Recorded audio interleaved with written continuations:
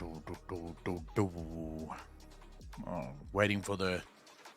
There we go. Sup, ladies and gentlemen, Ackland here, and of course, welcome back to each and every one of you on this wonderful, wonderful Friday evening. It is, of course, 7 o'clock in Southern Africa, from which I stream. If you're watching this over on YouTube, remember to hit the like button and also click the link in the description down below, because it's always better when it's live if you are watching the Twitch VOD.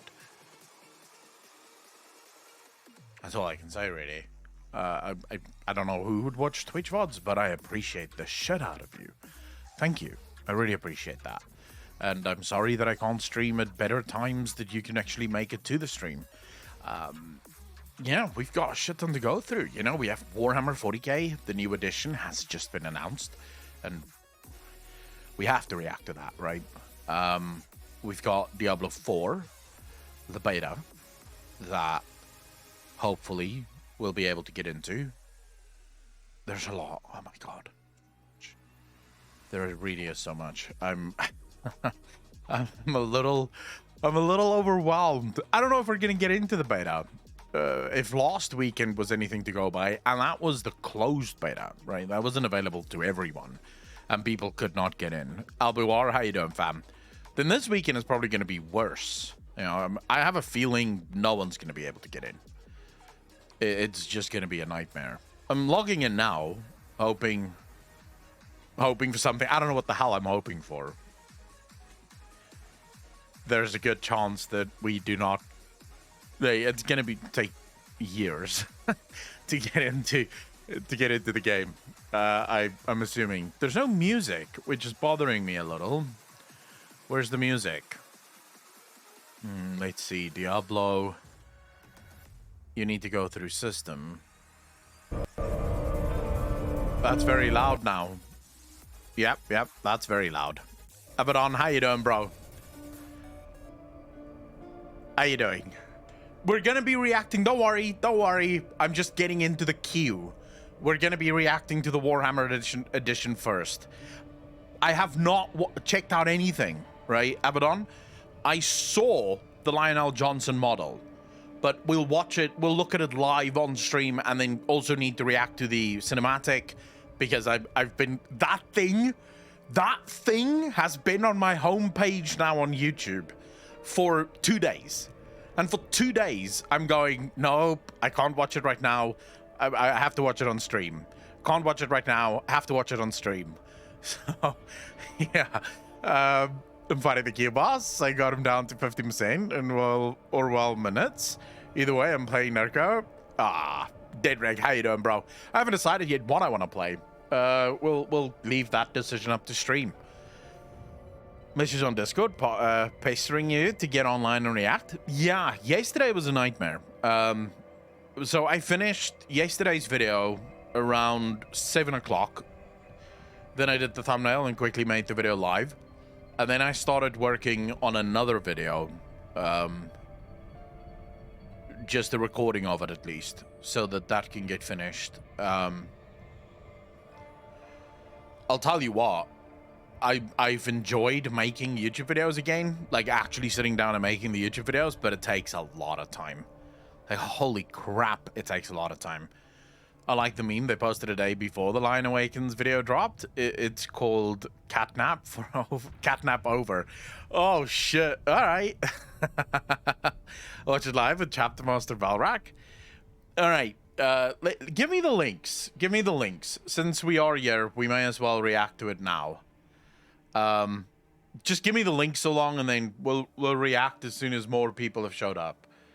Because I do want to watch those videos while we're waiting anyways. Because we may as well. There's still 114 minutes of this queue left. We're gonna get quite a few videos done, I think.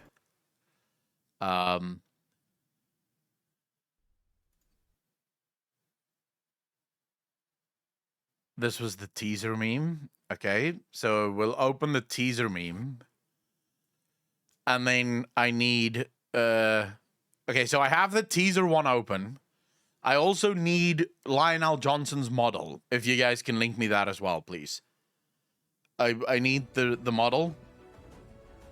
I tweeted it, so I could find it on Twitter. But if you guys have it handy, just link it. Otherwise, I'll find it on my Twitter. So what's everyone up to? You know, it's a Friday evening. It's the Diablo 4 beta weekend. How many of you are actually going to get into the Diablo 4 weekend? What's this? No. Ah, fuck it. We'll watch this. No, but I don't need this. I just need the actual... Not to spoil, but it's not just the model bud. Okay, so we need to watch this. I don't know. Yeah. Okay, so this is... We need to watch this, I'm assuming. Major Kill's reaction? Why? Who do you want? Who do you prefer? Do you prefer Master Valrak or Major Kill? Because I have another video that I want to watch. I'm just not sure which one did I save it on.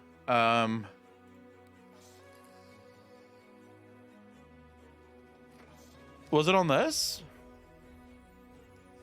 Lord Commander Dante, explained by an Australian. I do want to watch that, but I think the video I actually wanted to watch is... I think I saved it on this by accident.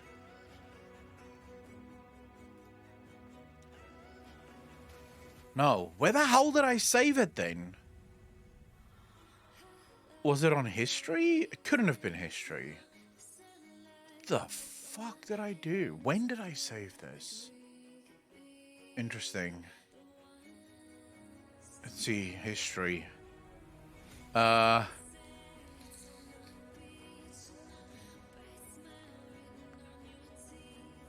accidentally popped up yesterday.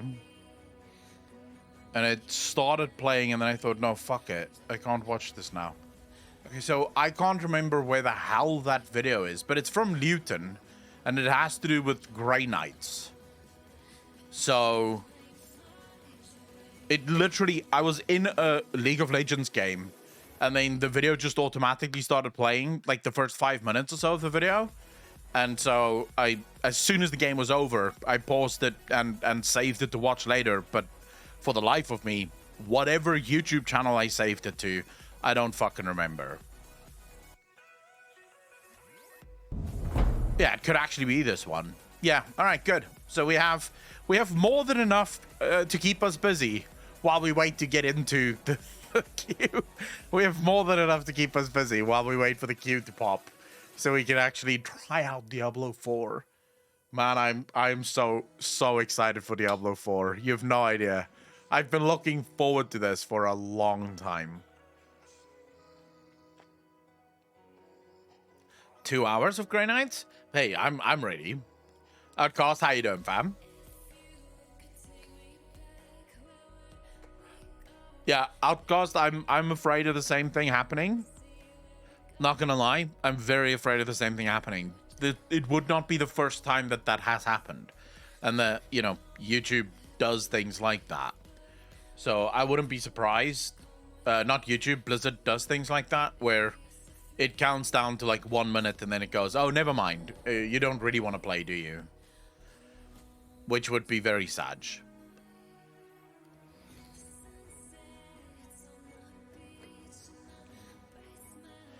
But alright, we're waiting for everyone to sort of show up and everyone to get here before we start the reaction train.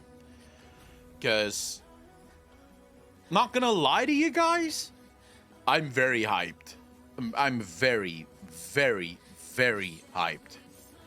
What's this? G'day, guys. Okay, so this is Major Kill's reaction to it. Chat may have noticed I updated my profile pics in Discord, etc. in celebration of how hyped I was yesterday. Would be sad, but holy shit, there is a lot of reactions for Warhammer. Well, of course. Of course, Metal fan. I mean, why wouldn't there be? I mean, finally, the Imperium is getting some love. Like, holy shit. When's the last time something really cool happened in the Imperium? You know, now the Lion is back. And I'm pretty sure that every single Chaos God is, like, their balls are shivering at this point. Because the Lion is uncorruptible. Like, there's nothing you can do to him. I mean, Zeech sent one of his generals to try and find an inn with the Lion, and nothing worked. Just absolutely nothing. They couldn't find a single weakness in the Lion to be exploited. So that man is a beast. Literally yesterday, in the Dark Imperium, the second book, they're attacking Pandorium? Pandur? What the hell is this world called again? Hold up. What was this world called again? Explosion of strange skin, steeped in power, diabolical god. Felix swore, could nothing kill these abominations. 3 of them were on him. The blow never connected. Voy. By the way, the sisters of the battle sisters, they're OP as shit. Like, holy crap.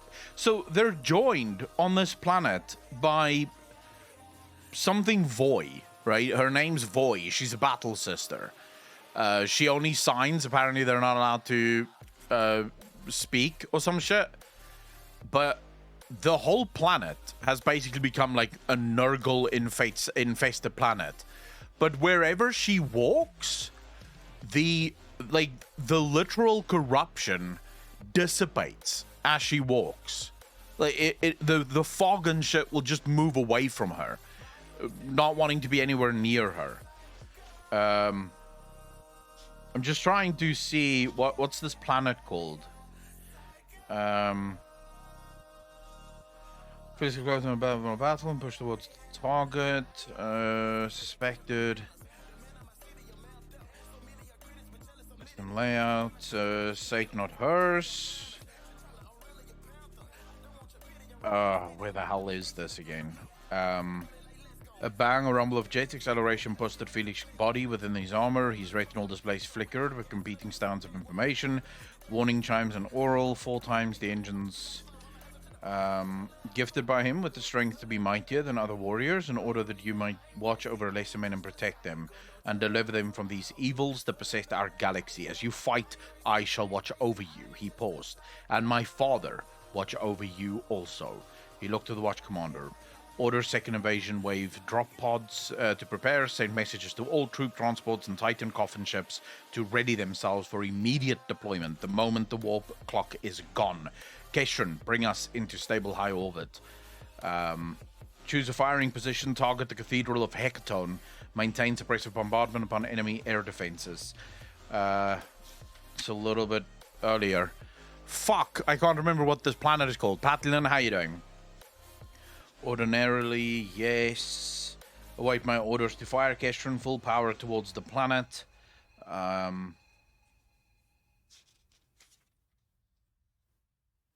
Flickered. Parmenio. That's the planet. The planet is called Parmenio. And effectively, so Gilliman and the Ultramarines are moving on Parmenio, where Mortarion, his brother, have basically set up these clocks. These weird-ass fucking clocks that just infest planets with shit. It's insane. The streamlining, I think, makes it easier for me to get people addicted to 40k. What do you mean the streamlining? How is it being streamlined?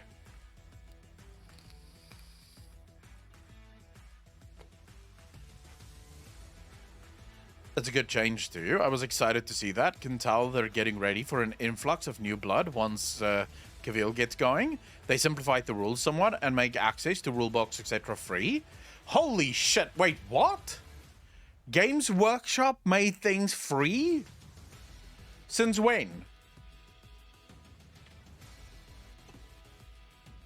Games Workshop doesn't do anything for free. I half expected them to double the price.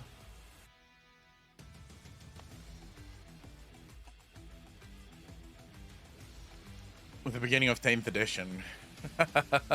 Well. I wonder if they didn't, like, maybe stop, because from what I've heard, a lot of players actually left the Warhammer 40k universe for, can't remember what that universe is called. Leftover Crack, how you doing, brother? Just wanted to say, as much as I like the Q&A stuff, I'm glad to see some of your old style solo commentary YouTube vids. Cheers, man. Leftover Crack, thank you so much for the first time chat, man. Really appreciate that. And yeah, I'm happy to be making them again.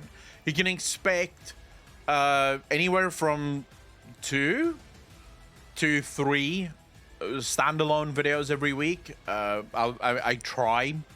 At the minimum, there will be 1 a week. So it basically just, however fast I can do the research will determine it. But I'm enjoying getting back into like absolutely solo videos where we just nerd out about lore. I'm also contemplating bringing back the Shull Show.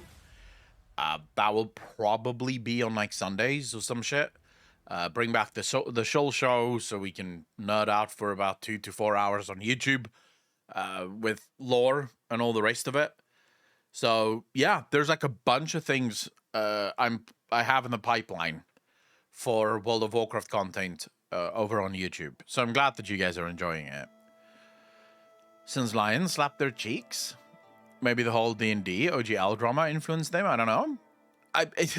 From what I understand, I don't know what the fucking thing is called, but it's something like BattleTech, or it's robots. And apparently a very large number of 40k players moved over to this, whatever the fuck this other game is called, because basically it's not as expensive, it's not as predatory, and it's much easier to get into. So, but it also still have the, you know, you still paint the minis and the tabletop and all the rest of it. And the lore isn't just a complete mess the whole time, apparently. So, yeah, a lot of people moved over to that, and that might actually be the response to it. I don't know if the D&D stuff would actually matter, because from what I understand, they don't really give a shit. Like, D&D is still being scumbags. It's my understanding that they have not really changed their minds on any of the scumbag shit that they do, so I'd be surprised. How are you today? Will you play RE4 off stream? Diffin, I will not play it on or off stream.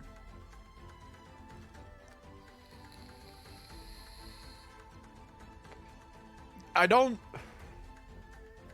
like scary games. Like, literally, that's it. That's like beginning and end of the story. I don't play scary games. I don't like games that make me tense. So I don't want to play games that are overly intense. I don't like games that's scary at all. I just like straightforward, nice city builders, you know? Like, give me a nice city builder and I'm a happy boy. But no, it's not about farting. I just don't like the feeling. When I play video games, I do it to relax, right? I do it because I'm having a good time. I'm just sitting back. I'm just doing my own thing. When you play a scary game, it makes me tense up. It makes me feel tense. I'm not relaxing. I don't feel good while or after playing the game. So, yeah, just really not my thing. I don't like jump scares in movies, games. Tension and anxiety is fine for me. No, not even tension or anxiety. I don't want any of that. I don't want any of that. OR, how you doing, bro?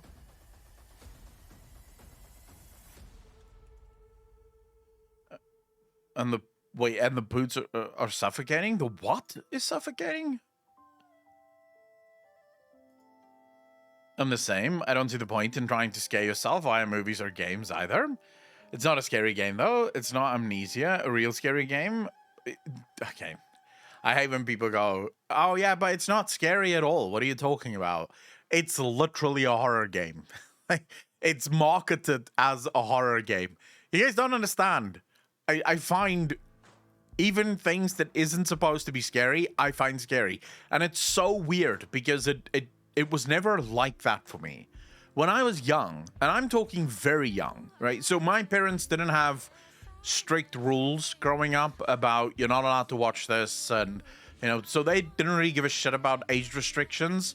The only time they would care about age restrictions was for sexual stuff, right? So Eyes Wide Shut, for example, I wasn't allowed to watch until I was old enough to watch it. But for like scary movies, I think I was like 9 when I watched Pet Sematary for the first time.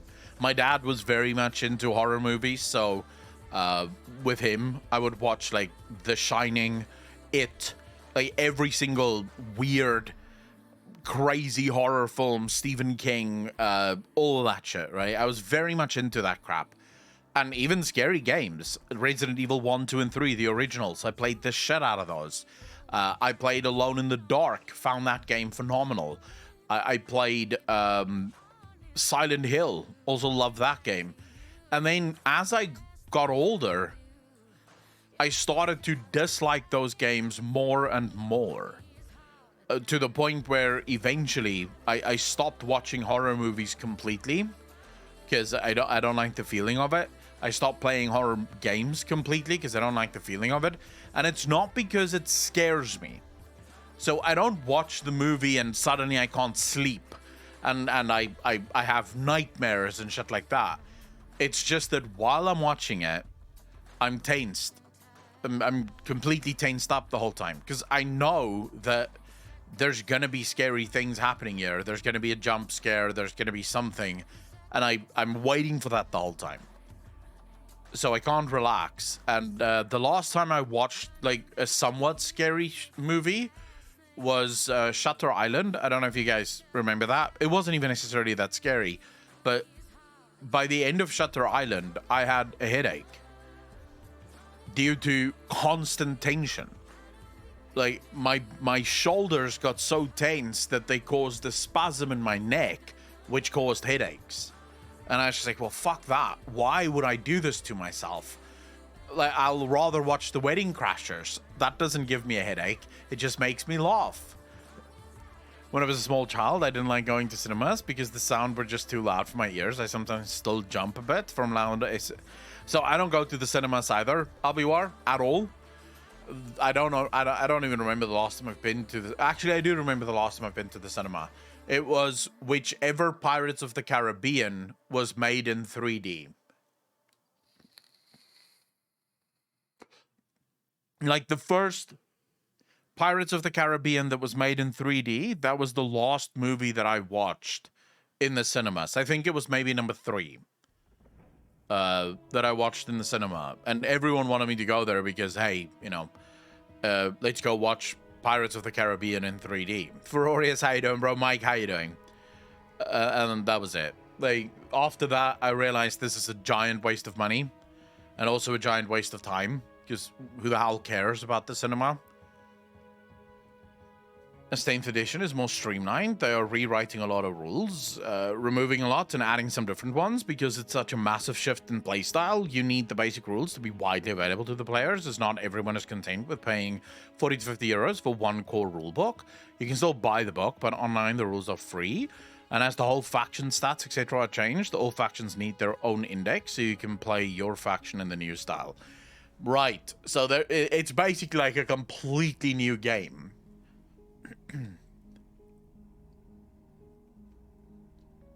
Life danger to you? You hate them because they hurt. Oh, shit. What's this?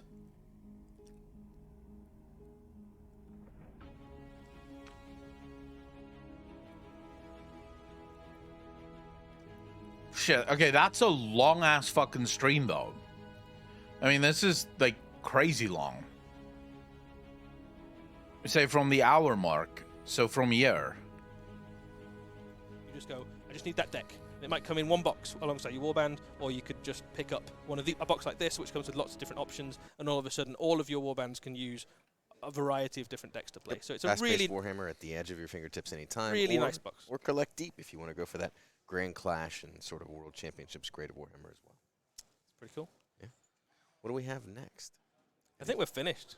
Yeah, are we done? I think we're finished. Is that it? Yeah, that's what we're done. Well, I'm glad everyone got up at 3 a.m. UK time to Listen to this amazing preview. We got to see the Lion. That was pretty cool. We got to see Underworlds. We got to see a whole bunch of stuff for Age of Sigmar. Good times. I'm pretty tired here. We did a live preview. Wait, Age of Sigmar? Isn't that over?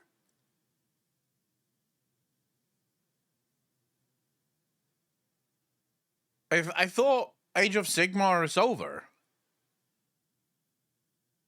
Fantasy is over. Age of Sigmar is the new thing. But people were very upset with Age of Sigmar. Or did they make massive changes to Age of Sigmar in order to sort of placate people? Because it is my understanding that people were very angry with Age of Sigmar. Getting pretty good lore now. They're running Old World and Age of Sigmar alongside each other, I think. Oh, okay. Anyways, let's get into this. I think it's time. Let's see.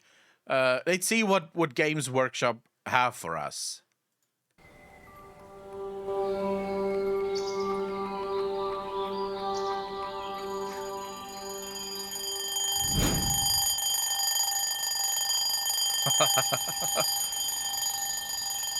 The lion wakes. Oh shit. Dude, I can just imagine if I watched this 2 days ago, I would have been losing my mind. Oh my god. Alright, before we watch the new cinematic, let's just quickly see. G'day, guys and gal. What can I say other than I called it? The Lion is back, Wow. Holy crap. Bro, he looks cool. Oh my god. Oh, it is such a good model. It really is such a good model. And someone remarked that this is the Emperor's shield. So basically, Guilliman has the Emperor's sword, and Lion has the Emperor's shield.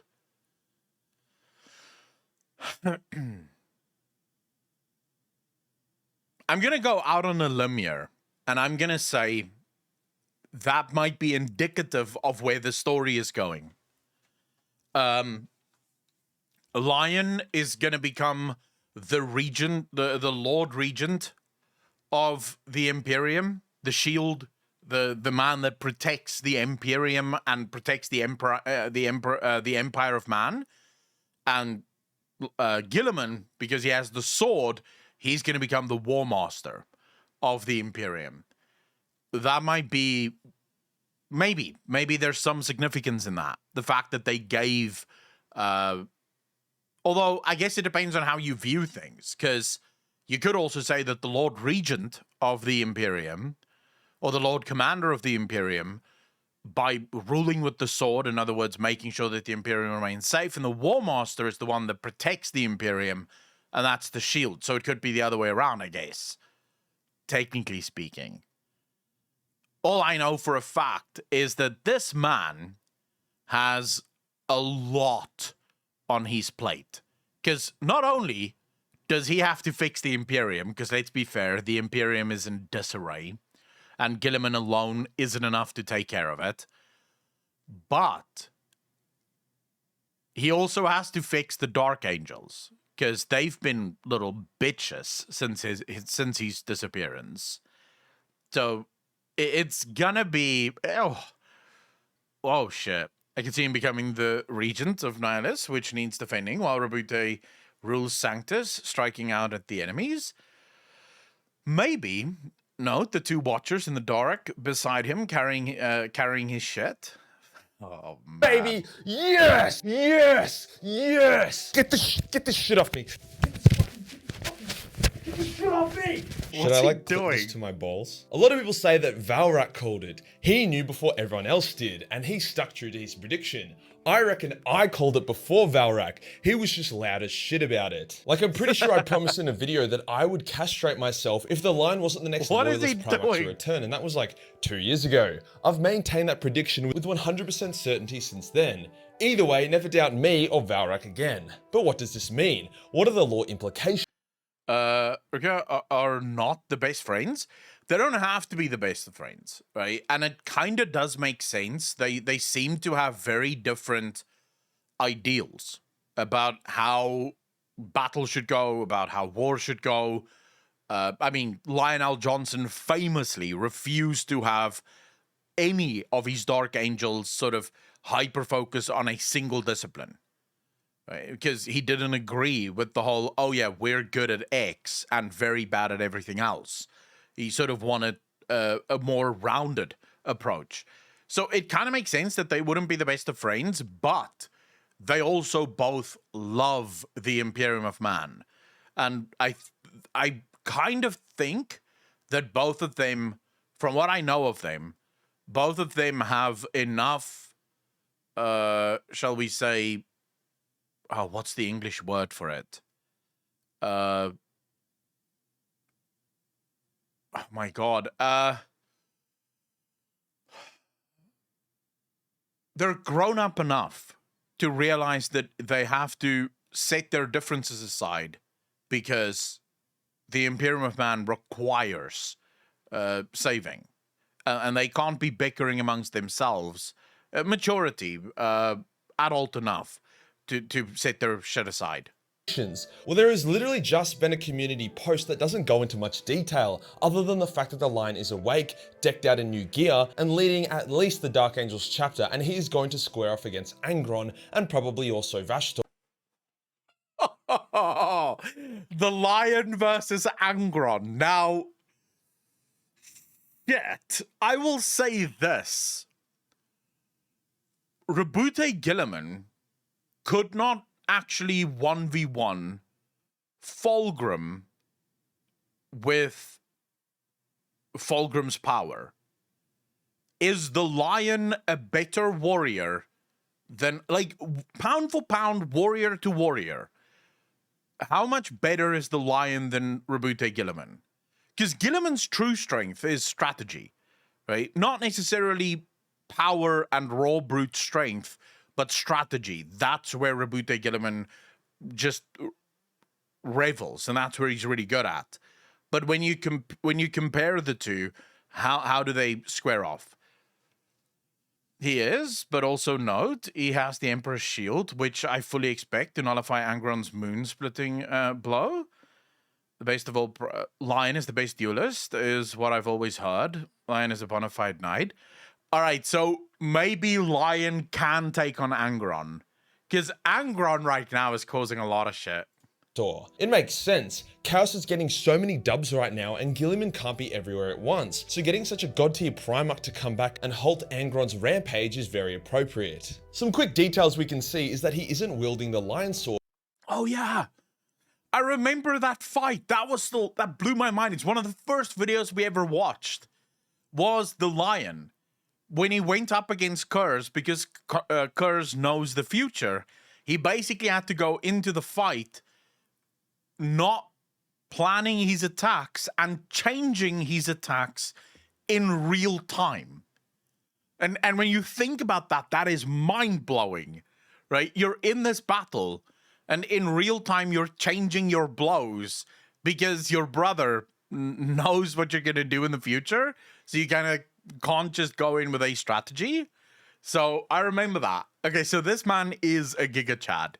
But instead a new sword called Fealty alongside the Emperor's Shield. These are obviously Primarch weapons, but it's unclear where he got them from, and since he doesn't have the Lion Sword, there's a good chance that Cypher was not directly involved in his awakening. I predict that after or during the clapping of Angron and Chaos, the Lion will encounter Luther and the Fallen, absorbing them into a rebuilt Dark Angel Legion, which will become a galactic powerhouse and challenge Gilliman's rule over the galaxy. That's as far as I'm predicting. I'm very keen to check out what happens. Now, as for the actual model, what are my thoughts? Is it as cool as I hoped? Well, let's compare it to his old Horus Heresy model, as well as LJ Co's rendition of a modern Lion. First off, he looks quite aged. His hairline has receded, his face is more deeply wrinkled, and he has a bigger mo. He actually looks a lot like Tywin Lannister. The face is more detailed and well made, however, I do prefer the younger Lion face. Fortunately, I don't really give a shit about faces because I always pick the helmet option on my models, and yep, the new helmet, especially the winged one, is superior. My God, man. Nice big juicy eye lenses, epic wings,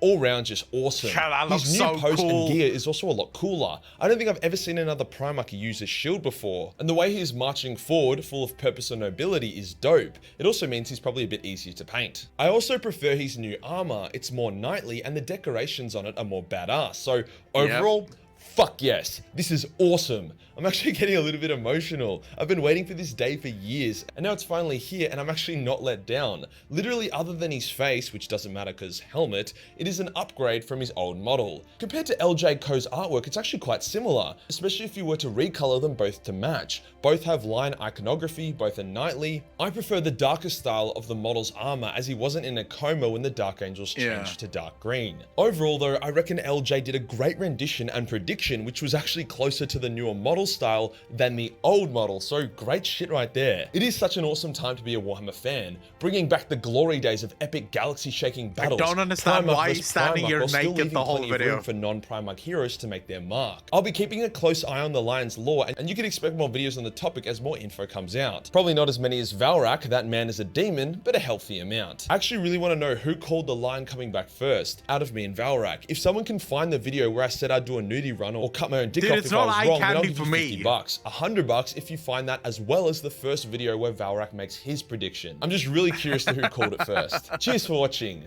Peace. Yeah, man's just fucking flexing on all the fat nerds watching this, not being... All right, I agree with everything you just said there. It's very, very fucking cool. But all right, I've been waiting for this for hours, days. I've been wanting to watch this, and we couldn't watch it because I wasn't live. But now we can watch this. So now we're gonna watch this. Let's go, boys.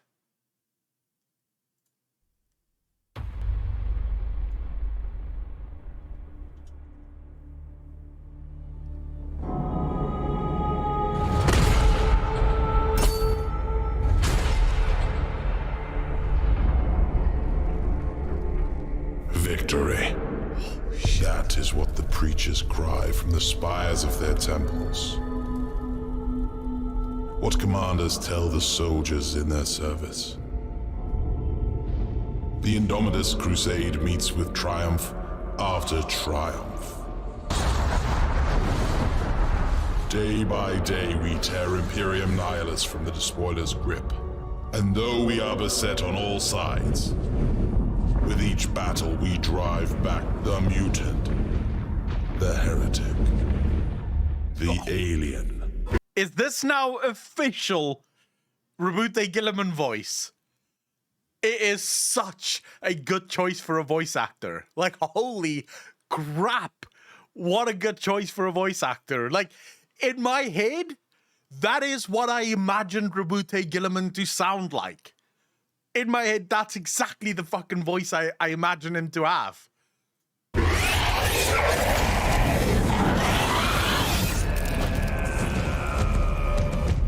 As I speak these words, our forces engage the remnants of Leviathan.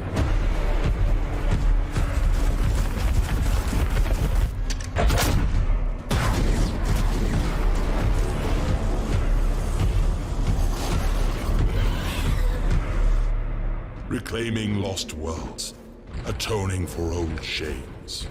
A crusade to cleanse the stars.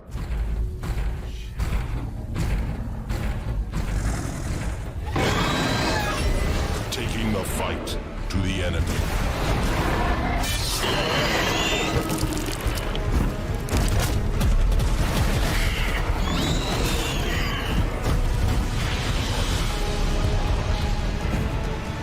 Oh, here we go. Let's go, boy.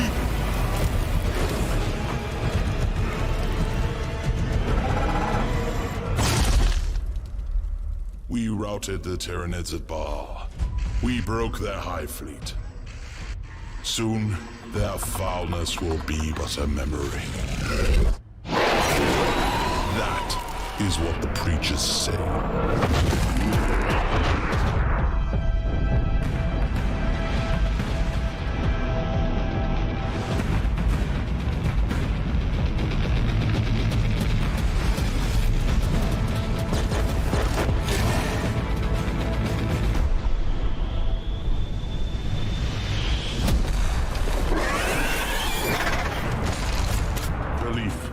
hell is will that? not save us.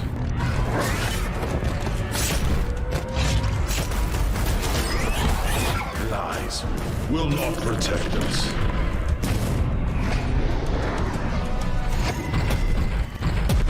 But it is our hope that will damn us.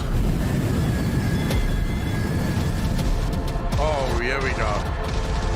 The cavalry has arrived, boys.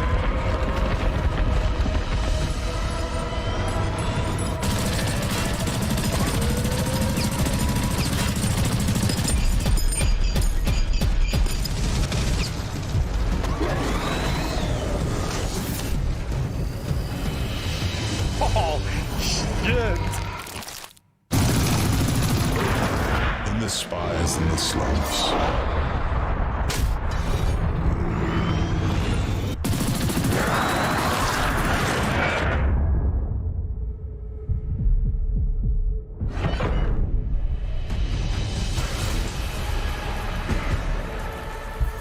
The fuck is he? Our people sing of victory. Victory as the galaxy burns. Victory as the Imperium rots around us. Victory as humanity rages against the dying of the light.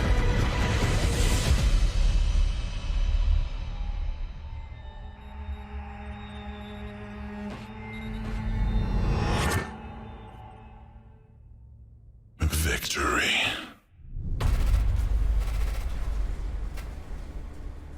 Oh, wow, this was so worth it, bro. I think I had an orgasm there. Shit. What a brilliant cinematic trailer. Like, holy crap. Oh. This is what I appreciate about Gilliman, is that he isn't... Like, he's never bought into any of the bullshit. Like, even in the Dark Imperium book, he hates what the Imperium has become. He despises everything that the Imperium is now. You know, the whole absolute religion and the technically the hatred of anything that is different. He doesn't like the Mechanicus at all, and the shit that they do. And yet he still fights for it, right? Because it's his people. It's what they were meant to be. Even after the Emperor showed him that he is nothing but a tool, he still fights. Games Workshop will ever release their dungeon. The dude who created the Astartes videos, and is he one of them who created this one? I have no idea. Pano, am I the only one who thinks they made his face a little baby face in this one? Oh, Seven Raven, yeah, that's the thing. If you listen to the words of Gilliman here, he's actually lambasting the Imperium of Man. Because the psychers and the priests keep screaming about victory and how, you know, humanity or the Imperium is victorious and victory is just around the corner. And he's going, there's no victory. What are you guys talking about? We're literally fighting the slow decline of humanity. This entire cinematic is actually very sad. Because you kind of get this idea. What Gilliman is trying to say here is, even if they win, like, even if they defeat the Tyranid fleets, and even if they manage to push back the heretics, and even if they manage to push back all of his brothers and close everything, the Imperium of Man is still dying. It's still basically just descending into utter chaos. It's very, very interesting, this entire cinematic. Kneeling in front of at the start was the door to the throne room. It's interesting as this acknowledges the deeds of the other factions and is not just an Imperium propaganda recruitment ad like the 9th edition trailer, which also acknowledges the position of non-Imperium players. Wait, did I see the 9th edition cinematic trailer? Paranoid Pixie, how you doing? Amazing at what you do. Thank you very much. You too. By the way, ladies and gentlemen, shout out to Paranoid Pixie. Go follow her if you're not already. She's also a South African streamer. With sisters added. Yes, it's Space Marines versus Necrons. Oh yeah, the one I loved. But wait, there's a lot of cinematics that I haven't seen then yet. So I watched the cinematic for Horus Heresy, and I saw the Battle Sisters one. You know, the Imperium versus the Nids. Or the Necrons. Give me the others. Give me all the others. Let's see. Cinematic is the shit. Which one is that? Is that the Horus Heresy one? Let the galaxy burn. Which one was that? Number what was that? Because that might actually be the coolest cinematic of them all still. I still love that cinematic with everything in me. What's the one for Kill Team? Link. Link. It's up to you guys. I'm willing to watch it. We still have a ways to go. 37 minutes before we get into Diablo 4. So I'm more than willing to kill some time here. And watch more Warhammer 40k cinematics. Oh shit. Sun Goddess with a $5. Take a look at Steam. Hello there. Take a look at Steam. Oh shit. What am I looking at? Please tell me this is not a My Little Pony gift again, Sun Goddess.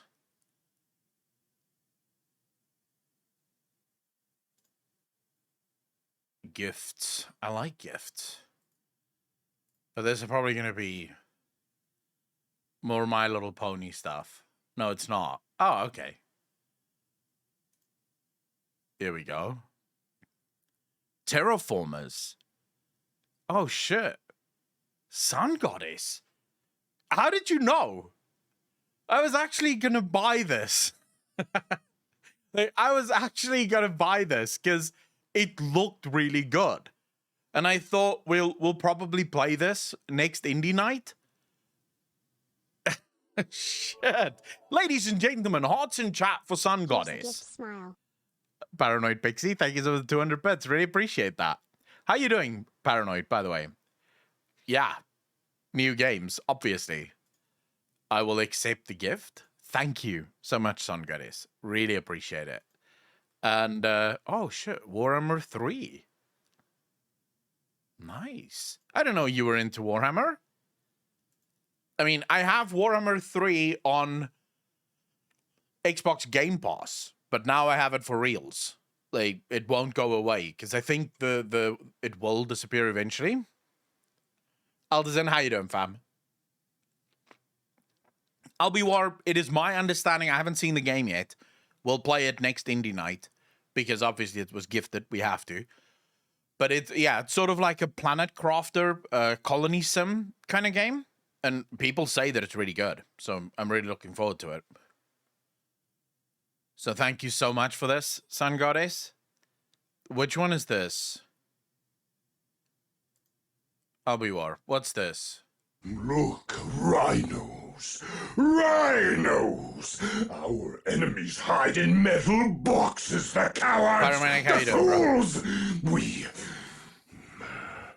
We should take away their metal boxes. Finlay! Wow. Very angry. I love city builders. I like micromanaging games. It's fun. Co-op with Sebi today was awesome. We have to play fucking Elden Ring as well at some point. Okay, since no one wants to suggest any Warhammer 40k cinematic, because no one wants to give me the actual cinematics. So we watched this one, the Horus Heresy one, and we watched this one, I think. We did not watch this one. That's 50 minutes, 58 minutes. This is the Kill Team one. I don't know what the Kill Team one means. But okay. Let's see. What's this Kill Team one?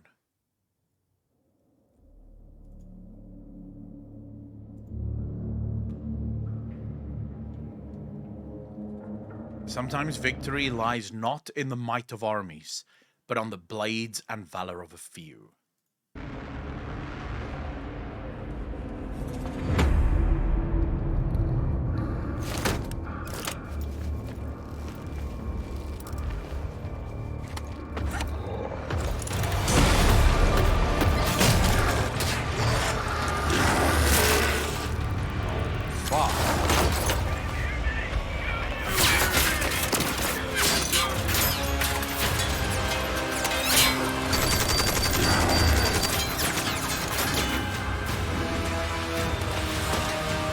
Jesus.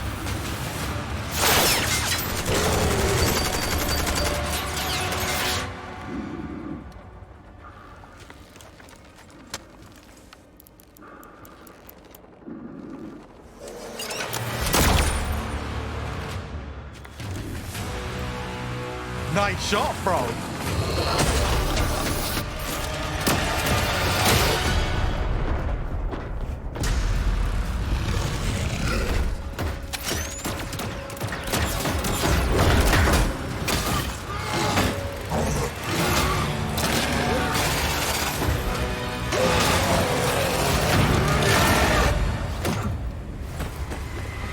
Wait, I didn't know that these Vrax guys are actually able to go up against orcs. Like 1v1 an orc. Although, to be fair, that wasn't the war boss. Yeah, the Krieg guys.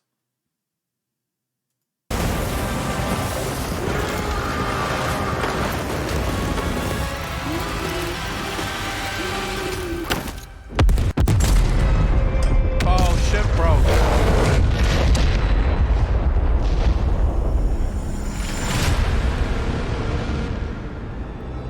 Skirmish combat in the 41st millennium.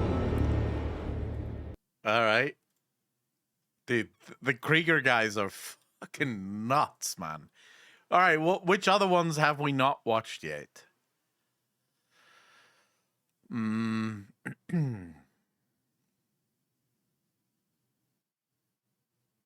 Space Marine trailer. This one we watched, right? Yeah, this is the Space Marine 2 trailer.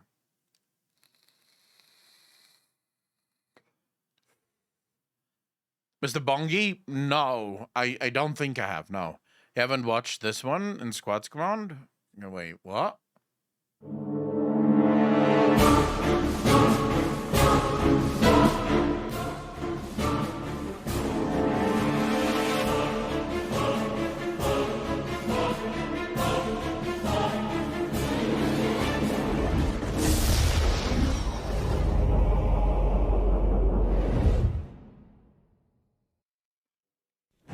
The ashen waste of the desert concealed a terrible enemy, one that threatened to engulf the entire planet in chaos. Though sorely pressed, the brave soldiers of the Planetary Defense Force held true to their faith in the Emperor and would not falter. With courage and honor, we stood before... I have a thing here. This just made me think of that. Dude, I think Gilliman and the Ultramarines and the Dark Angels, I think they're all wrong about the Emperor. So here's why I think they're wrong. If the Emperor wasn't actually a god,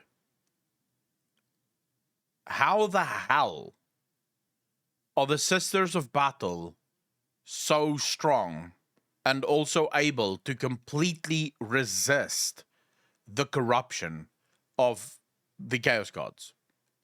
It should technically not be possible. I'll give you guys an example. The Space Marines, right, need to have airtight armors when they go to an infested planet. Right? So, airtight armor. Nothing can get through. The Sister of Battle, on the other hand, her armor is very lightweight. Most of it is completely open, so her skin literally shows through it. And the only thing that's covered is her mouth. She just literally has a rebreather on her mouth. And still, the corruption does not touch her. It doesn't hurt her. Nothing. In fact, the corruption recedes from her. Where she walks, the corruption literally fucks off. And the only reason it does that is because of her belief in the Emperor. She believes the Emperor protects her, and she believes it so greatly that it does actually happen. I don't think I think the Emperor really is a god. It doesn't even matter at this point. Like, the fact that belief in the Emperor can protect you to that point suggests that the Emperor must be a god of some kind. The enemy and steeled our hearts for the coming fight. Our faith in our battle brothers was unyielding. We stood ready to destroy the foe with bolter and chainsword. Would it be Chung Chung? Would that be all of the Space Marines, though? Because there are Space Marines that are incredibly religious. Like the Black Templars, for example. They are super religious. So would they also be as easy to corrupt? I don't think so. I mean, the Ultramarines I can kind of get, because they are complete atheists. But you can be anti-chaos, so the fact that the worship or a material plane entity makes chaos lose grip on the reality. I guess. Not all, but most still believe in the Imperial truth. True. So, of all the Chaos Marine chapters, which are the ones that believe that the Emperor is a god? I know the Black Templars do. But which of the others believe... I'm talking about the Loyalist chapters. You have the Black Templars. They believe very strongly. No, but the Word-Bearers are Traitor Legion. They're not part of the Imperium of Man. I mean, the Word-Bearers became traitors because of their belief in him as a god. Grey Knights. Do Grey Knights actually believe that he's a god, though? What about the Salamanders? Do the Salamanders believe that the Emperor is a god, or are they also still part of the Imperial truth?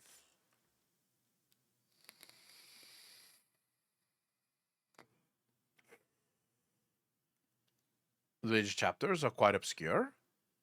Yeah. Okay, so I realized that that's actually a very difficult question to answer because there's a lot of chapters, but not all of those chapters are very well known. Battlecry is for the God Emperor. It's just some are over the top. Most of them do. All right.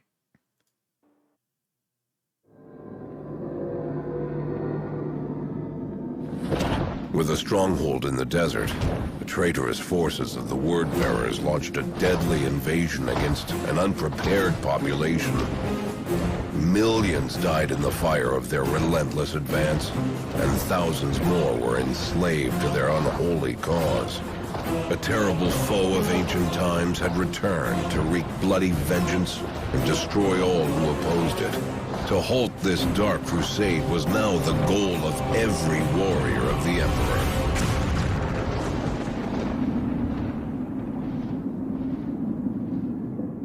I don't know what this game is. What's the squad? But I just thought of something else I really want to watch. Because I don't know if I'll ever finish it, but I do want to watch it.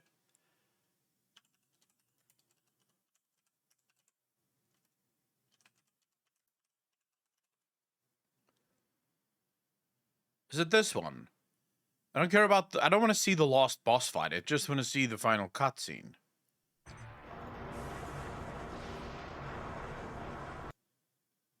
I've done the final boss fight. Dude, I have died so many times in this fucking fight already. That's why I said I don't know if I'll ever finish it. Because I get so annoyed. I do it once, like once a week. I do one fight, because then it annoys me. Because it's a long-ass battle. And when you die, you have to start the whole thing over again. So it annoys the living crap out of me.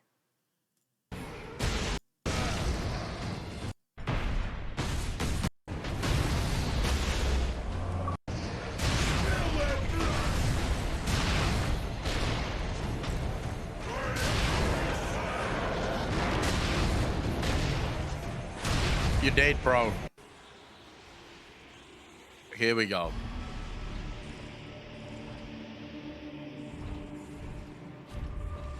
Fucking hell, look at him. Killing my servants matters little. I am unassailable. The gods of chaos protect me with the very energies of creation.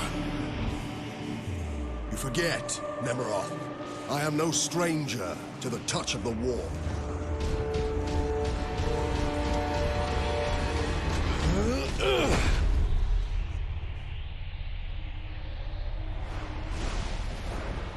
The fuck?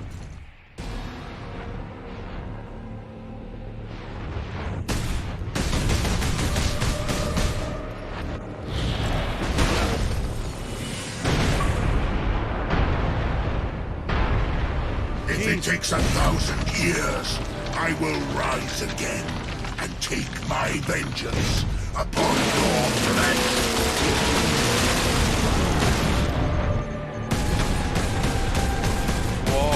What a cool battle! Will I find your arms open in red? A true son of chaos. Never!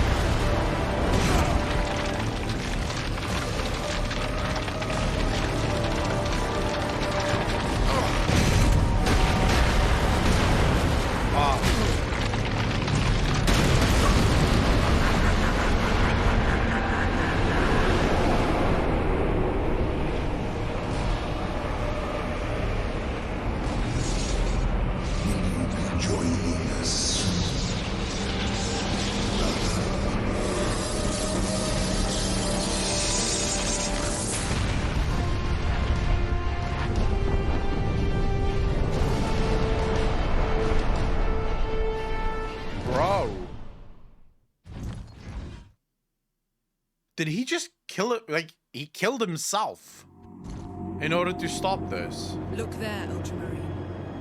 You have saved this world. Or almost killed himself.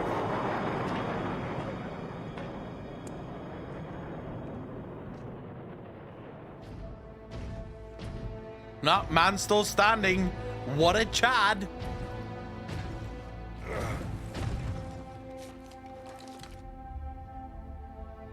I see the Ultramarines are human, after all. More than you know, Lieutenant.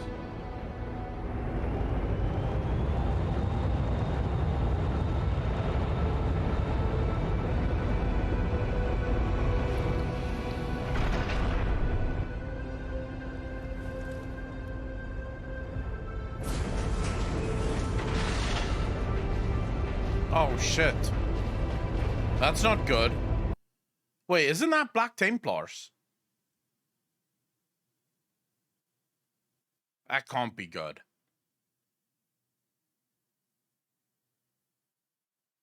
When the Black Templars are called in, you just save the planet. And then the next thing you see is Black Templars and an Inquisitor. That's the thanks you get. Shit.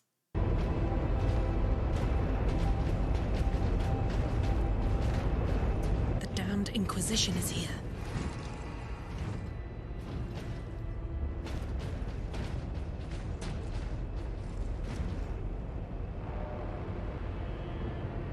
His injuries appear chaos inflicted. You are certain of this charge? Captain Titus has been corrupted by chaos, Inquisitor Thrax. I am no heretic. You lie! Only an agent of chaos can withstand such warp exposure. I sent the demon to oblivion. But did you have unholy assistance? We must know. You will submit to my authority, Captain, or... Oh my god, oh my god.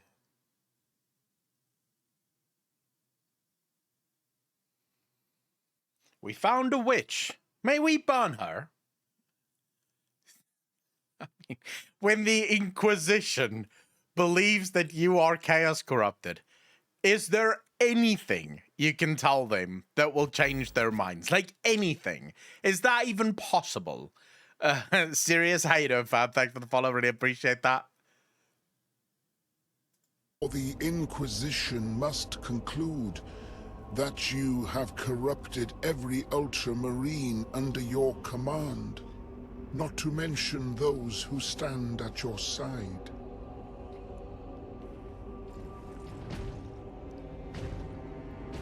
Ignore his threats. Come on. The Inquisition will destroy you, Mira, and the Ultramarines will be forever dishonored. Leave my brothers and the Lieutenant alone. I will come with you. I do not know why I can resist the touch of chaos, but I swear I will discover the truth. We will discover many truths, Space Marine. I fucking hate the Inquisition. Leaves no room for doubt. You cannot touch the warp and emerge unscathed. The Codex Astartes is a set of rules. They guide us, shape us as Ultramarines, teach us to hold duty and honor sacred above all. But how we live with those rules is the true test of a Space Marine. And you have failed.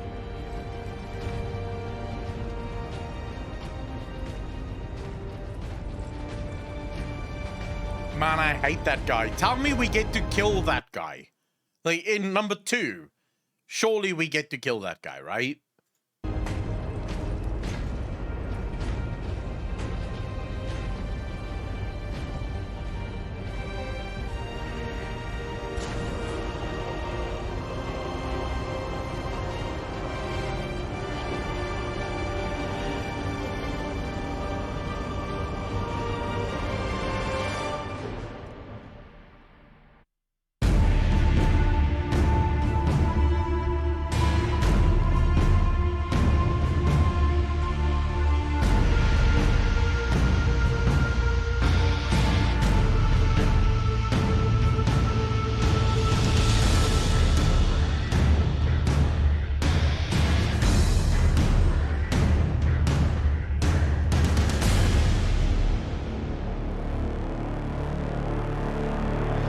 What a bitch.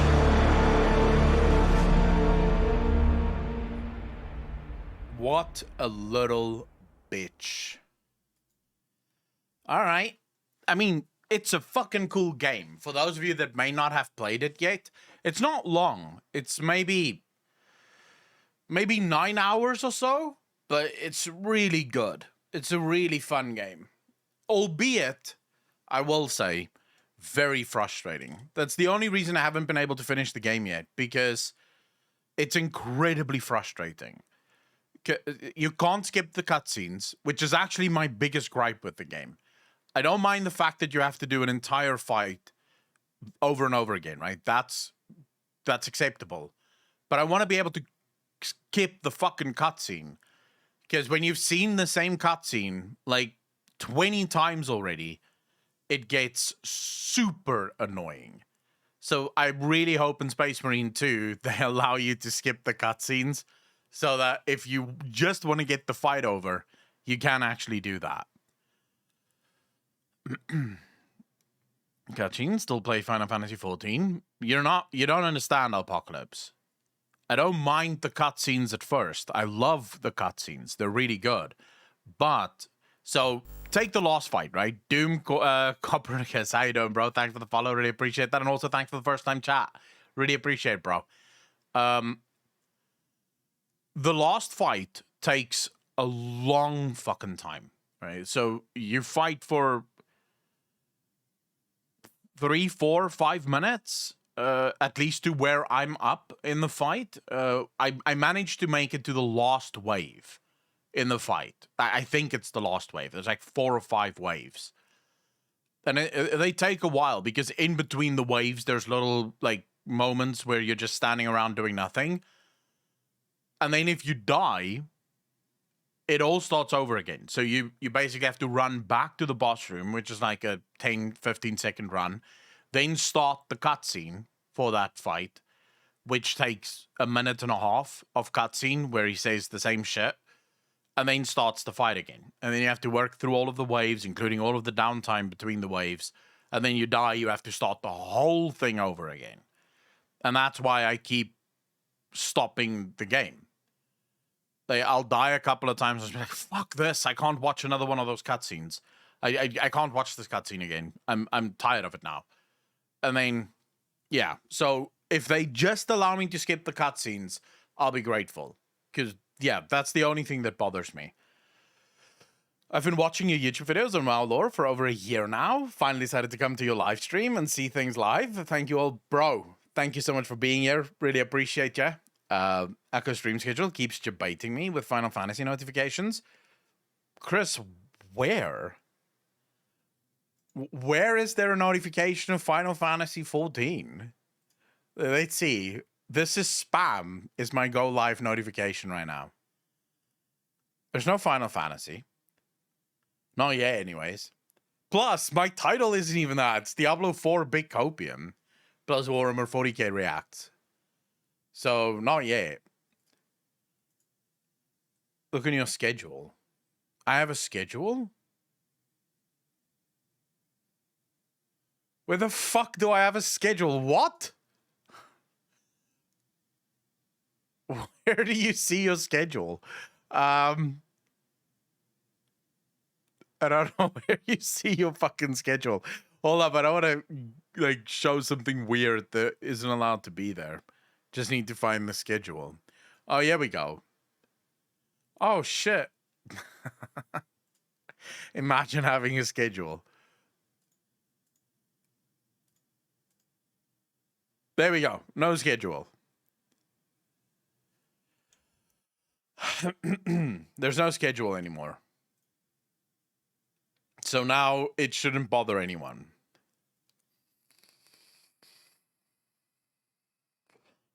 I wonder, ad stream.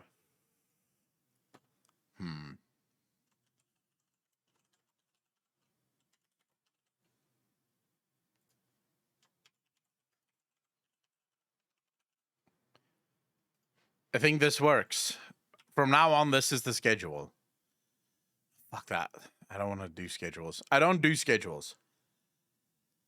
I don't care for schedules. I stream whenever the fuck I want.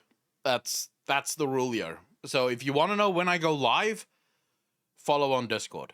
Because I'll let you know there when I go live or when I'm not going live. But I'm not keeping a schedule. Can't be asked. Because that's when I stop liking streaming. Is the second I make a schedule. Like the second I put down, all right, I'm going to go live these days. That's when I go, no, but I don't want to go live those days anymore. It puts too much pressure on me.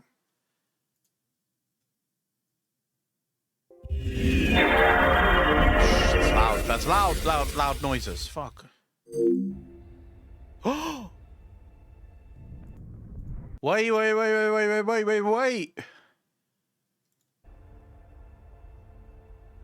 Adjust the brightness slider until the logo is barely visible. So that's barely visible. Continue.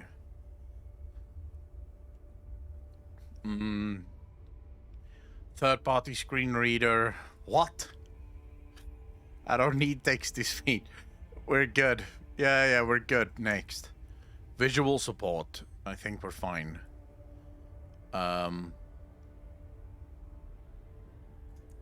I usually like that being on. Screen shake effects can be on. Reduce strobing, doesn't matter. Highlight player when obscured, that's fine.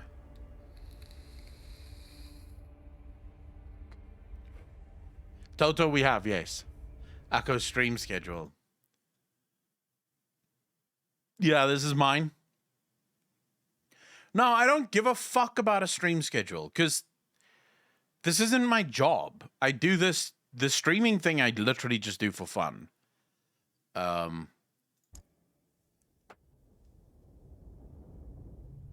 Oh, let's go, bro.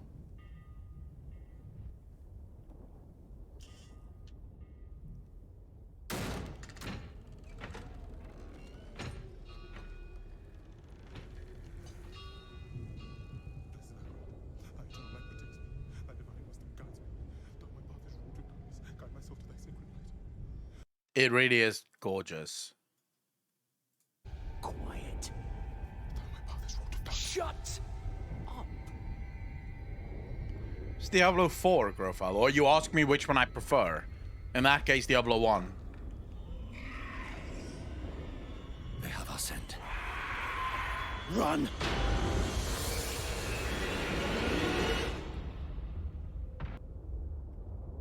Let's go. Oh my god, I'm so hyped for Diablo 4, bro.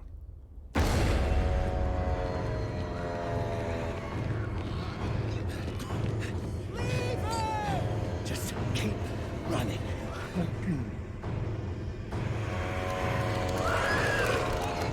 Are you out of your mind? He's not going to make it. He has to. Blessed Akarat, thy eternal light protects me. Thy divine voice guides Look at me! All the gold we want is right there. Imagine thinking you're gonna get gold in the Diablo 4 universe. knowledge. You're an NPC, bro. I know. You only die. Now, breach the seal. Get us through that door.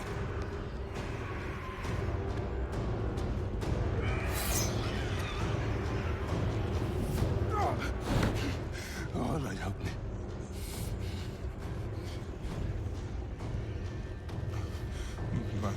By three they come. By three thy way opens. Blood shows. This doesn't make any sense. Doesn't have to make sense, bro. You're opening the door anyways. Blood. Blood is the key. Blood is the key! What? I need two of you! No! Go! I'll hold them! Go! So, it says the blood of the willing goes... You gotta be kidding me!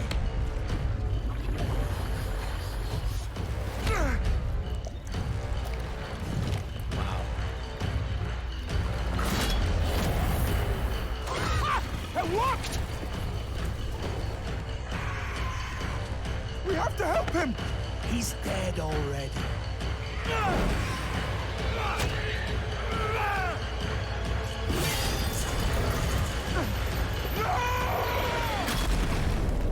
Fucking assholes, bro.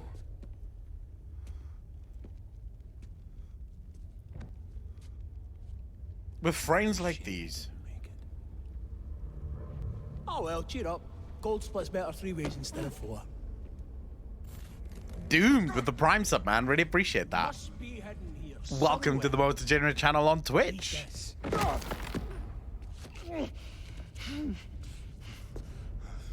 With friends like these, man. With friends like these.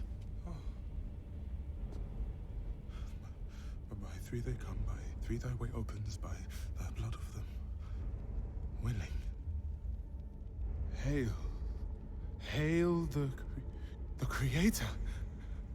Oh, hail the daughter of... Oh, no. No. What about the coin? What's it say? This is forbidden. This is a summoning. I cannot speak. Don't lie to me! We came here for treasure.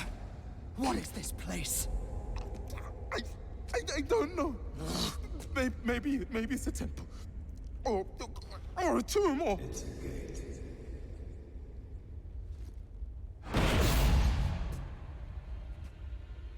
Oof. Dude, Blizzard does the craziest fucking cinematics ever, man.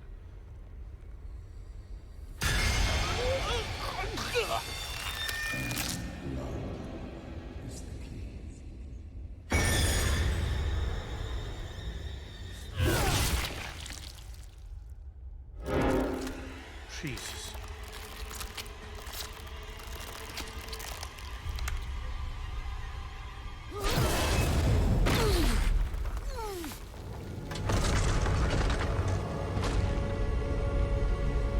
They did go dark as fuck.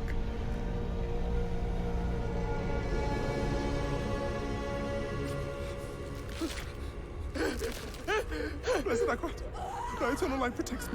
The divine wisdom guides me. Though my path is wrought to darkness, guide my soul to thy sympathies. My God. This, we see thy salvation.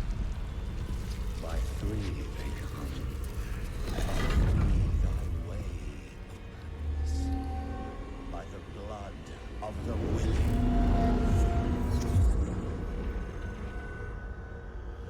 we call thee home.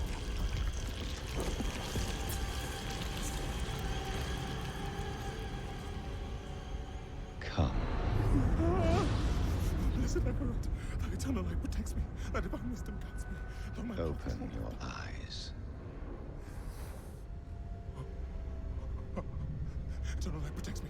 Eternal light protects me. Eternal light protects me. Eternal light protects me. Eternal There light. is no light here. You came to the darkness for knowledge.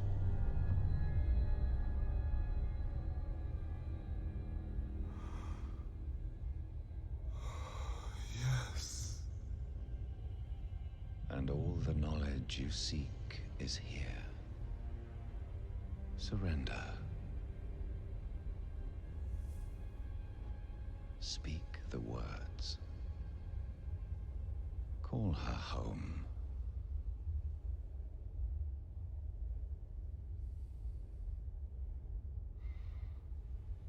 By three, they come. By three, thy way opens. By the blood of the willing, we call thee home.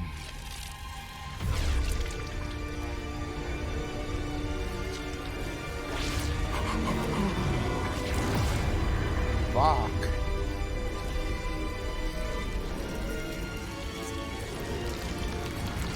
This is Diablo. This is what Diablo should be, not what 3 was.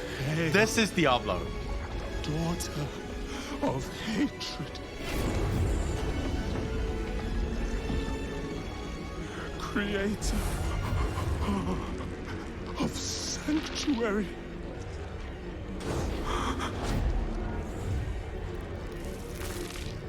Hail.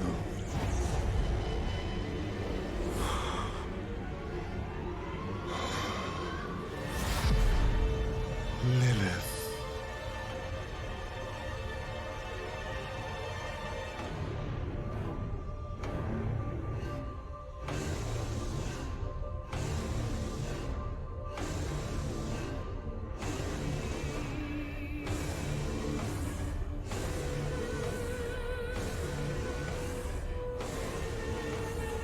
Blessed Mother,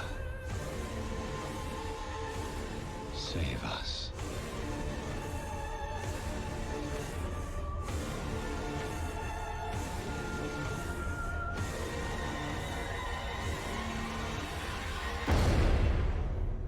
Shit. Boys. Oh my God. I am so ready for this.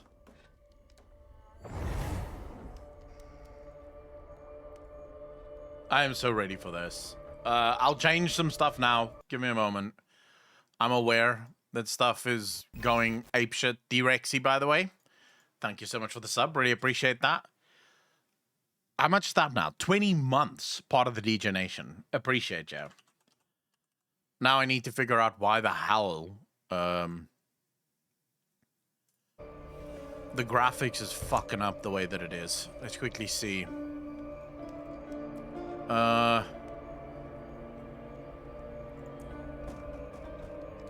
doesn't it allow me to change?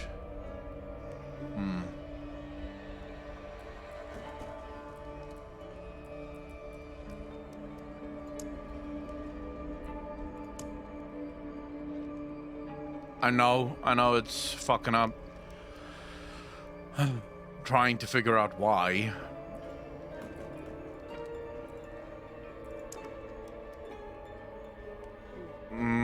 What the hell is going on here? That might be it, actually.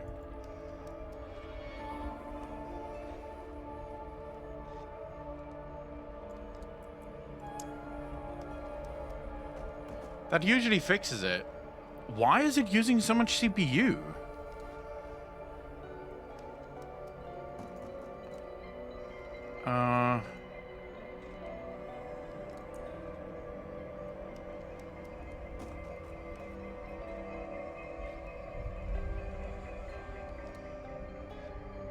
I've already updated it, so my NVIDIA has already been updated.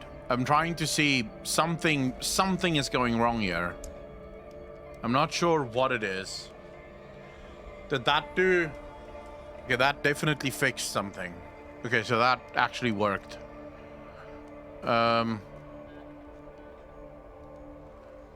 Is this the thing that caused the lag in the first place? No. Digitmark, how you doing, bro?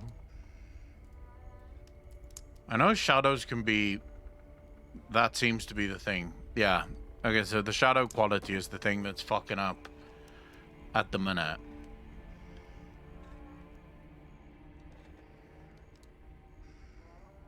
Is it... It's less janky now, right?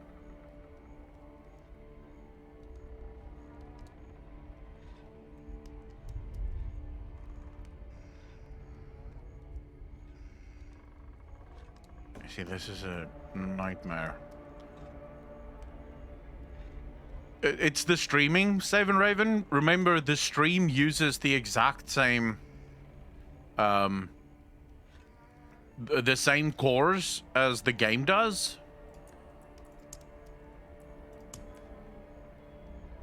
So, yeah. If I wasn't streaming, we would not be having this problem at all.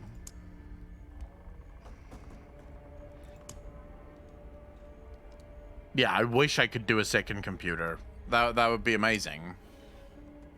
But before we continue, there might be another way to actually make this a little bit better.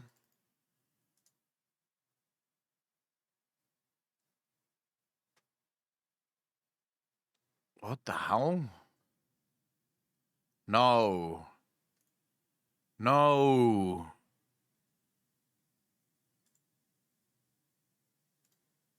Wait, what the fuck? Dude, please tell me I didn't just lose my spot in the queue.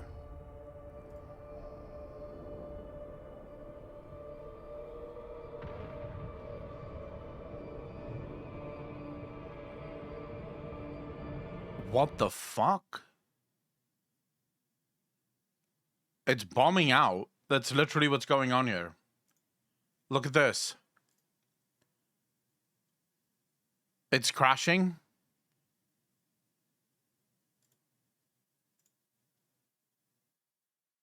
And it literally put me right back at the end of the queue.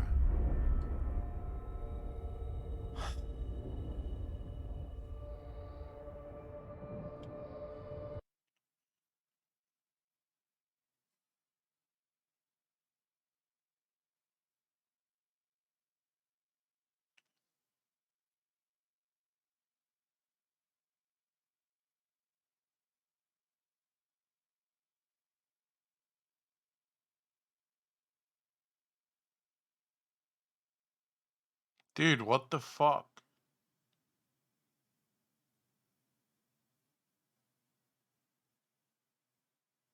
What?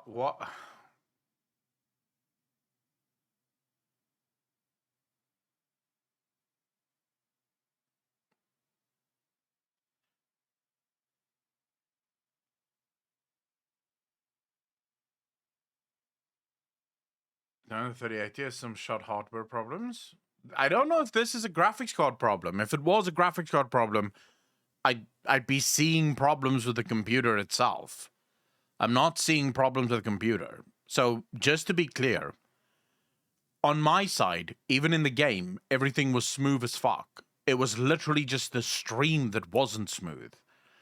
My PC was smooth as shit. It was just the stream that was fucking up. So it's not a PC problem.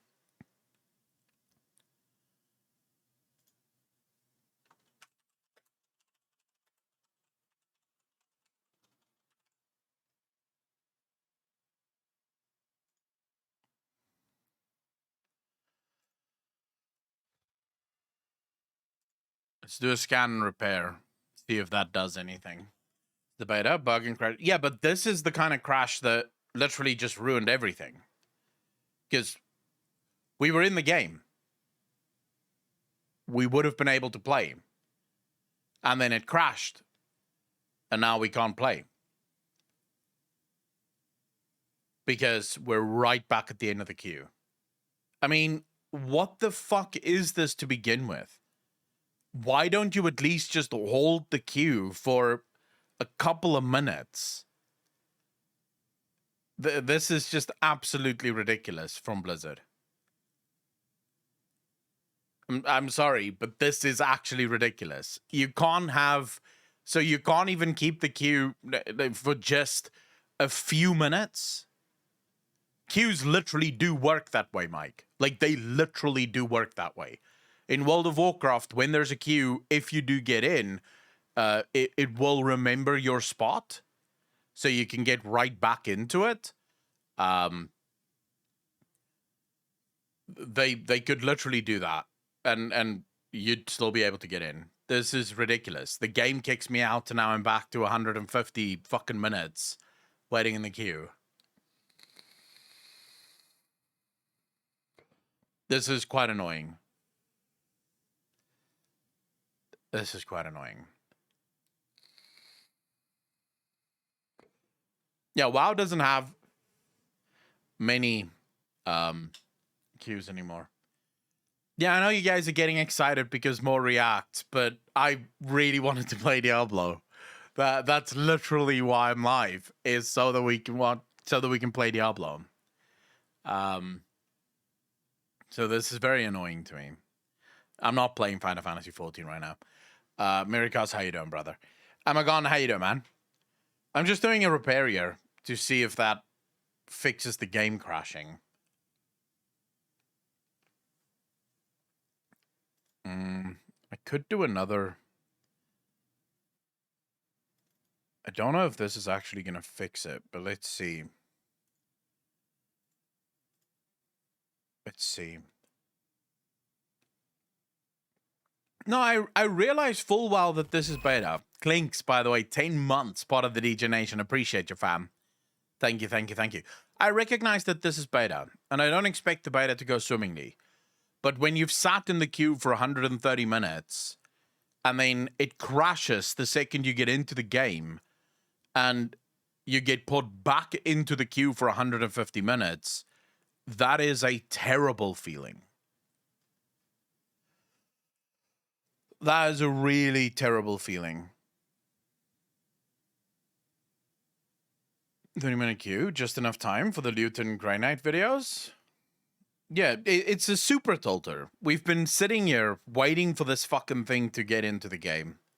And now we're waiting again. I was hoping that there's a way. Let's just do a scan for games here. Dark Angel, you bastard. 15 months, part of the DJ Nation. Appreciate ya. Thank you, thank you, thank you. Oh yeah, the lion is cool as shit. Very much agree. I just want to see if there's a way for us to maybe optimize the game. I don't think there is. I don't think the optimizations will be here yet.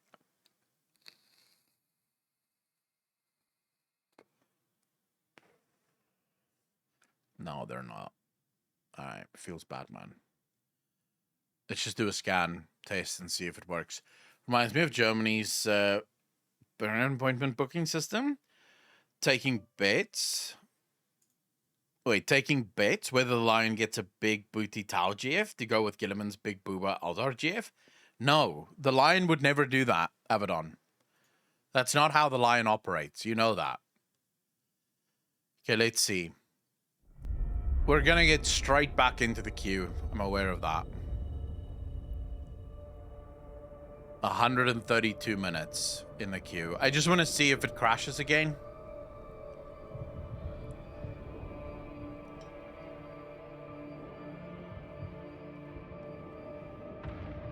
Okay, it doesn't seem to crash, which is good. There is a bit of a sad thing here, though.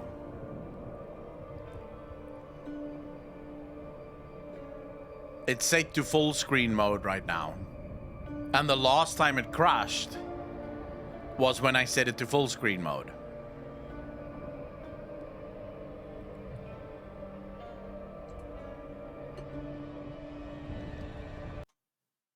Let's see if it crashes again. As soon as I try to quit the game. As soon as I minimize the screen, it crashes. So we have one choice here, effectively. We have to sit and chat while we wait for the queue to pop. That's it. That's the only thing we can do. No react, no nothing. Sit and chat for 130 minutes while we wait for the queue to pop.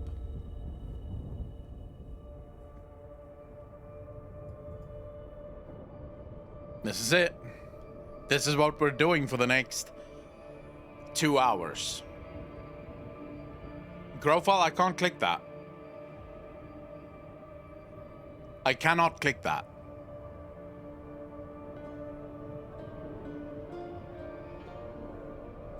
How? So if I go cancel, right? So I cancel the queue, it instantly throws me out of the game. So the only way I can change the settings is after the 2 hours. Which, ask Blizzard what the fuck they were thinking.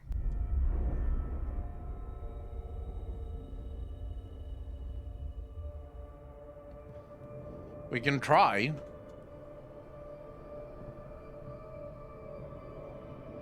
Okay, that worked. Awiwar, you didn't break the game. That worked. You didn't break it. Nice. Valdez, how you doing, bro? Open your Discord and let's do an impromptu Q&A. No, it's fine. It's here now. Does this crash it? No, it doesn't. Okay, so this is fine. This is fine. It's still going in the background. You can see it there. Still going in the background. We're good. We're good. Can we get some hearts in chat for Albiwar and his last minute save of the stream? Let's get some love in chat. Let's change this back to just chatting because we're clearly not playing Diablo 4. We're still waiting to play Diablo 4. And let's get to this. The Grey Knights, Part 1.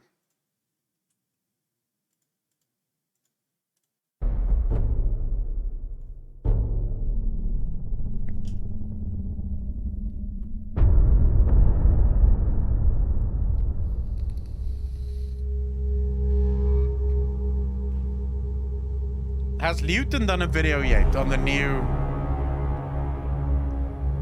Oh, that's actually a good idea. I think, Abaddon, you can change the title as well, by the way. But... I think mods can actually do that. 125 minutes left to get in. This feels so fucking bad, man. And we were in chat. Ah, this annoys me.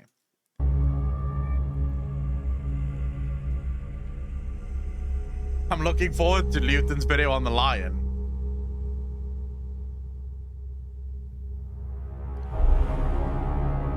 I am the hammer. All right. I am the tip of his spear.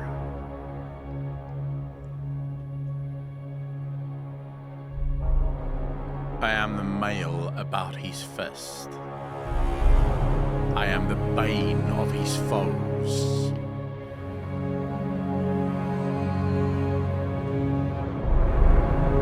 And the woes of the treacherous.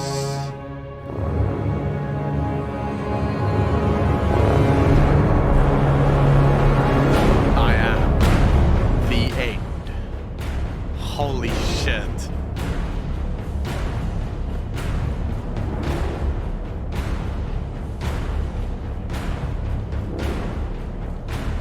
Let's go, bro.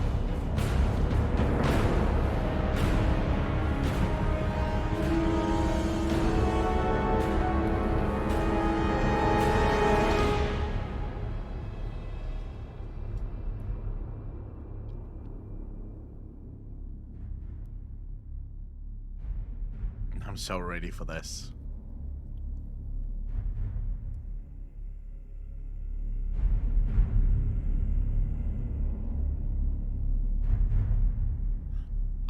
Can I just point out, Luton might be the only YouTube channel I know of that can do a 2-minute introduction and still get mad views. Like, look at this video. This video have 3 million views. If you try to do a 2-minute intro for most videos, you're not getting views because most people will just click off. They'll be like, ah, that's nothing. I'm not watching this. This is bullshit. I'm not sitting here for 2 minutes. He manages to do 2 minutes of no talking, no nothing, just an intro. And it works. This is ridiculous. One unbreakable shield against the coming darkness, one final blade forged in defiance of fate. Let them be my legacy to the galaxy I conquered, and my final gift to the species I failed.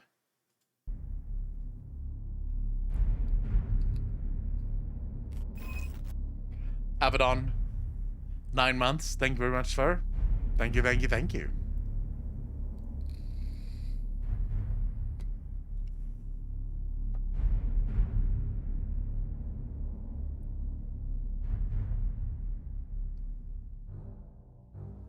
Whispers are sometimes heard on Imperial worlds of an Astartes force, rarely spoken of or seen, but to those enemies of the Imperium who know their names, forever they are feared. If standard Imperial Astartes are on many worlds rarely seen, if ever, then the Order of the Grey Knights are comparatively invisible, barely a myth or a legend, likely spoken of as Silver Angels and no more than that. We've seen already some of the darkest entities that exist in the galaxy of the far future, and that humanity is able to wield such forces as the Imperial Astartes, who stand as the last fragmented bastions of defense against the nightmarish terrors that seek to cleanse humanity from the galaxy. Few forces, though, have the pure and distilled ability, as well as the tools required to face the ever more threatening horrors that the Imperium must. Nor do most Imperial forces carry the strength of mind or the willpower to do so. Those who face the worst nightmares of mankind are known simply as the Grey Knights. Their order founded at the end of the heresy to stand as a bulwark against the entities of chaos and the horrors who threaten humanity. Even fewer individuals will qualify to join their honoured ranks than those who seek enrollment to join the standard Space Marines. The Grey Knights are a highly secretive order, yet rightly feared by many as a force with unrivaled powers and unbreakable mental will.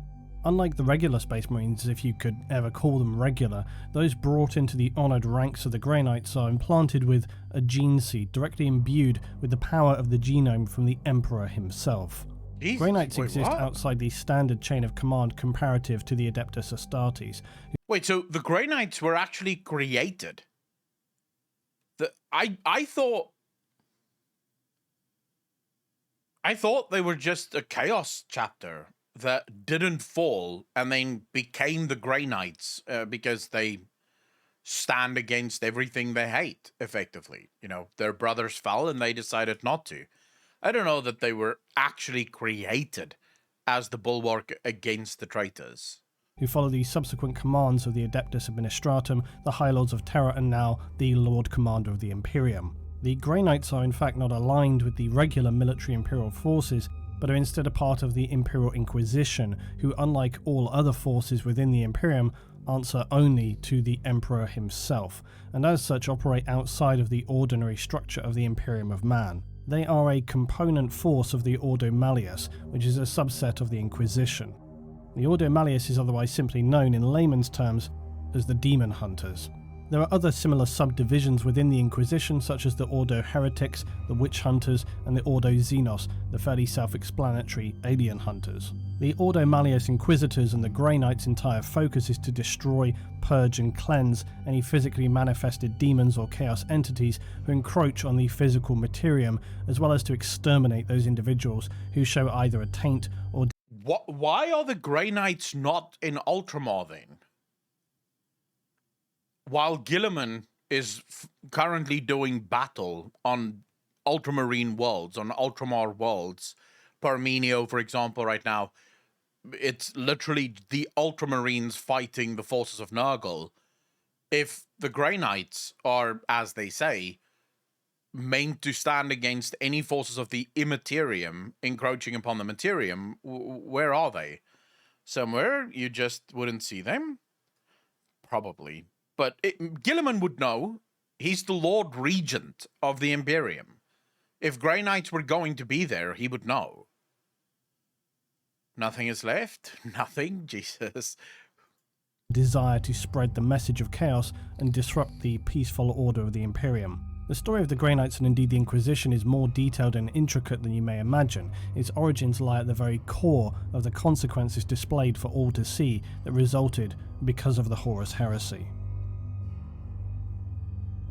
The creation of the Order of the Grey Knights centres around two of the strongest and my own personally favoured figures in the Imperium, who are both not only instrumental in its survival, but who would also show absolute unwavering loyalty to the Emperor, Malcador the Sigillite and Nathaniel Garrow. The story of this all begins during the early days of the Horus Heresy, where Horus Lupercal, as now the War Master of the Great Crusade, would make his first devastating strikes against humanity, and finally his true loyalties to be shown openly, that he had turned away from the Emperor and the Imperium and sided with the gods of chaos in an attempt to destroy the Emperor and annihilate whatever remained of the shattered Imperium of Man. Already by this time, some of the Primarchs close to Horus were already aware of the War Master's switch in loyalty. So they would answer to the Emperor himself, but the Lord Regent stands as the Emperor. While the Emperor sits on the throne, the Lord Regent of the Imperium basically is the second in command. So wouldn't everything answer to the Lord Regent then? They're the militant arm of it, but they don't really work within the structures like the actual Inquisitors. Very interestingness. And were making their own tentative explorations within their ranks to discover who they could rely upon, who would support their cause when the time came. The ultimate goal, of course, being that the higher-ranking Astartes brothers would be those who the regular ranks would look to see who they were going to take a lead from, and who would have to resultingly crush any loyalist remnant brothers in the legions. Any Astartes officers who were known to be unbreakable or too straight-minded would certainly have to be dealt with before or after the fact. This is when Battle Captain Nathaniel Garrow enters the scene. Now, he was serving as a battle captain within the Death Guard Legion, a Space Marine force who, along with their Primarch Mortarion, would turn traitor to the Imperium and subsequently become the foul and infamous Plague Marines of Nurgle. Garrow, though, would stay as one of the very few in the Death Guard to remain loyal to the Emperor. He would in fact be one of the most staunchly loyalist Astartes of this whole devastating period in Imperial history. But why? Well, in the days leading up to his pivotal role, it's also helpful to understand the background of who Nathaniel Garrow was. For he was recruited before his Primarch had even been discovered, and unlike many Space Marines later, as such he knew loyalty directly to the Emperor. Ah.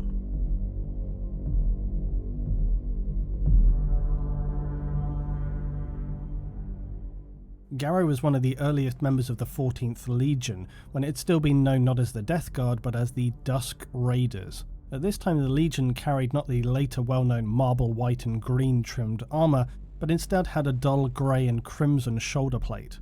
They were named for their tactics, using devastating raids that would commence as soon as the light had faded. Many who faced them would surrender rather than face the coming onslaught as the sun would set, and the 14th were one of the early legions recruited from Terra itself during the final days of the Unification Wars. These warriors were some of the strongest of their breed and served to cement the early Legiones Astartes and prevent any risk of fracturing toward the ultimate success of the Emperor's Unification War. More importantly though, and this remains to my mind critical to Garrow's role in the Inquisition and the Grey Knights, was that the Emperor did not subdue the warlord clans from which Garrow came as part of his unrelenting war across Earth during this time. In fact, quite unusually, the Emperor actually sought a peaceful resolution instead of crushing them under the weight of his Thunder Warriors. Garrow came from a region known as Old Albia. Do we know why the Emperor decided not to crush them? Because the Emperor crushed everyone else that didn't stand with him. Like, you were basically given a choice by the Emperor. Join me peacefully or die horribly. So Garrow's impact, to be honest, but I don't think we know definitively. It probably does have to do with his ability to see the future. So he knew that he would need Garrow, and therefore did not force Garrow to basically choose. The Dark Angel and Grey Knights fought side by side once against the Chaos at the end of the battle. Azrael pissed off the Chapter Master of the Grey Knights, Chapter Master Kaldor Drago, with their secrets, and Drago punched Azrael in the face. Okay.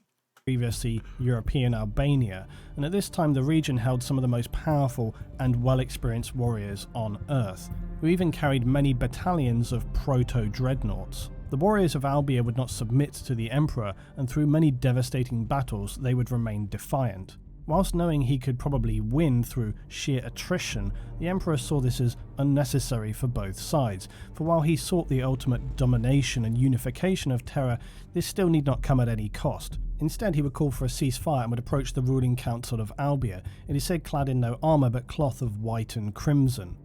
The Albia clan at this time, tired of ruling warlords and endless war, would listen to the Emperor as he laid out his inclusive plans to unite and take humanity to the stars, and more importantly a path beyond endless, meaningless bloodshed. Actually, to the great surprise of his...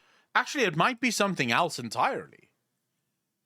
It could be that their strength is what made the Emperor decide not to destroy them. Realizing, obviously, because at this point the Emperor already knew that he was going to create the Astartes. He knew that literally since day one. And he also knew that the Astartes would come from great warrior clans. So moving in and destroying warriors that just would not bend the knee would lose him potential recruits, would lose him potential armies. So that might actually, it might have just been a strategic decision, not having anything to do with seeing the future. Just ask Luton explain it here, that's what I would have done.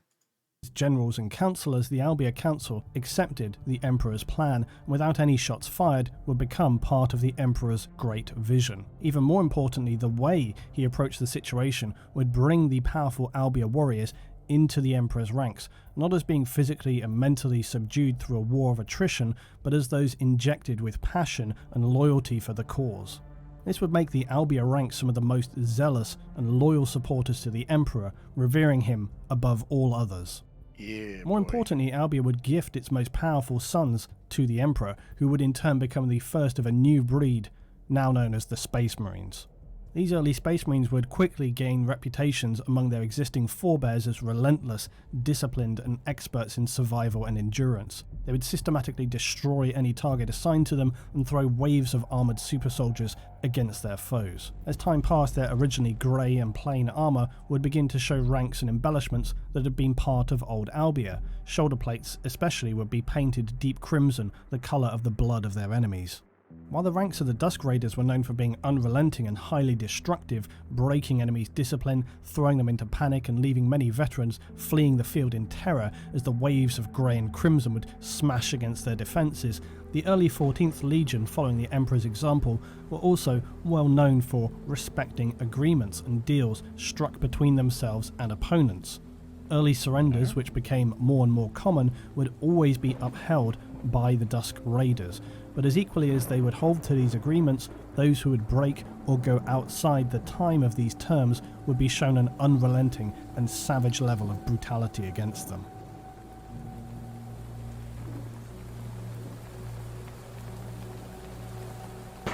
The Dusk Raiders would continue in their sole loyalty to the Emperor for as long as 80 years until the time came for them to be reunified with their designated Primarch.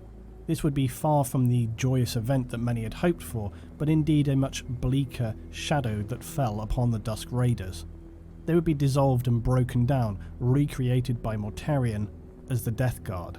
Their prior honours and loyalties scarcely remained. For one thing, up until this time, the Dusk Raiders had been nearly entirely Terran-born from Old Albia, yet after their recreation... What planet did Mortarion come from?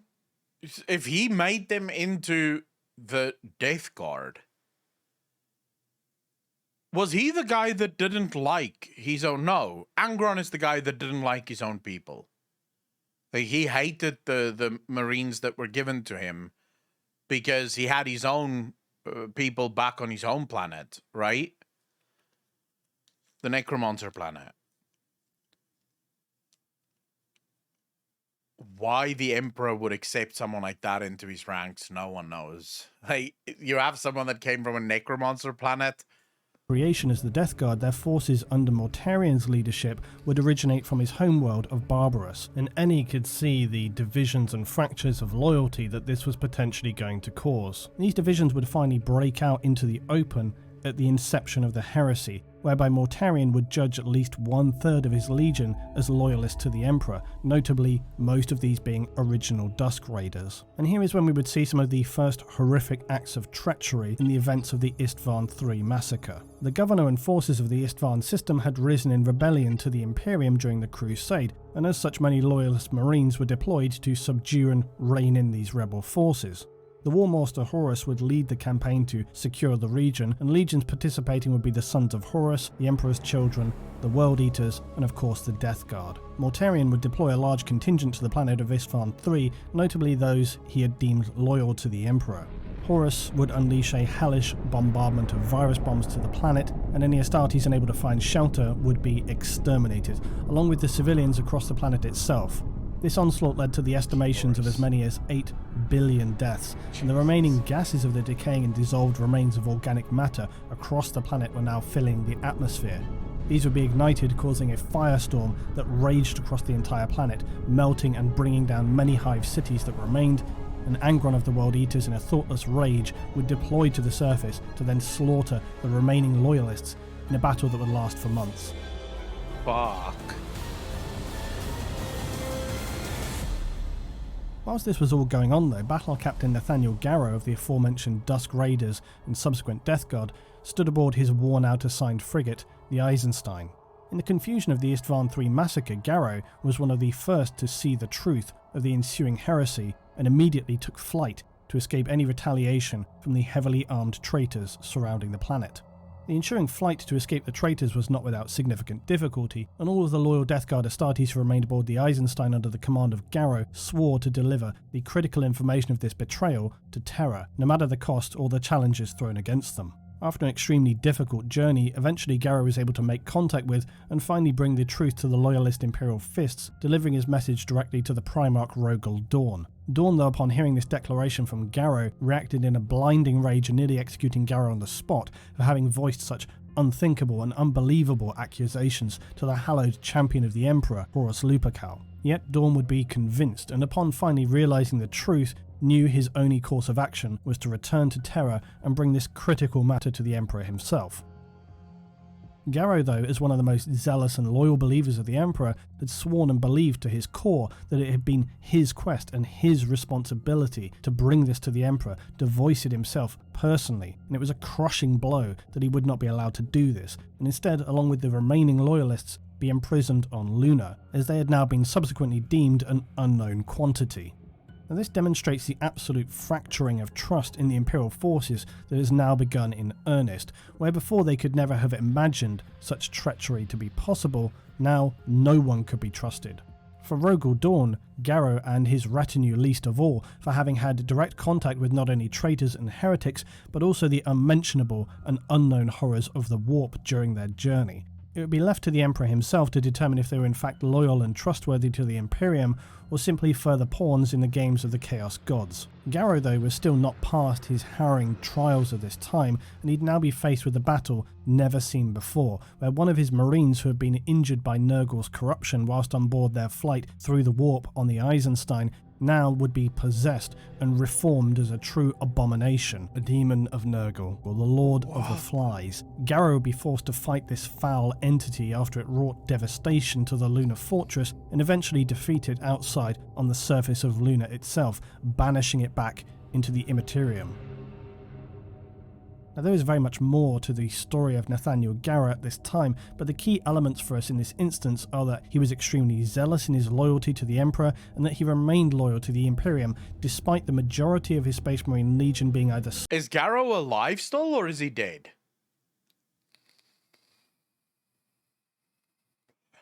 So I might have to get that. Because this guy sounds like a beast. What do you mean no one knows? How can you not know?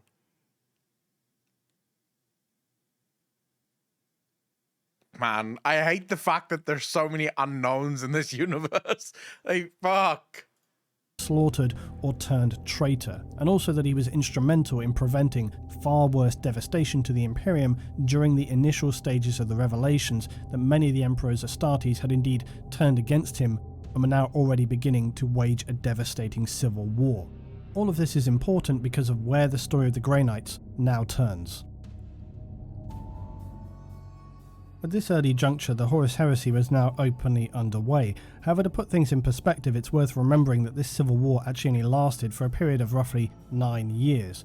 And before we begin to look at the Grey Knights in earnest, we also need to understand the founding and formation of the organisation that they are part of. This is, of course, the Imperial Inquisition, and this is where we return to Nathaniel Garrow. Now, Garrow and others, including the Sister of Silence and Oblivion Knight Amandera Kendall, would be approached by Malcador the Sigillite, who you'll remember is the First Lord of Terror and the Emperor's Regent whilst away from Terror itself. Yep. Malcador was a psyker with extreme powers, possibly second only to the Emperor himself, and had been instrumental in protecting humanity by taking position upon the Golden Throne whilst the Emperor battled the Warmaster Horus in the final hours of the Horus Heresy. Ultimately, Malcador would be destroyed by the sheer power of the throne and dissolved to dust, but he remains one of mankind's greatest heroes in the Imperium of Man. I remember reading So about at the early that. outbreak of the heresy, Malcador would approach these individuals and propose to them that he was considering creating a new organization within the Imperium, one requiring, above all else, individuals who carried a strongly inquisitive nature. Armandera would have her face and skin scarred to bear the sigil of the Regent of Terror, using a composition of liquid metallic scarring. This would also be applied to Nathaniel Garrow's power armor, having all of his Death Guard markings removed entirely. His armor was now a pure grey silver and carried only the markings of the Sigillite, a mark which for thousands of years would carry terrifying weight and power throughout the Imperium and to its enemies, an infamous designation of a stylized letter I with 3 horizontal lines sitting centrally within it. This was the future marking of the Imperial Inquisition. It was prior to all the events of Nathaniel Garrow that the Emperor himself foresaw the need to order Malcador to locate individuals who would form an organization who those within would display unquestioned loyalty, a strength of mind and courage that was absolutely unbreakable. A tall order, to be sure, and furthermore this organization would answer to no one but the Emperor himself. In a different world, Lionel Johnson would probably be a Grey Knight.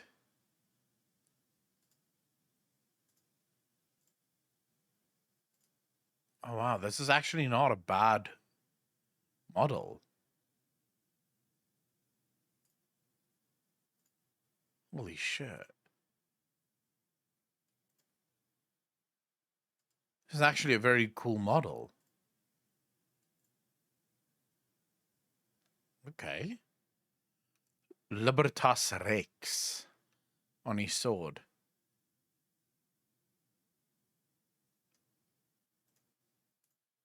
Its sole objective would be to protect the purity of the Imperium and prevent its corruption by the witches, traitors, mutants and Xenos. Malkador's quest would lead him to search the galaxy for those who would become responsible for ensuring the safe future of humanity. The heresy had already demonstrated that the Astartes of the Emperor were far from incorruptible as the Emperor had once hoped them to be, and so the establishing of a body to oversee all and whose entry requirements were beyond extreme had become an absolute necessity. Garrow, having been marked now as one of the first, if not the very first members of the Inquisition, would be tasked by Malkador with locating 7 other Astartes whose loyalty was absolutely without question. Their legion being traitor or loyalist was irrelevant to Malkador, only their loyalty to the Emperor and to the Imperium in both a physical and a spiritual sense mattered. These individuals are the founding core of the Grey Knights. My name is Nathaniel Garrow. One of the first Astartes that Garrow would seek out was an Ultramarine by the name of Tylos Rubio. A powerful psyker, but under a decree by the Emperor, Space Marines had been outlawed from using psychic powers. This oath to the Emperor, especially among the Ultramarines, was sacrosanct, and so when Garrow located Rubio fighting a fierce battle, he refused to leave his brother Ultramarines, as any Astartes would do. But Garrow, believing Rubio to be one of the Marines he knew suitable for his quest from Malkador, decided to remain and assist the Ultramarines in fighting their battle. However, the intense engagement they were fighting against the traitorous word-bearers quickly deteriorated, and Rubio, realizing they had few options remaining, decided their only chance of survival was to unleash a devastatingly powerful psychic attack, in direct violation of the Emperor's decree. Subsequently, after the battle, despite having saved many of his brother Ultramarines, Rubio was now held in disgrace by them, and upon seeing their turned backs, he realized he had little choice other than to take an oath of moment to Garrow and dedicate himself totally to following the orders of the Sigillite. The next Marine to join the retinue would be a curious choice, an Astartes captain Mesa Varan, previously of the World Eaters Legion, which had now turned traitor to the Imperium. Yep. Similarly to Garrow and many Astartes across the legions at this time, Varan had disconnected himself from his betraying brothers and swore vengeance upon them. Yet unlike the clear-headed strength of character seen in Tylos Rubio, Varan was like many others among the World Eaters, quick to anger and longing for blood and combat, so initially seeming a strange and even unfitting choice for this new order. Yet through a situation of deception and corruption involving a flotilla of refugee ships and multiple supposed loyalist marines from legions including the Emperor's Children and White Scars, Varan would demonstrate through a series of fierce close-quarter engagements that he not only held extreme loyalty to the Emperor, but that he could also control his internal rage and showed great restraint in abiding Garrow's wisdom. Later on Terra, while reporting back to Malkador, Tylos and Varan would enter upon Garrow wearing their now plain grey armour marked with the distinctive eye insignia of the Sigillite. Varan exclaimed that he wished to become part of this new brotherhood, and Garrow accepted, under the express conditions that Varan constrain his desire for fire and retribution. The time for these things would be later, and their immediate and more critical mission was to remain in the shadows, to fulfill their mission for the Imperial Regent, and the days for vengeance and physical fury would come soon enough.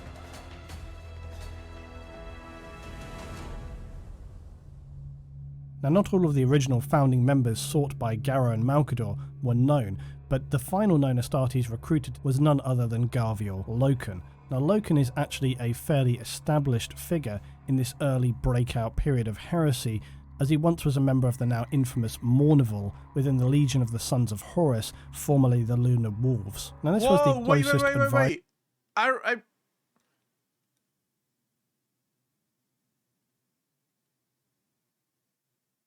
Loken is the one in the Horus Heresy that you see getting inducted into the Mournival, right? She says, how you doing, fam? Yeah, and he still questions, fuck, this makes so much sense that he would be recruited. Because during the Mournival, when they're inducting him into it, he actually starts to question the authenticity of what they're busy doing. Because to him, what they're doing seems to almost be witchcraft. It appears to be a sort of weird ritual, almost religious in nature. And this makes him sort of take pause and be like, yeah, I don't know about that. And then they go, oh, no. This is just, this is more just like a ritual. We do it because it's how we always did it. And, it's nothing important. It's not like it's witchcraft or anything. This is just sort of tradition. And that's why we do it this way. But he did not like the fact that they did it. Okay, this makes a lot more sense now. Advisory circle of officers who would counsel their Primarch and now War Master Horus. This group all held a strong bond beyond that of usual Astartes brothers as an extension of the informal warrior lodge that they had become familiar with after the conquest of Davin. Regardless of its origins though, the Mournival was tasked with advising Horus in many roles including tactics, diplomacy, even ethical choices. Horus was a master of diplomacy and compromise before his corruption by Chaos, and the involvement of the Mournival was partly a charade and partly genuinely useful. It certainly enabled Horus to retain and legitimize his decisions by portraying the appearance of making balanced and even-handed choices, when in actuality he would often use others as a smokescreen to merely give additional weight to decisions he had already made in advance in his own mind. But Garviel Loken, after the horrors of the Istvan massacre, finds himself there abandoned by his brothers. As with the other loyalists, he would be subjected to the harrowingly traumatic virus bombing of the planet, which would horrifically slaughter billions, Astartes and civilian alike. However, not all Astartes on the planet were biologically dissolved out of existence. Many survived in bunkers, and as fate would have it, one of those survivors was Garviel Loken. Now I want to read the mentally Horus Heresy. Broken by the severity of his brother's betrayal and simultaneously the appalling atrocities he had witnessed, compounded by now his isolation on Istvan III, Loken was now devoid of his own identity, his mind no doubt suffering some kind of automatic defense system that's known to occur when a person suffers an especially traumatic event. Sometimes a person's mind will essentially erase its own memories as a means of psychological self-defense. Loken, now believing himself to be a guardian of the underworld, given the sheer volume of horror and death all around him, titled himself Cerberus, believing he was now the only remaining loyalist marine in the galaxy, and the one thing he knew for certain was his duty and his loyalty to the Emperor and the Imperium, believing that as death had rejected him, he would do his duty and guard for all time the biologically annihilated ruins of Istvan III. But that was until Malkador the Sigillite's chosen warriors would arrive, of course. Nathaniel Garrow had returned with the singular task of attempting to locate Loken, who they believed to be alive somewhere still on the planet, and more importantly believed him to be a strong candidate for the Sigillite's quest, if he was still alive that is. Garrow, Rubio and Varen would discover, after combat with Cerberus and disturbed creatures who deceptively initially appeared human but were in fact Nurgle demon hosts, that the one they sought was in fact the deranged and psychotic Cerberus. After a final battle between Garrow and the self-titled Cerberus, Garrow would eventually be able to reach through the fog of trauma that clouded Loken's mind and reach the few remaining shreds of purity and honor that was the Astartes, previously known as Garviel Loken. But now he was about as far from being a glorious superhuman Astartes, a pinnacle of human development. He was not far from being described as more like a wretched, mentally barren animal. But as with all encounters during this time, the sense of skepticism and suspicion was powerful. Was Loken truly what they were hoping he would be, or was he even perhaps something far worse and more sinister, a deceitful agent left by Horus to spring some shrewd trap upon those loyal to the Imperium? The retinue would return to the Somnus Citadel on Luna, where what would follow was the first of many interrogations that could be perhaps quite appropriately classified as an inquisition. Loken would be pushed to the very knife edge of death multiple times as he was mentally and physically tested beyond the limits of even an Astartes. Wow. And even then there were those who did not believe his loyalty was not just a facade and that he harbored some latent evils to unleash at an appropriate time and place. The trials of Garviel... Dude, they took a massive risk. Because now you have 2 of the 3 that we know of founding members. Actually, 3 of the 3 founding members. Garrow, Rubio, and now Loken. All 3 of them from traitor legions. Which is very risky. Even now, if you think about it, so... what's his name? Oh my god. Belisarius Cawl actually has the gene seed for a lot of the traitor legions. And he said that he can make Primaris traitor legions that would be loyal. So they would hold their gene seed from their original gene father, but they would be loyal. And he can make it so that they don't fall to corruption the same as the others. And what's his face? Rubio, sorry, yeah, 2 of the 3. Rubio is an Ultramarine. He's not a traitor. Although the Ultramarines do think he's a traitor because he's a psyker and that's outlawed. But never mind. And Gilliman said, no, absolutely not. You will not introduce traitor gene seed into the Legion, into the Imperium of Man, because it's too unstable. And they managed to resist falling, even though their gene fathers fell. Loken cut to the core of the problem with the heresy and traitors to the Imperium, the issue being that even having sustained horrific interrogations and survived to see the other side, it could still not be said with any certainty that Loken was indeed truly loyal. It was different for the others like Garrow and Rubio and Varen, who had through their actions displayed their loyalty, yet even then, to be pedantic, where do you draw that line in the sand? Horus himself had shown that any number of loyal and heroic acts didn't amount to any absolute sense of immovable loyalty to the Emperor. All of this was pushing towards the sense that in order to ascertain the best possible chance of purity and loyalty, you had to be extreme in the extreme. So Abaddon, in the Dark Imperium box, there's actually a passage about that, right? So a conversation that takes place between Belisarius Cole, or at least the Belisarius machine that he built, and Gilliman, where Gilliman makes it very clear he will not accept traitor legions into the Space Marine chapters, because he does not believe that they can be trusted. Now, it could also be logistical, because the Primaris Space Marines are having a very bad time adapting to the normal sort of, Space Marines. But I don't think it's just that. I do think it is the fundamental weakness. Because, I mean, you would believe the same thing. If a group of people all fell to chaos, you would probably argue that, hey, we can't trust this group, because clearly within their gene seed, something is wrong. Then again, that argument doesn't hold a lot of water, considering there are Dark Angels who are fiercely loyal, but that also fell to chaos. That's why the Dark Angels right now are basically spending all of their time hunting the ones that fell to chaos. I think he also said he had the gene seed of the 2nd and 11th Legions. If I remember correctly, you may have said that. I'm not sure. I would have to reread that, Abaddon. Extreme.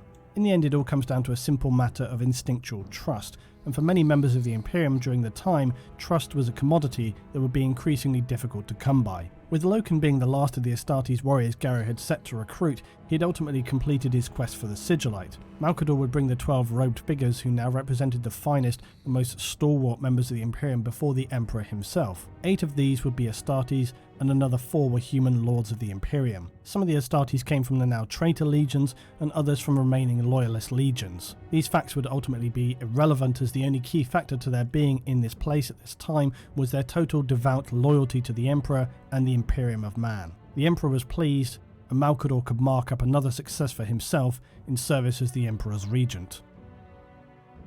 Having now been rehabilitated, Loken would embark on a quest set out for himself alongside another of Malcador's knights errant to ascertain the loyalty of the Dark Angels Legion and their Primarch Lionel Johnson. The events that followed would be appropriately full of shadow and deception, but ultimately end in abject failure. And this entire episode compounded Loken's already badly damaged sense of self and further undermined his perspective and the core reason for his existence. Loken had been forged by the Emperor as a pure weapon of war, but now he found himself playing the games of intelligence gathering and subterfuge at the behest of Malcador the Sigillite, discarded and severed from his brother Marines that had stood forever with him. As his mental state continued to deteriorate, he found himself caring little for these other so-called knights-errant working for the Sigillite. On the abject failure of his mission and his subsequent return, this would lead Loken to become increasingly isolated within an abandoned garden biodome on Luna. This created a surreal juxtaposition of one of the Emperor of Man's finest warriors, never having known anything in his life that could be described as peace, yet here he was, in the most peaceful of surroundings, tending to an abandoned garden, devoid of grounded, stable thought, lost amid the liquid flows of his delusions, barely knowing which were genuine and which were half-imagined ghost memories, spliced together with trauma and shattered emotions. During one of these lucid periods, Loken would find himself again speaking with his dead battle brother Tarak Torgadan. The internalized conversations Loken would have with Torgadan, along with realizing he had in his garden of rehabilitations recreated the water garden where he and the Mournival first swore a sacred oath to serve the Emperor above all Primarchs and to ultimately uphold the Imperial truth. This was the mental keystone that Loken had needed for all this time. These fragments of memory filled that mental keystone position to secure the route open across a bridge that would allow Loken to access and unlock all of his involuntarily suppressed and previously locked memories. He could recall all of the prior horrors and misdeeds of Horus, the questionable decisions, the rash, the suspect, and the outright unnecessary, the Interax, Davin, and the Oretian technocracy incidents, and certainly not to mention the abhorrent atrocity that was the Isstvan III massacre. Loken, now feeling a renewed sense of purpose and loyalty, while still also realizing he was perhaps not what could be described as a stable individual, he would return to Terra to launch with the Sigillite and the Space Wolves Primarch Leman Russ a certainly daring, if not also somewhat foolish plan to infiltrate Horus's flagship, the Vengeful Spirit. After initially some success, things would quickly unravel. Still, Loken had in one final stand stood before his father Primarch Horus and shamelessly was invited to turn traitor to the Emperor and the Imperium, but Loken would remain defiant to the last, and his final fight with Horus would allow several of his boarding party of Malcador's knights to escape. Now, while the story of Loken has little impact on the creation of either the Inquisition or the Grey Knights, what it does illustrate is the complexity of mental avenues, pathways and fragments that must be navigated by those working within some of the greyest areas of the Imperium. While the Grey Knights are known as such primarily because of their armour being devoid of the usual chapter colours and markings, you can also read beyond the simple aesthetic description and consider that the work being done by the most loyal of warriors and their Inquisition counterparts is of a very grey nature. The story I would argue the armor was informed by the mission. So they chose the grey armor because their sort of areas of operation does fall within the grey areas of the Imperium. You know, they do things that are incredibly questionable, as most of you said in chat. When a Grey Knight chapter shows up, nothing is left standing. They don't ask questions. They don't leave witnesses. They kill everything, because that's usually when things get so bad that there is just no saving a planet. They kill innocent and guilty alike. Like, they just don't give a shit, which makes it a grey action, right? Because you are killing loyal servants of the Emperor, or potentially loyal servants of the Emperor, in order to save others. And that's literally, we spoke about this quite a lot during Shadowlands, where Blizzard sort of said that Sylvanas is a grey character. And then, of course, it turned out that no, Sylvanas wasn't a grey character, because the whole point of a grey character is a character that does evil things in the name of good. So it sort of makes the character into a very grey character, or the anti-hero, where the actions are heroic, but it's done in a very anti-heroic way. And that might actually literally be why they chose the grey armor, because that is what they are. That is what they do. Only grey in skin, not skin color, not morals. Well, yeah, but it you know, it doesn't really matter, right? The story of Garviel Loken aptly illustrates this when you consider that after all was said and done, even Loken himself could not know if he was truly loyal to the Emperor until the situation was presented squarely to him by Horus standing there on the War Master's flagship. In these events were illustrated a crucible of loyalty. The Astartes, the Emperor's greatest creations, had been proven to be just as fallible as regular humans when it came to the dark forces of the warp. Garviel Loken, was one who stood as a new force to hold back the tide of corruption, temptation, and to resist those who hunger to endlessly feast upon the souls of mortals. These new Astartes would, as Loken demonstrated to the gods of chaos, have immense and incorruptible willpower, superhuman figures who would stand like unbreakable rocks, where other men would be consumed by the tides and storms of the warp that would lash and overwhelm them. Those of this new breed of warrior would stand firm, a force that could not be broken or kneel, a soldier who would scream fury into the void and care not what was given back in return. A symbol of the Imperium that would choose obliteration than suffer the indignant despair of corruption. The minions of chaos now had truly something to fear, for how can a force that's very existence revolves around corruption defeat the incorruptible?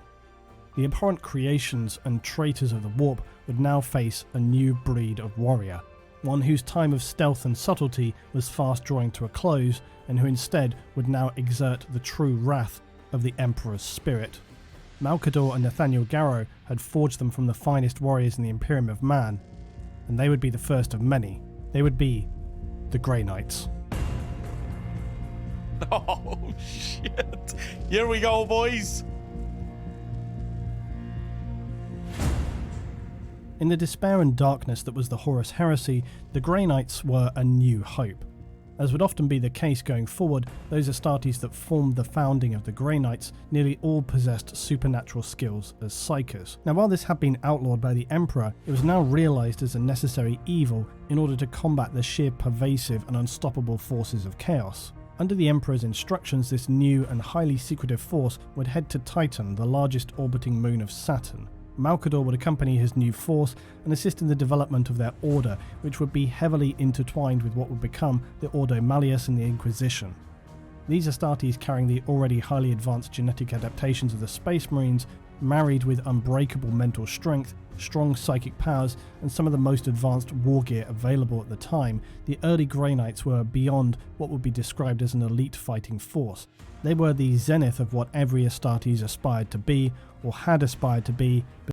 You know what? This makes me want to play Chaos Gate. Because in Chaos Gate, you are actually a Grey Knight. And watching this video now makes me think, fuck, I didn't give that game enough of a chance. I need to get back into Chaos Gate and actually play that. Because the Grey Knights seem cool as shit. Abaddon, if we don't get in, I would happily check it out. Went back and played that. Before things had gone so catastrophically awry. The story of the Inquisition diverges at this point, as the 4 human lords chosen by Malkador would set out to lay the framework of what would later become the much-feared Inquisition. Malkador, though, would lead the 8 Astartes to the secretly created fortress monastery on Titan, and what they found was a heavily pre-prepared base of operations for a brand new order of Space Marines. Vaults of weapons and war gear, freshly lobotomized slave servitors, and most importantly hundreds of thousands of fresh recruits waiting to undergo some of the most severe Space Marine trials ever devised, to see if they would make the cut to become one of the few to claim the honour of becoming a Space Marine in a brand new and elite force of Astartes. This human stock material had already faced far-reaching tests to even reach this stage, as Malkador's servants had searched millions of Imperial worlds for these raw recruits, crawling around inside their mind, scraping their synapses raw for any signs of chaotic corruption. A process that would leave some insane and others broken, blackened shells, foaming at the mouth from having their minds scratched apart and ultimately collapsing into helpless vegetative states to likely then be processed as biomatter recycling. For those with the mental strength to endure and survive, they now found themselves ready to begin all over again and face trials that would test the resolve of even a hardened Astartes. Additionally, all of these new recruits already had psychic potential, and if successful, would then be able to forge and develop their abilities in a controlled way, to lead them to the path of becoming a new breed of Astartes who wielded not only powerful war gear and the mental strength to resist the most powerful of corruptors, but also the ability to unleash psychic powers, the likes of which had rarely been seen before in the ranks of the Imperium of Man. Still, While Malcador was instrumental in the initial establishment of the Grey Knight Order and had assisted the previous 8 Battle Brothers in how they should organise and trial the initial elements of this new chapter, he was urgently recalled to Terra. The Heresy War was becoming ever more severe, and events around Terra itself were coming finally to a head. Malcador would carry out 2 further tasks in selecting the Grand Master for the Grey Knights from the 8 Astartes, to some surprise not choosing Nathaniel Garrow, but a Marine known as Janus. He would become the first Supreme Grand Master of the Grey Knights. Malcador would then use his even now astonishingly powerful psychic abilities as a human to throw up a reality bubble around Titan itself, sending it into the warp where it would await the inevitable conclusion to the Heresy War. Malcador would then return to Terra, unknowingly for the last time. Wait, Malcador? Who was Janus though? Well, like many Dude, how could a mortal... Like, how even? the Knights Errant, he was plucked from the ranks of traitors, formerly Reviel Avida, a sergeant of the Thousand Suns Space Marine Legion, who you'll recall had experimented with and developed psychic powers. These seemed the primary reason as to why Malcador would choose Janus, knowing that these powers would be so critical. Janus, though, was no ordinary Thousand Suns Marine. He had used his immense psychic power to lead the White Scars back to Terra during that heresy period, but was also critically suffering from an ailment that plagued all Thousand Suns, known as the Flesh Change.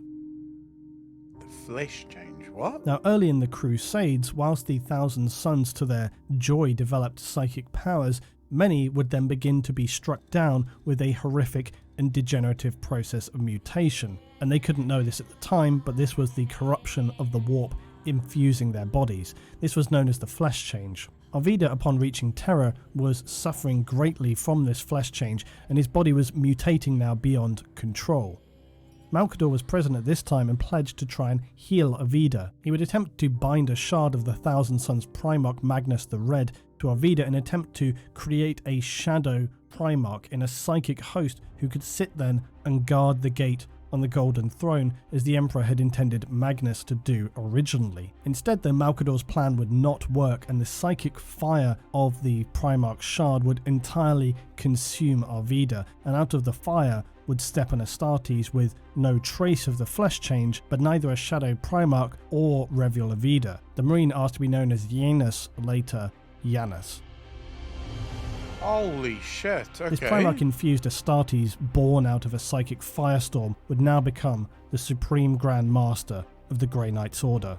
Even as the war raged on in material space, the Order of the Grey Knights would begin to develop their organisation structure and their qualifying recruitment stages, which are, unfortunately for those wishing to take part, considerably more severe in their testing. While this can seem excessive, it is in fact ultimately necessary, as the Grey Knights can accept nothing less than the most hardened and unbreakable individuals in both physical and mental respects. In these early days, the Council of the 8 Marines would begin to develop the training systems for those recruits awaiting trials to join the new order. But in later establishing periods, recruits are located by so-called chapter gatherers. These are usually somewhat retired veteran Grey Knights who, perhaps due to extended service or a severely impeding injury, are not best suited to carry out combat missions. But their infallible judgment is still without question, and this is arguably the most important weapon for a member of the Grey Knights. As with most Astartes, chapter recruitment can come from basically anywhere, but with the Grey Knights this can even mean another chapter's homeworld, as well as feral planets, penal worlds, even the much feared black ships, and as with the Inquisition, there are few if any barriers that constrain their decisions or their demands. Of those lucky enough to have been discovered after having likely already faced some sort of life or death pre-testing trial on their home planet, they'll be brought back to Titan itself and the Grey Knights' fortress monastery. For these individuals, this will either be a fairly unlikely, spectacular new beginning, or the far more likely beginning of the end, for they will either succeed or die. This and nothing else. Terrible fucking set of circumstances. As with what we might qualify as ordinary Space Marine trials, if they can be called as much, the recruits are put under immense physical and psychological testing, and this can be any number of trials devised to push them up to and well beyond the limits of what an ordinary human should be able to withstand. Unlike ordinary Astartes trials, the Grey Knights often begin their trials for many recruits by, instead of being taken straight to the fortress for the usual testing of physical trauma, laceration, pain induction, and mentally scarring tests that will leave some a crying, shivering, gibbering wreck broken beyond help, or leave others gritting their teeth through to the end, refusing to submit or break. But Grey Knights recruits face a far simpler challenge. They're dropped down to the planet's surface to begin their testing, and these recruits will face a simpler, but much more harrowingly bleak test. The first test of simply even reaching the starting line alive. There are some exceptions, of course, recruits who might show very special promise in their psychic abilities, and any number of other factors can be taken just straight to the fortress proper, but this is the rare minority. Most new recruits will be instead dropped with little regard into the frozen wastes of Titan with no suitable clothing for the soul-destroying task ahead. And while Titan itself had been terraformed years ago, the planet is still a barren, inhospitable wasteland. The recruits are simply left with no option than to face the absolutely unbearable conditions of Titan and march across the plains of the planet to reach the fortress monastery of the Grey Knights. Recruits at this stage will be simply designated a number to track their progress. All other information is irrelevant, and should they fall, they'll either be buried in an unmarked grave along with hundreds or even thousands of other failed potentials, or perhaps simply just not buried or recovered at all. This is far more likely. This is the disconnected and emotionless reality that litters the landscape of Titan as thousands of recruits continually trial for acceptance into this arguably most severe of Astartes assessment trials. As with most tests devised by the Knights, whilst this is a physical test, it's actually much more about the mental ability of the recruit. Can these recruits overcome their physical agony and the miserable reality of having to endure this marathon journey before their real tests even begin? Many will simply collapse and die en route, or those, depending on their background, may become completely mentally broken and just turn away from reaching the gates of the fortress monastery, and their reward will equally be death. But this is of concern to no one. Cowards and those who lack the discipline to follow through on their trials deserve nothing less. Those who manage to reach the gates of the monastery are given the briefest respite, and also now fitted with a psychic inhibitor collar before being immediately sent back out to repeat the journey they just took. The inhibitor collar will now continually monitor the recruit's undeveloped psychic powers, and should he at any time lose control of his psychic abilities, the collar will quite obviously explode. After completing this second trial, the recruit is then sent out again, this time perhaps with some slim supplies, to walk far beyond through endlessly dangerous environments, from crashed wrecks, roaming bands of insane and damaged servitors, to eventually reach the Xanadu region on Titan. This caustic environment creates a haze and miasma of chemicals that will induce nightmarish visions and again test the recruit beyond the mental strength of any ordinary man. As if that wasn't bad enough, these visions are where the real test lies. The psychic inhibitor collar is for many the much more literal threat, because now as the delusions and surreal lucid visions begin to consume the recruits, created by the chemical clouds and caustic pools they find themselves in, for many this is simply too much to experience and control. For them, reality unravels, and simultaneously so does their control over their psychic abilities. The thousands of headless skeletons laying strewn around the chemical crystal pools of this area are a testament to this grotesque fact. Dude, and throughout all this, they can't use their psychic abilities because they have the inhibitor collar. What the? Oh, shit. Minimal amount of recruits who return from this marathon trial. They will be given a brief period to recover before facing, of course, more trials. Unlike many Space Marine recruitment tests, the Grey Knight assessments go on and on and on. They're often much more about pushing a recruit to the limits of a mental breaking point than they are about the physical. But I get why they're doing it, because if you're seeing these visions and you can resist them, you can accept that these are just visions and you can resist them, it prepares you for ultimately resisting the Chaos Gods. Physical. Yet physical testing helps in breaking the mind and ensuring they are immune from physical stresses. The tests utilised by the Grey Knights are often designed to that end, often objectively pointless, physically excruciating, and always designed to push a recruit beyond the mental limits they have so far achieved to this point. For many, the largest test is simply not knowing at what point these unbearable trials will end. These tests will continue until the assessing Grey Knight determines that a recruit has done enough to warrant initiation into the chapter, so that now their true training can begin. Those who qualify will obviously be extreme in the few, which is entirely the point.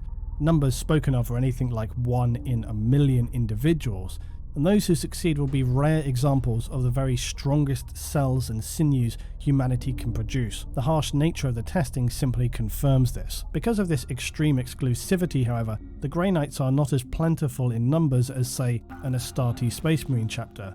But what the Grey Knights lack for in weight of numbers, they'll make up for 100 times over with their weapon skill, physical and psychic powers, and above all else, a completely unbreakable will. Unsurprisingly then, after reaching this point is where the real trials begin. And as with the standard Astartes, advanced bioengineering and surgery are used to develop and condition aspirants what will be required of them in the months and years to come. Grey Knights will also have silver hexagramic purity wards embedded under their skin and throughout their entire body.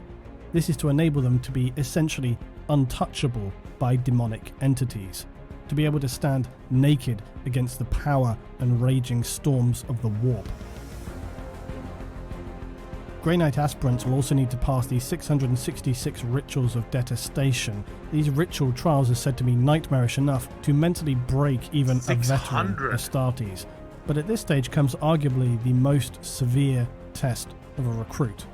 All recruits reaching this stage will then have their minds scrubbed and memories of their previous lives up to this point wiped. But the reason for this is to even more assuredly secure loyalty to the Emperor and simultaneously prevent potential horrors of the warp using a knight's own memories, fears, connections, desires against them. Additionally, they will have their names erased and they will be given new names past this point for the same reason, to disconnect them from their previous lives, family connections, because names can actually hold power over demons. And as such, Grey Knight names are carefully chosen to carry significant resonance within the warp. Their names will be arcanely crafted by the chapter scholars to work as a binary opposite to a specific known demon of the warp. As you begin to learn more about what it is to be a Grey Knight, you see that they're not simply hacking and slashing demon hunting warriors battling the forces that seek to destroy the Imperium.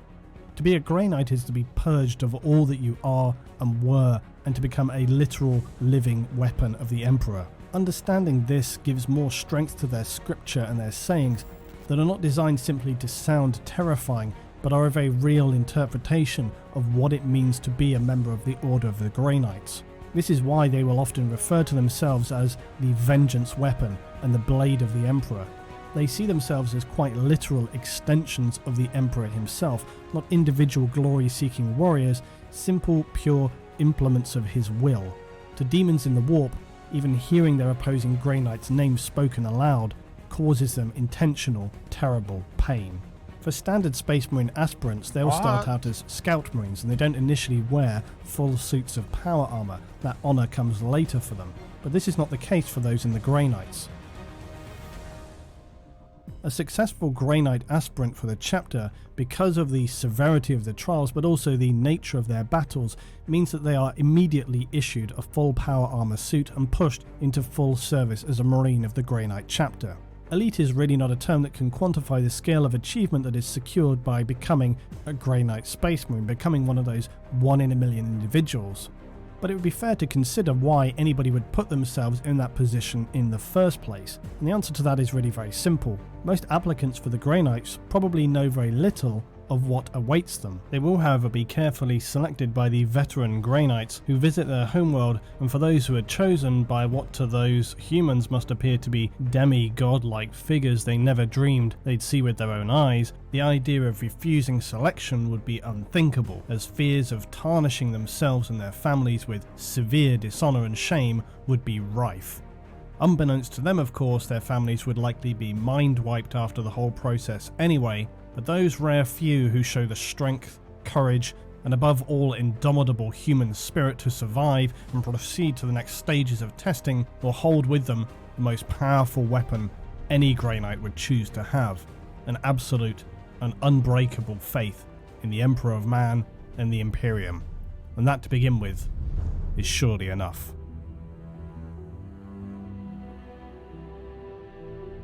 We carry the light of the divine Emperor of Man into the dark places to purge the demonic wherever it may be found.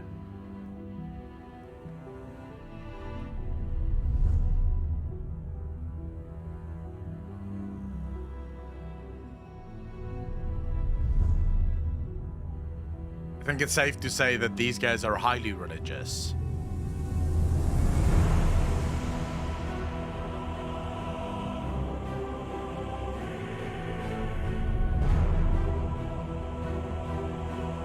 I have to say, it's been a very long time since I've seen... The last time I had a video, Road Barbecue, thanks for the first time chat, dude. Really appreciate that, by the way. Rayway, thanks for the follow. Really appreciate that, bro. It's been a long time. The last time this happened was when we watched... Man, I just had his name. Voldemort. When I was this engrossed in the story. Fucking finally.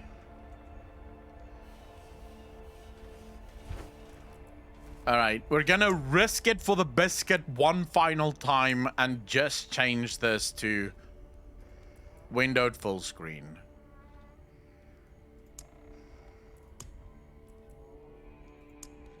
And that's it. No more fucking about, no changing anything anymore.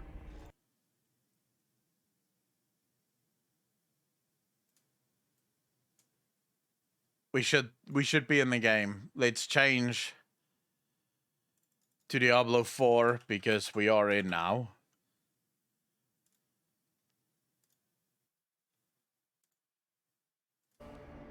All right, so chat. Oh, fuck me. It immediately started again with the...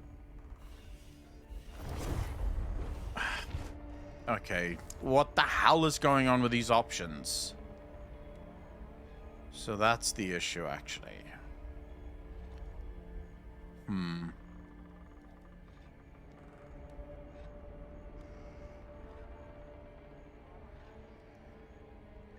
I don't understand. Why can't I change refresh rate when I'm in windowed full screen? Technically speaking, it should be fine.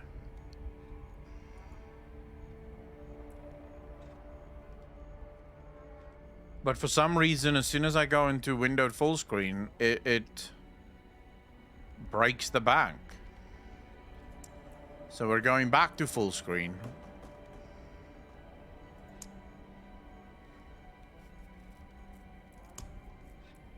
And then we'll just change this to 120 hertz. I'm not giving up on jack shit. I want to play the game, bro. Okay, this didn't fix anything. We're still having weird issues. But before I choose, I just quickly want to go to the bathroom. 2 seconds.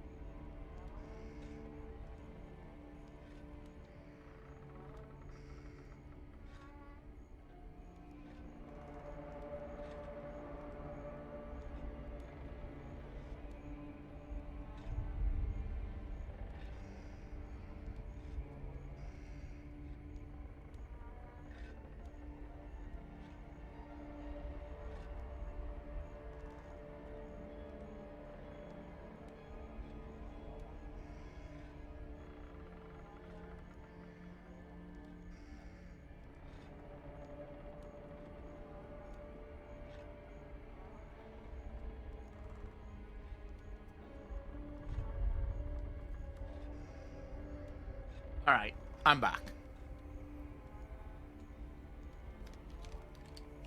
Okay, let's hope the game doesn't fuck out.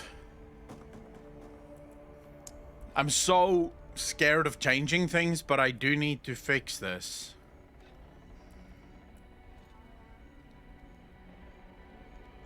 Outcast, I wouldn't know. We got kicked out of the game, and that caused a lot of trouble. Because we basically had to start all over again. But I am trying to fix that now. I'm just gonna change most things to lower. Hopefully that, because I think what's going on here is just a fuck up. DLSA should be helping Albiwar. It should not be lowering things. DLSS is usually pretty decent. Fog quality can be medium as well. Clutter quality usually creates a lot of problems. I hate the fact that I have to change, like, downgrade.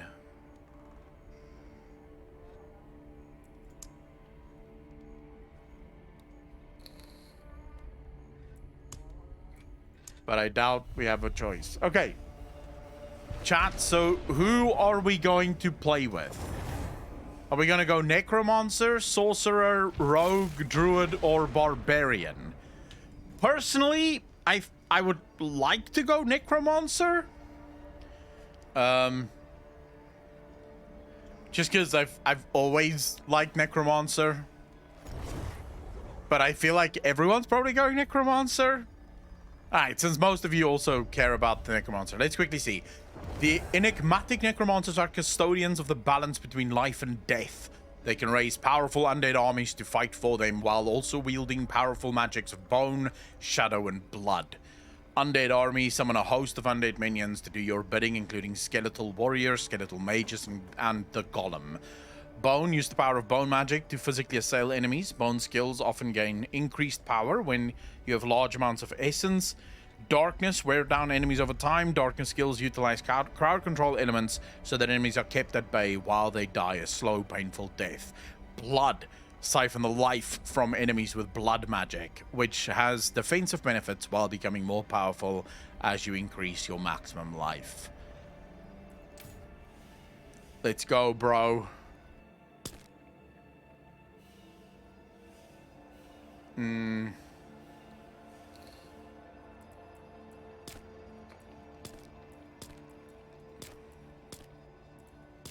Hey, there's finally some customization options. Holy shit. Okay, so there's actually customization options. Not bad. Some skin tone changes. We can make our guy white as a fucking ghost. I feel like this is what a Necromancer would look like. Eye color. Yee boy. That's it right there. Nice and red. So, hairstyle.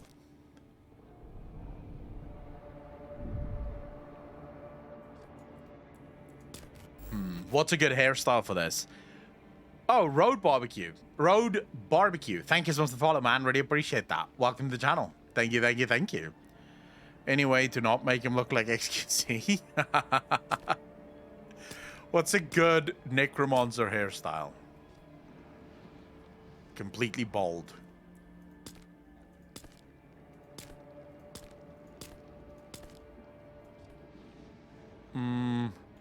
So Necromancer hairstyle has to be like this, right? Make him almost like look like a Witcher. Outcast, you bastard. 5 months part of the DJ Nation. Appreciate you, fam. Thank you, thank you, thank you. I'm gonna go with this.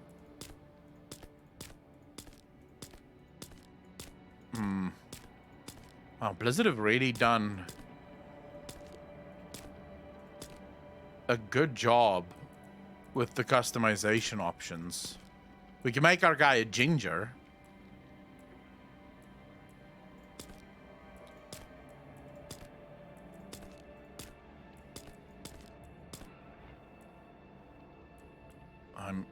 There's too many colors here. There's no soul. Good Loraco. Well, that's what I'm trying to do. Trying to make him look soulless. Makeup.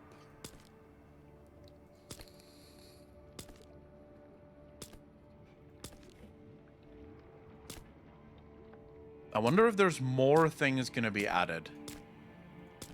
Let's go for that. We look like we're in the band Kiss. Jewelry. I can't see any of this jewelry except for the nose rings. Like, most of the jewelry is completely wasted because my hair is over it. Only a nose ring is the only thing you can see. I don't think my guy will have jewelry. What kind of tattoos will we have? Something demonic, right? Something like this? That looks demonic and shit. He has no soul, so these markings keep his soul tethered to himself. That's basically what these markings do. Raid is good. Yeah. No, not hardcore. Are you fucking nuts? Name. I don't know how to name this guy. What? Okay. Of course, there's only one name. Aklon. Start the game. Fuck it. We don't... Do we need a tutorial? Nah.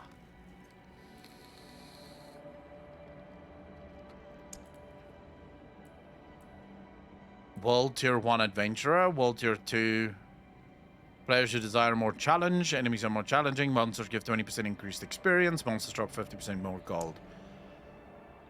Yeah, let's go for World Veteran 2. Why not?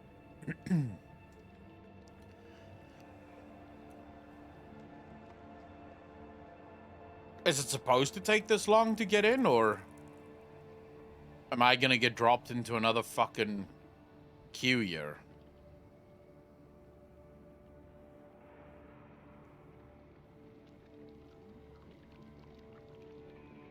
You can see the game isn't optimized yet. Like, there's still much optimization that needs to happen here. This game is installed on a 4th gen SSD, so it should be going lightning quick.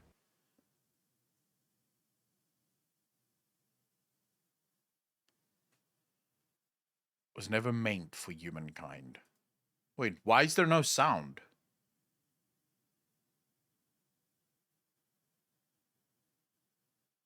Instead, it became a new battleground in this eternal conflict. Dude, I'm not hearing jack shit. Can you guys hear anything? When you're playing this, do you hear anything, or...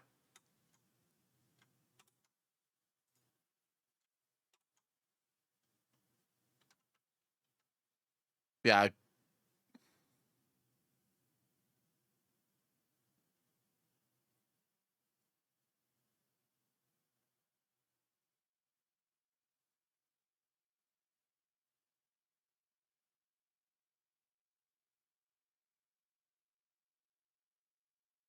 I could also not change...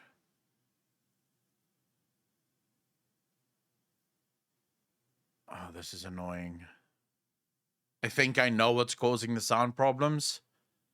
Yeah, I know what's causing it, but I can't fix it.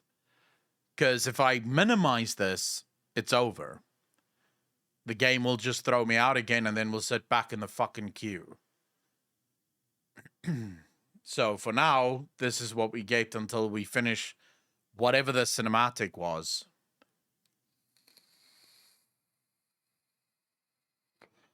Because doing Alt-Enter also doesn't make it windowed. Which it did previously, but this won't do it.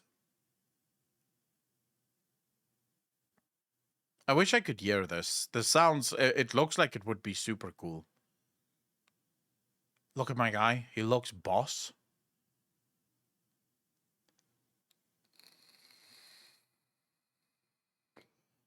Voice TV, how you doing, bro? Man, the frames are terrible. These frames are actually terrible on my PC as well. Don't worry. This is not a streaming issue. This is just a PC issue. And I think I know what's causing it. But I literally can't do anything about it. Can I skip this? Because I can't hear shit. I can't skip where I can.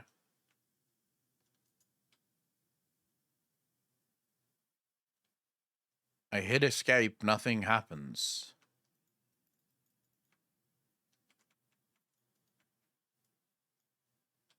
Yeah, nothing happens. I can't skip the cutscene. I tried.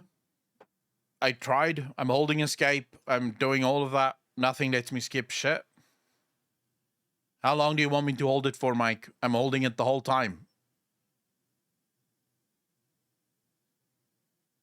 Yeah, I mean, fuck, hold it until the end of the cinematic. Look, I skipped it. Yeah, Lobo, pretty much. I'm getting seriously annoyed at this. Oh, the fucking experience of beta.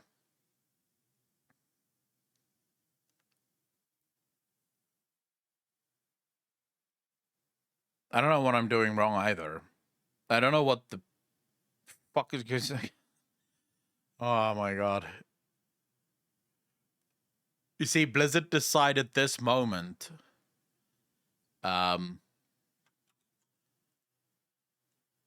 Why can't I go into windowed mode from here? Option, full screen, windowed.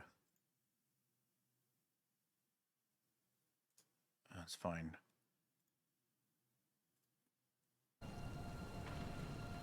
See what happened there? I told you I knew why it's doing that. But it chose this moment to basically go, oh, by the way, can you quickly allow this on your end? And then I couldn't allow it on my end. Like, there was just no way to do anything.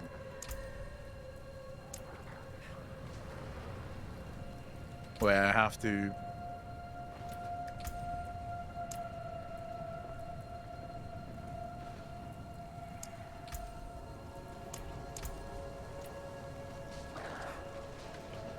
I do have to make some changes here.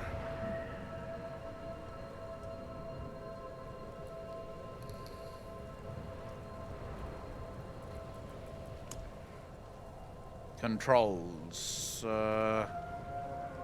Gameplay. Skill shots. 1 to 4.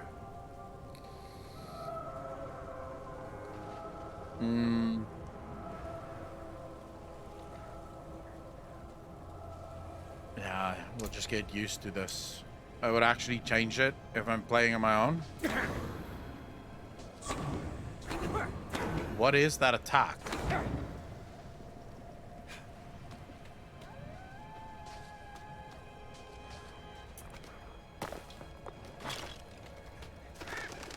I'm hearing something. Are you guys hearing something? I don't know what the fuck that does, but okay.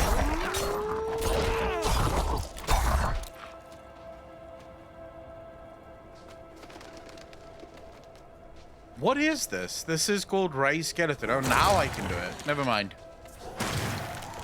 Oh, here we go. Let's go, Skelly boys. I should probably have read what that does.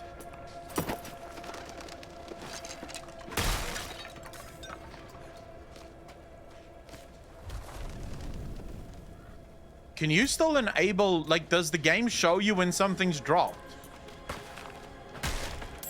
Yeah, okay.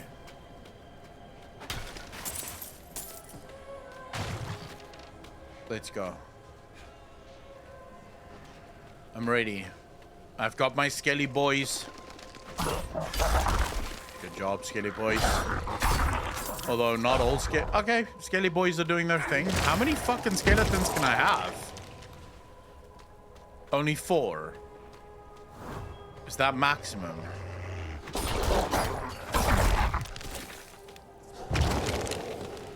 Yeah, okay, so you can have a maximum of 4 Skelly boys.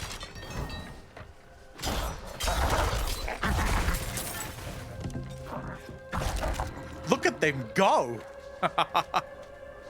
Look at them go, boys.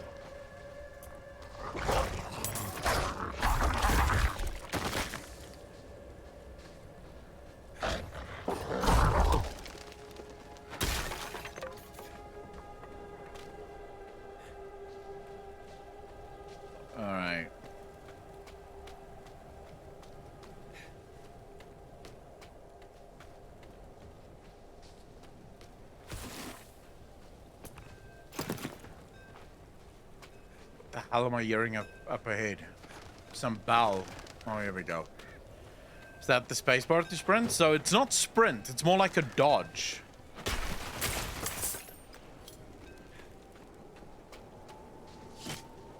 Another abandoned town. Wow. Demons.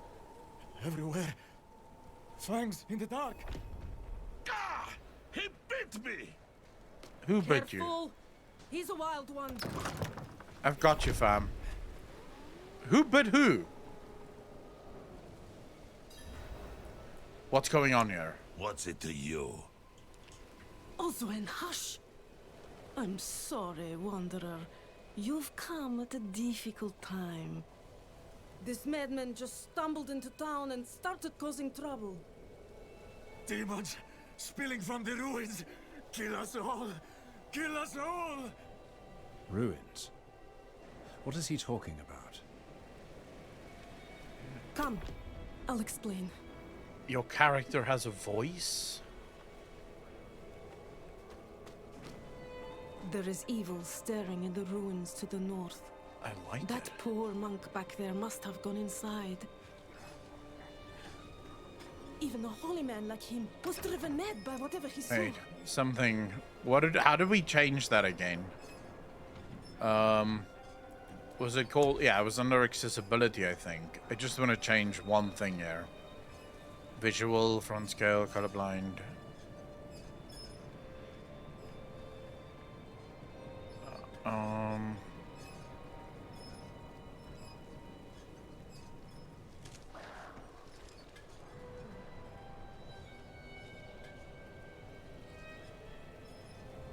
Here we go. Just want to turn that off. Because it looks stupid. Oh, armor vendor. What do you have for me, fam? Tunic and pants. I don't need this right now. If Devmir's taking up all the space by the fire, just give him a shove. Fire's looking good, but I should watch it a little longer to make sure it doesn't go out. Sounds sexy with that accent? Oh, of course. Just leave it up to my chat to immediately go, okay, can I have sex with this one? What's that? You say something? When is watching, it looks like trash to me. Giant rat guy, how you doing, bro? What is this place? Wait, they haven't... We'll do what we can for him. Might have to keep him in the shed for now, though. He tried to bite off Osman's fingers. It is very Draenei female. Nothing special about our little town, but it's home. But it's home. Alright. Could you protect us from whatever is out there? We have nowhere else to turn. Evil is gathering strength in those ruins. I will bring it to heal. Truly? Oh, thank you. Oh shit, just like that, boys, we're level 2 now. How do I choose shit? Ability points. Wow. Wow, this isn't bad. I mean, it's nowhere near Path of Exile, but this is not bad. So we have Reap, 4 per enemy hit. Sweep an ethereal scythe in front of you, dealing 3 damage. Hitting an enemy with Reap increases your damage reduction by 15% for 2 seconds. And it is a darkness ability. Basic darkness channeled. Tear the flesh from an enemy, dealing 8 damage per second and forming a usable corpse with the flesh every 2.5 seconds. Hemorrhage. Burst an enemy's blood, dealing 7 damage. Hemorrhage has 20% chance to form a blood orb. Or Bone Splinters. Fire 3 Bone Splinters, dealing 6 damage each. Each subsequent time an enemy is hit by the same cast of Bone Splinters, you gain 1 essence. Decompose does sound like a good one, actually.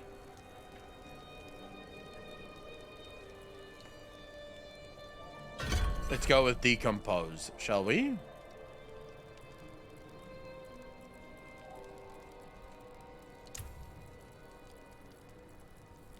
Wait, what? Oh, you've got to be fucking me.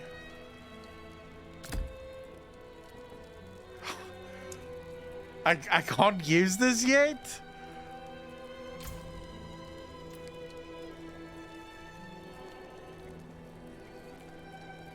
Unlock by earning 7 total skill points.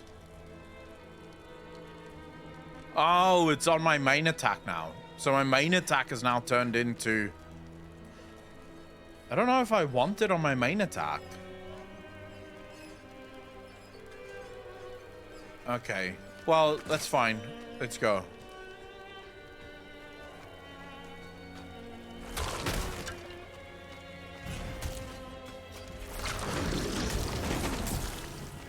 Yeah, boy. Range attack like a beast.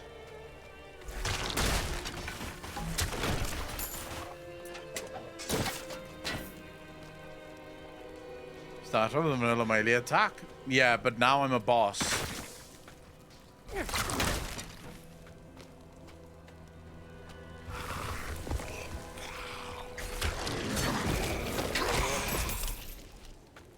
Yeah, I like the auto switching.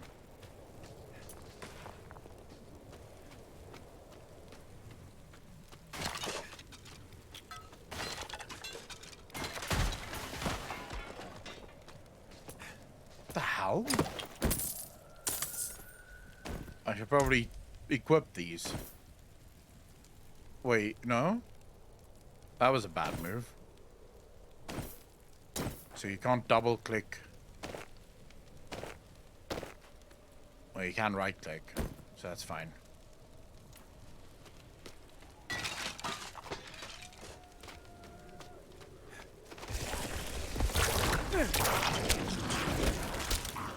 Get wrecked, fam. Did we just level up again? We literally just leveled up again, boys. Okay, so if an enemy dies while being decomposed, you gain 10 essence. I'm assuming I'm gonna just drop more into decompose for now. Yeah, let's drop more into decompose. Let's make this as strong as humanly possible, because we can't do anything else. At least not at the moment.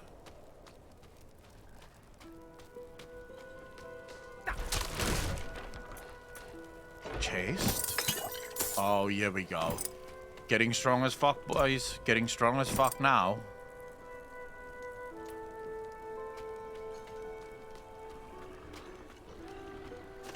I hear a noise.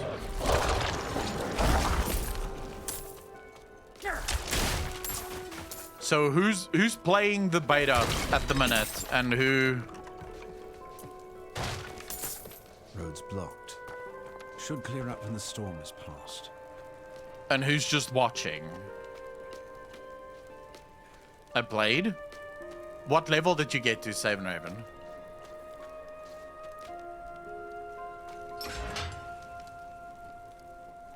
You're playing right now? Dude, the environment is sick.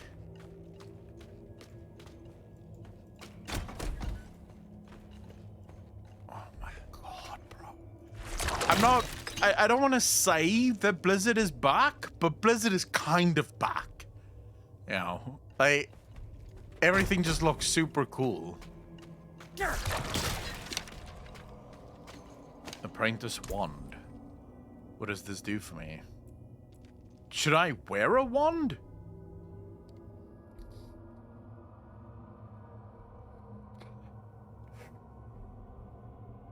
Just compare this quickly. I don't think my character is supposed to have a wand.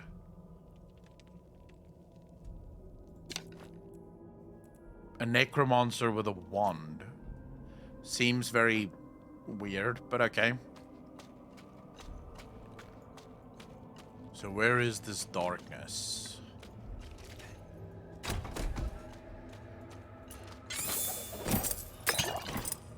The sounds, boys.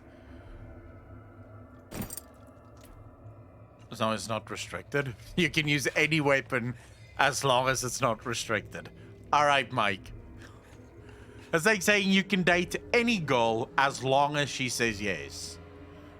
That means literally nothing. You were right when masses of people protested with their wallets. Blizzard woke up fast. Well, that's usually how it works, right? That's why we protest. Although, don't tell Twitter that. Because according to Twitter, we protest so that Blizzard may die. I kid you not. Someone tweeted the other day that they're disgusted by the amount of people that like Diablo. Because so much for standing with the employees when, you know, we should have been standing with the employees by, you know, letting Blizzard die. That's apparently how this goes.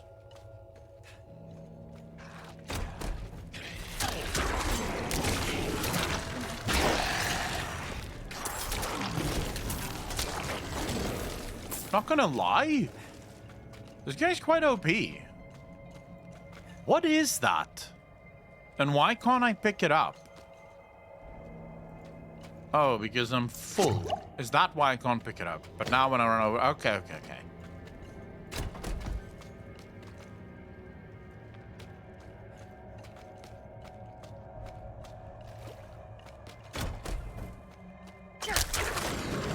Fucking walk straight into that arrow. To the knee, 100%.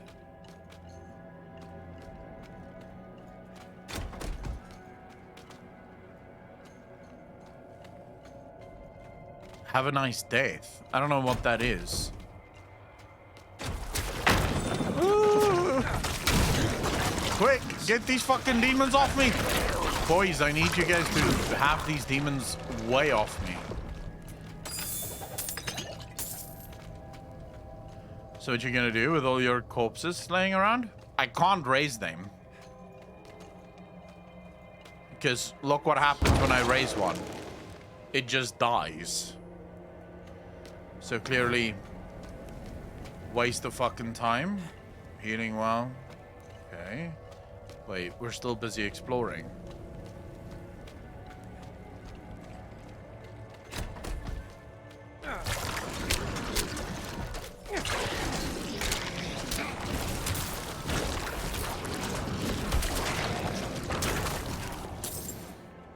Dude, I love playing Necromancer. It feels really good. Even though it's low level, it does actually feel good. Is that blood? No.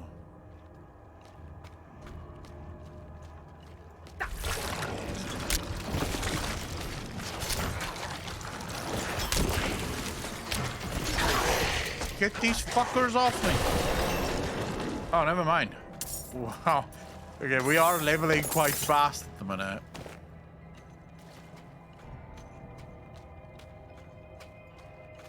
Don't be silly, Mike. He just picks the cool-looking icons. What do you mean? If you rate the damn skill, read what skill?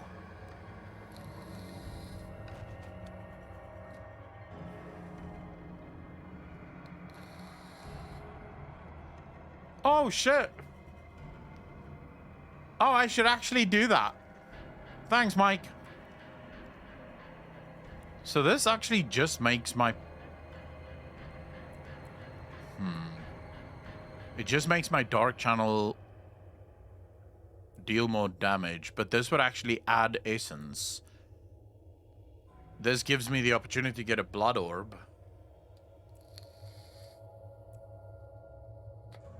Maybe... Let's pick that. Yeah. Mike, and now you can kindly go fuck yourself, bro.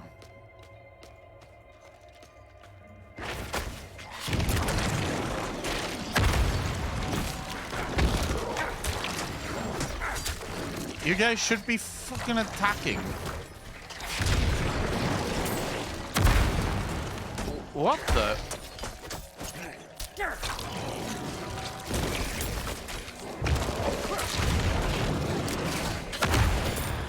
Dude, I'm pretty sure I moved out of that, but never mind. I think we're still being attacked here, boys.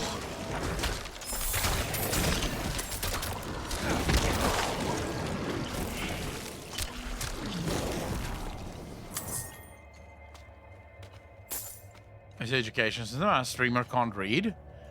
Dude, I fucking hate you guys so much. You have no idea. This is a very reluctant stream. You see, if I wasn't streaming, I'd actually be having fun here. You know, just learning the game by myself. But now I'm being judged by chat. Fucking miserable experience this is. Yeah, give me those hands. Your fingers can't type. Dude, I'm still going to maintain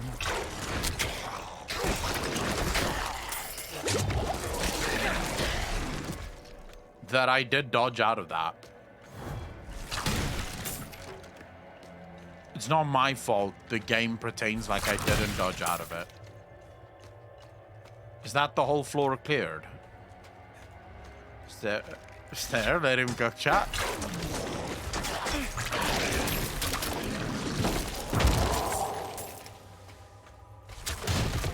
When the fuck am I done with this place? Is that me done with this place? Yeah. Okay. Now we can move on. Let's go rescue the townspeople, shall we? Are you saying everyone here who saw you not dive out is wrong? I'm saying it's lag. Dude, that's the nice thing about being South African. If anything ever goes wrong on my stream, I blame lag. And no one can say that it isn't that. And if I'm doing it with people, I blame the healer. Jesus, here we go.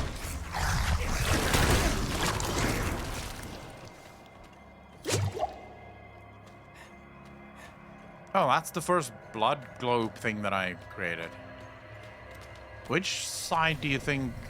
That's probably a better side. Let's go this way first. Make sure we've cleared this.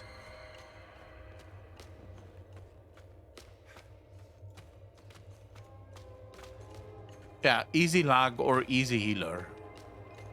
Healer is also a nice one to blame for things.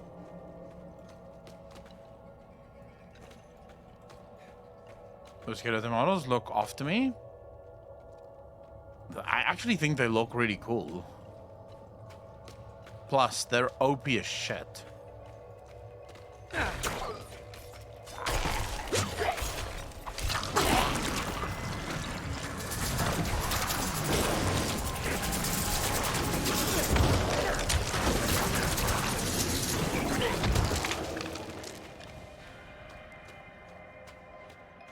Although I would say the AI on these aren't necessarily the best.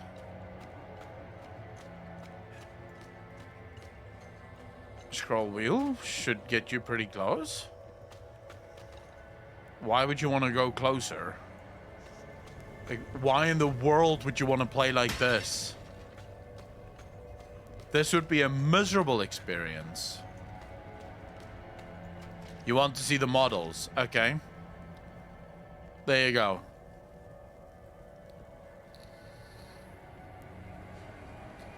Are you happy?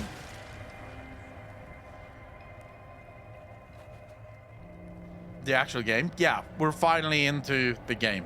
I think the models look fine.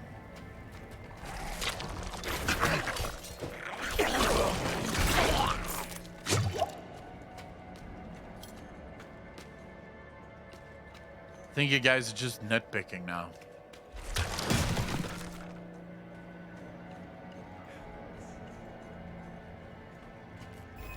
Oh shit, Mew. 49 months part of the DJ Nation. Appreciate you. Thank you, thank you, thank you. Emo Lion and his Undead fan army. I wouldn't mind.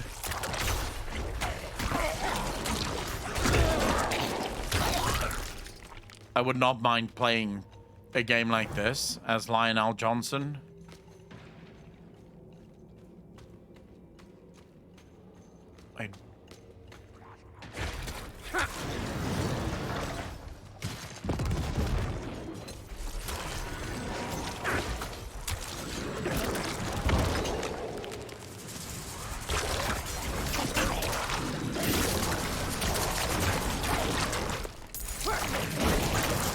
Save me!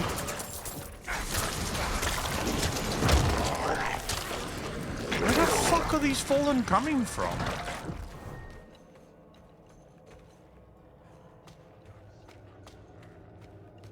I'm hearing something here in the back, but can't see anything. Beginning to believe in what? Okay, that's a bug. Dude, this is... yeah, this is 100% what Diablo should look like. Very dark, very...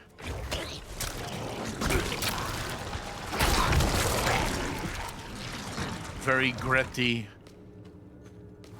You know what this reminds me of? Almost Diablo like 1 and 2 vibes. I get very, very Diablo 2 vibes from this.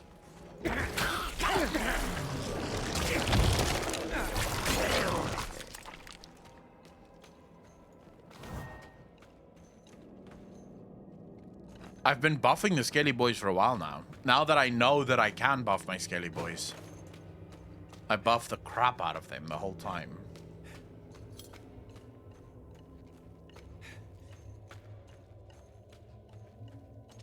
I hope to fuck I don't run into the butcher here.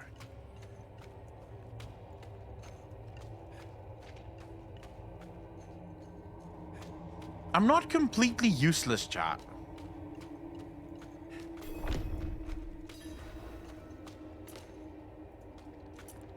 Decapitated priest.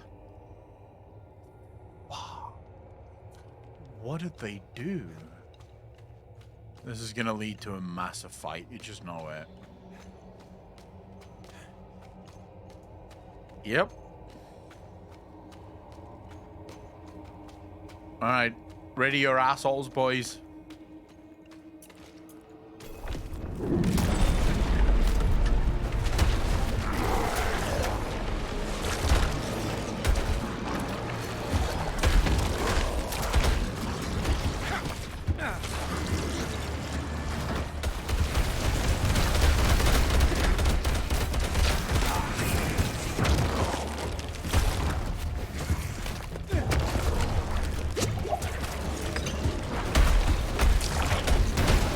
Jesus.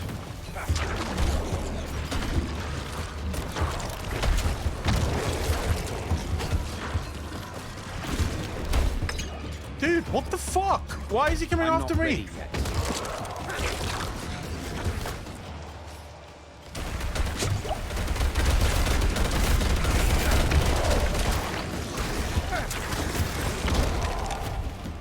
Alright, where is he?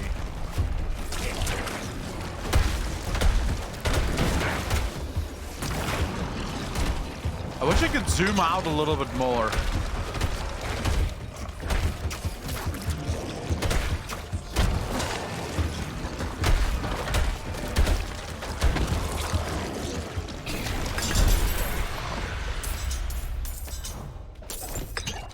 Alright, this fight was easy. Dude, if you're a necromancer, this game is like playing it on easy mode. You just stand back and watch it happen.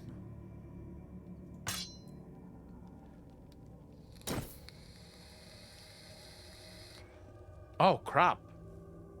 Two-handed scythe. Oh.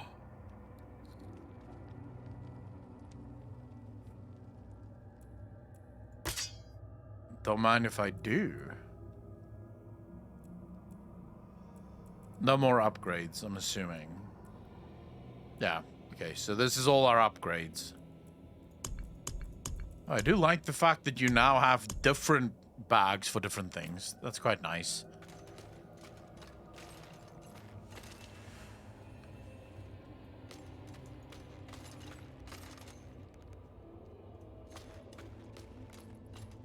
What's this?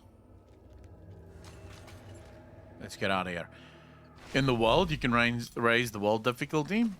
I don't need to raise the world difficulty. I'm already playing on hard mode.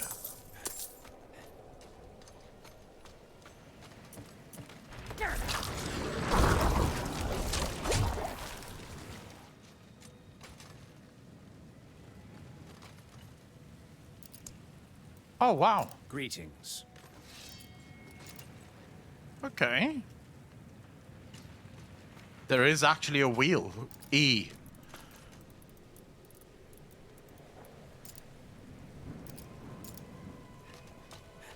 That's a very Xbox thing to have in the game, but never mind. You've returned. Yeah, I have. I fixed everything Your for you. ruins are clear. Your town should be safe now. Truly. Ha! By the light, you are heaven sent. No. Oh, I'm so sorry. We haven't any coin to offer. But we have hot stew, good company, and... Stay for a pint. Wash out the taste of the stew. We'd be honored if you'd join us. To our savior! Look at my guy getting too fucked. We still don't actually know who did this. It may be the people themselves. Yep.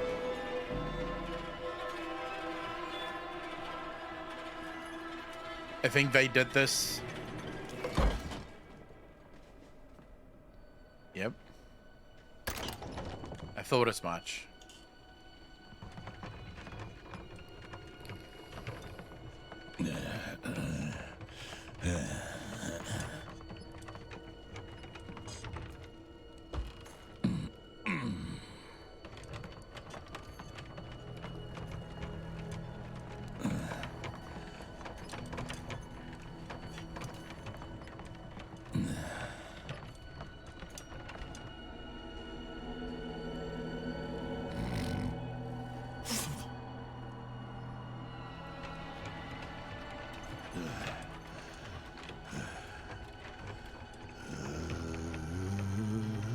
So my corpse and from my mouth crawled hatred. A father burned his children on a pyre, and a mother molded a new age from the ashes.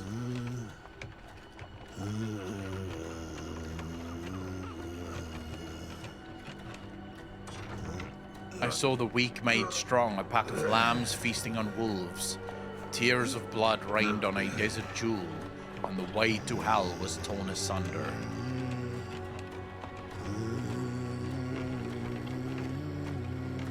Then came a spear of light, piercing hatred's heart, and he who was bound in chains was set free.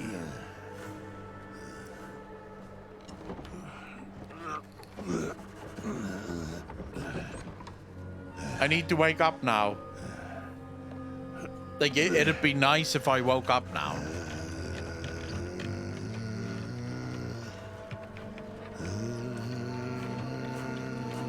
Oh, this would be super helpful if my guy could wake up now. What the fuck? Look at this room.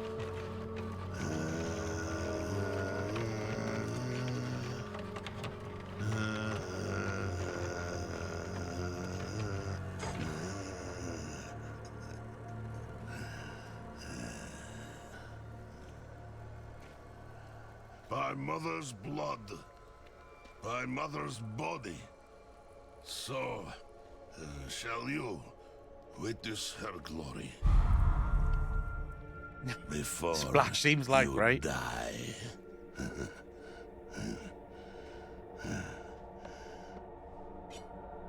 Wake up! Not ready Oh yet. shit. Thank you, sir. Thank you, kind stranger. Jesus.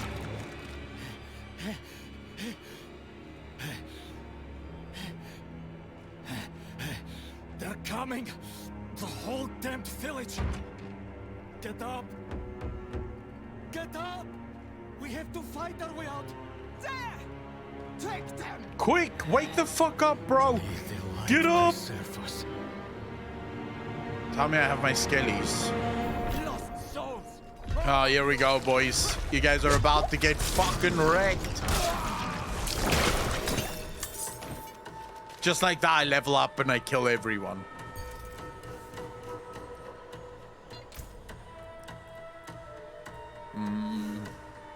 After picking up a Black Globe, your next hemorrhage also deals damage to enemies around your target and run 2 additional essence per enemy hit. I don't know what essence does. Like, what does it do? It's supposedly... This is my essence, generated when using certain skills and over time, used for attacks and curses. So this will help later on, but it's not really something that will help me right now. So no point in taking this right now. Do I want hemorrhage?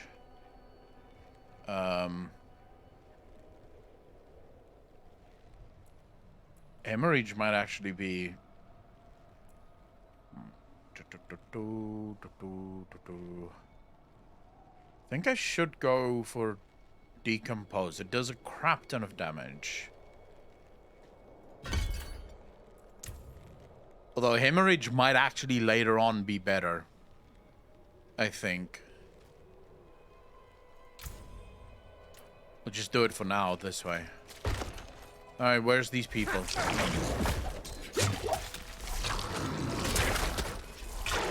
You are blessed like us now. That's not creepy at all. That was all of them. Light willing. You are blessed like us now. What a creepy thing to say. You're the madman from the shade. Madman? Those heretics drugged me after I returned from the ruins. Just like you. I came to my wits and escaped. Tried to get inside the chapel, but it was locked and... Oh, that's not cool. What manner of evil is this? Petals? Of blood? They must have fed them to me. A blasphemous ritual. How did they learn this? Perhaps the answer lies in the chapel. They kept it locked up for a reason. The key might be on that woman who was leading them. Well, that's lucky. What's the Book of the Dead? Book of the Dead. Here we go. So, skeletal warriors. Ah, you can raise 1 additional skirmisher.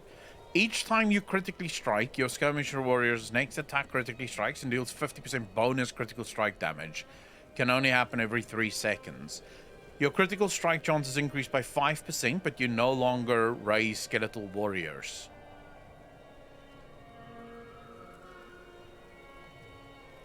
That seems like a very bad choice.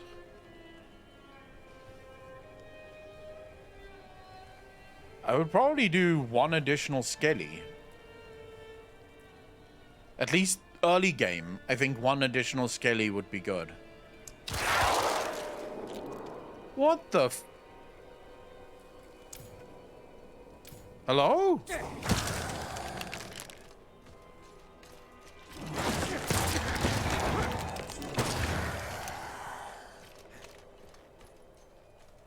Right. I think late game, like a critical strike bolt with the Necromancer could be super OP. But in the late game. Right now, I don't think it would be good. Only fire can cleanse the darkness in this place. Have a look inside, but hurry. I will prepare the torch. Okay. Blood petals. Like the ones I was fed. Is this real? I think it is real.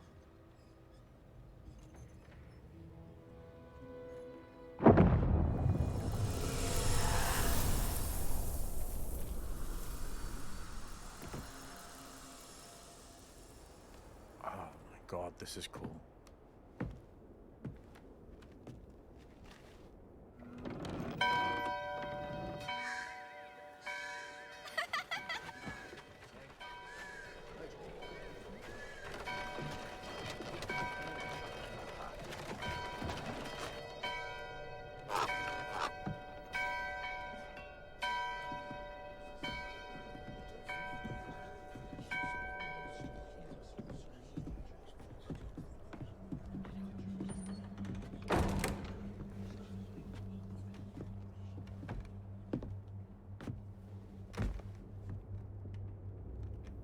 shameful. Our Father has granted you a path to salvation. And yet, you stray from it at every opportunity. You drink and gamble. You covet and steal. Shameful.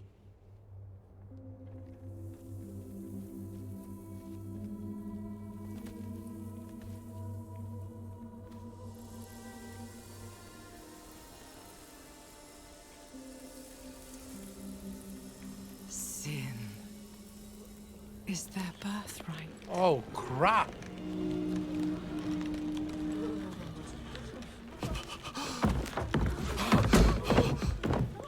My children. The lords of hell are coming to devour our world. Salvation lies not in the light, but in you. The faith has taught you to deny your heart's desire and turned you into a prisoner within yourself.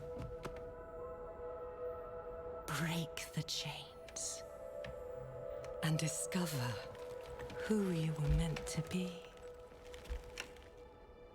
Break the chains and be beautiful in sin. Of course, that smile. Fuck.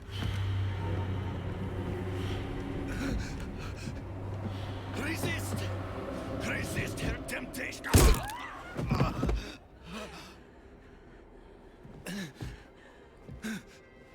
Vani, it's me. I brought your child into this world.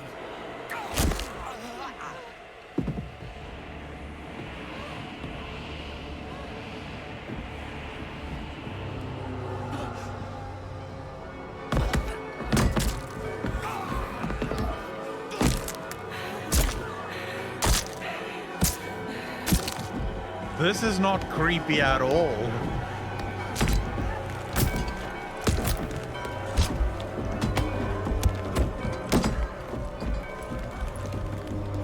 They have awakened, Mother. The first of many. Go to the dry steps and continue your preparations. Now, our true work begins.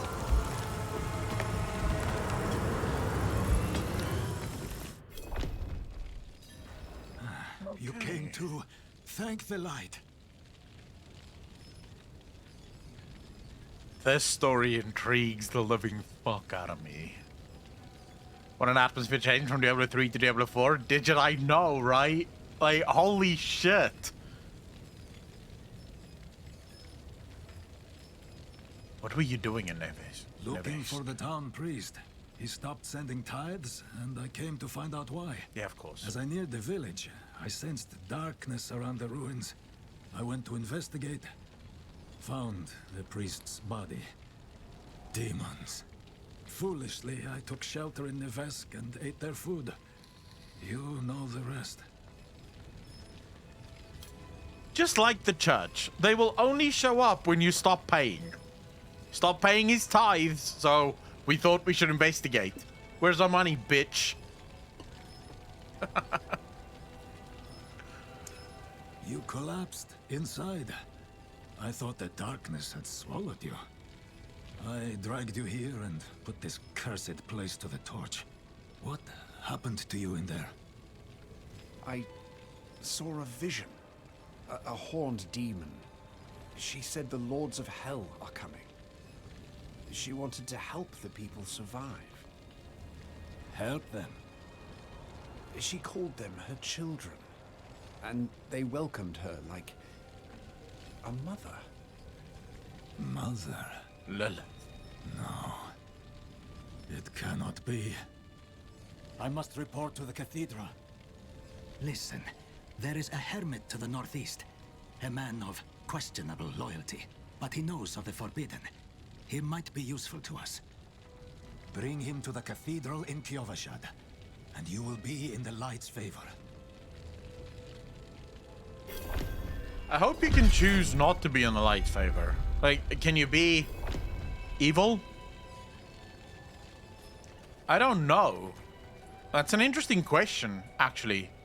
If you are still... You should technically still be Nephilim. Because... that is effectively... That's been in every single one of the Diablo games. You are Nephilim. That's where your power comes from. That's why you're ultimately the only one that can stop this. So yeah, I would argue you are probably still Nephilim.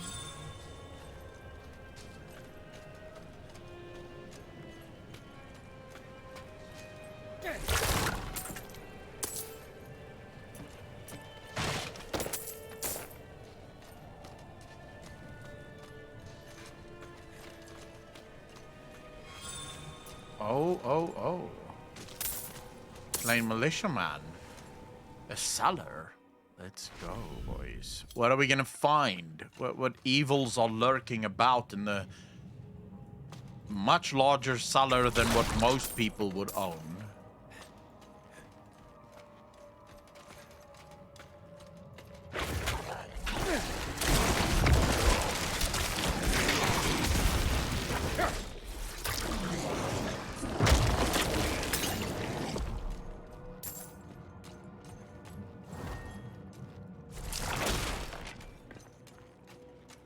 Definitely some work that still needs to be done in terms of balancing.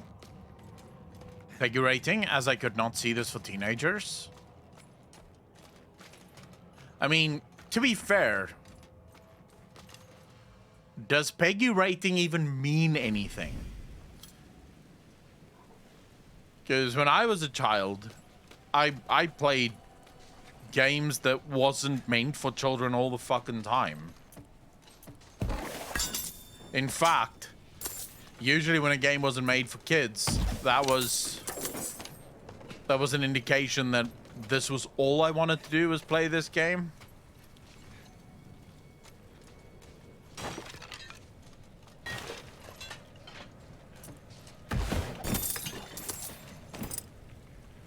I'm still 10 years older than I actually am on Steam. Well, there you go.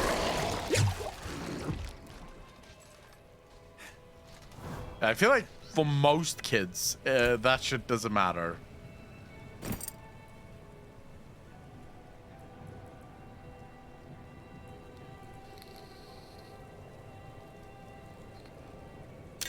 Oh, I forgot this. Oh! Rare pants. While injured, your potion also grants 30% maximum life as barrier. You have a 1% dodge chance, +1 all stats, and 1% damage reduction. Don't mind if I do. Unlocks new look on salvage. How do you salvage things? You can probably only do salvage.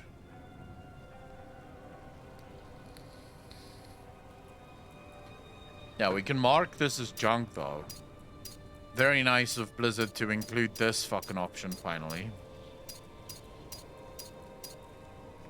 Hopefully this allows you to literally just go up to any guy and just sell. Dinky Frost, how you doing? Zakor, how you doing?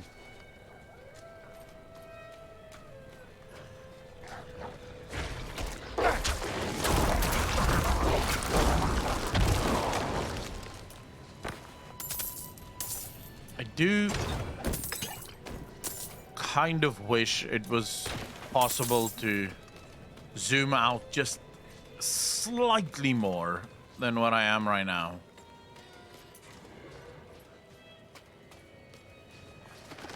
Oh.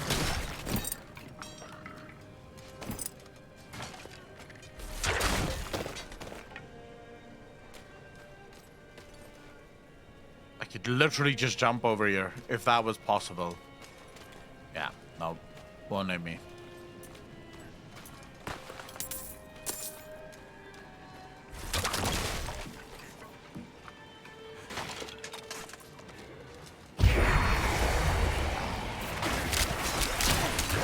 Jesus.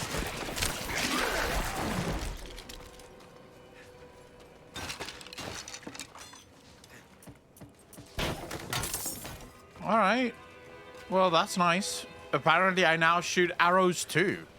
Abaddon, take care of yourself, fam.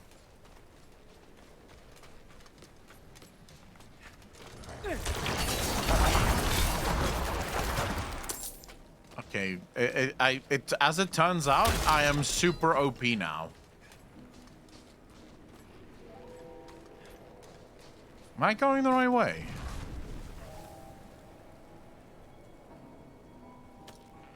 Kind of.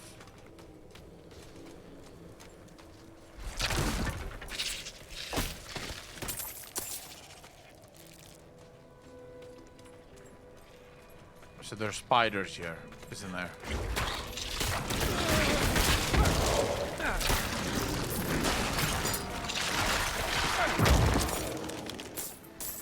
I hate spiders.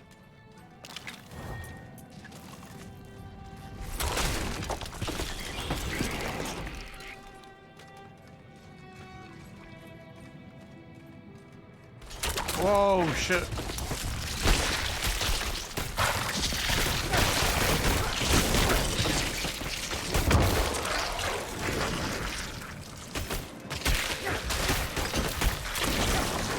I can kill these hatchlings.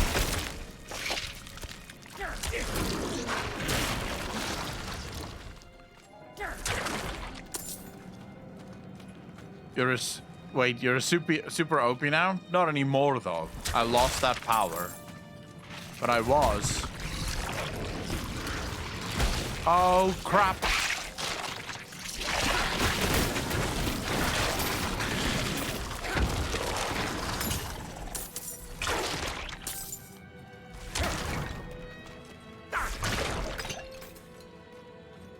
What's the... Can anyone quickly tell me without me having to check?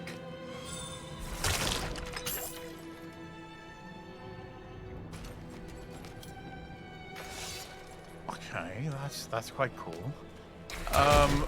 What's the command for standing still and casting?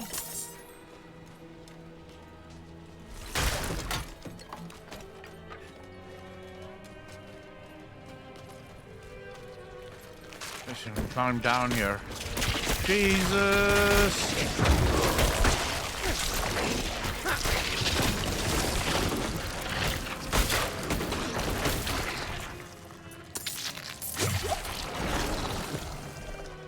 Shift click. All right. Yeah, I just want to make sure.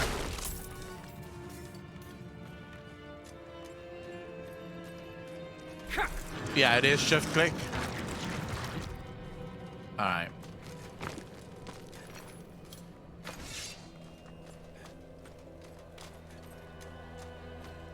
Because in boss fights, that can sometimes be really helpful. Because now we're looking for the hermit.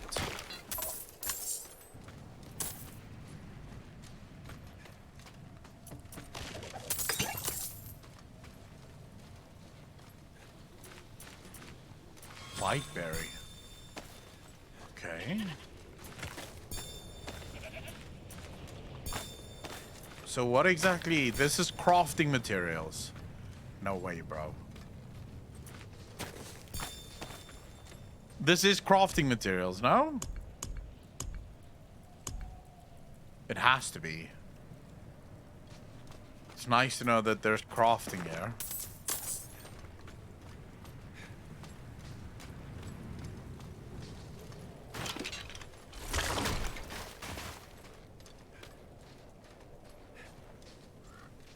To upgrade your health pots? Still crafting.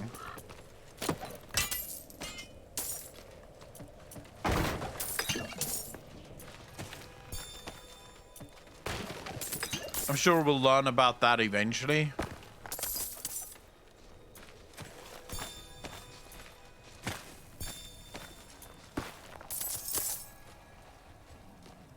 I'm a rich bitch.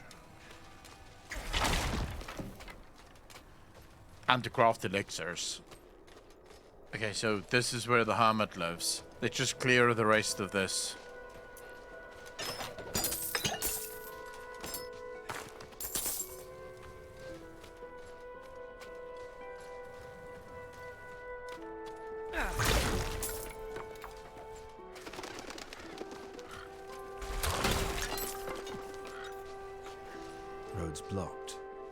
Should clear up when the storm is past. 30-minute potions that give bonuses. I wonder how deep the game is gonna be.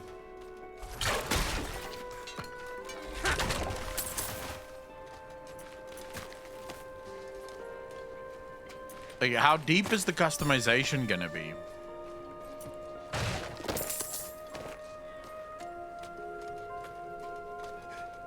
Roads blocked. Should clear up when the storm is past. So, once you get to max level,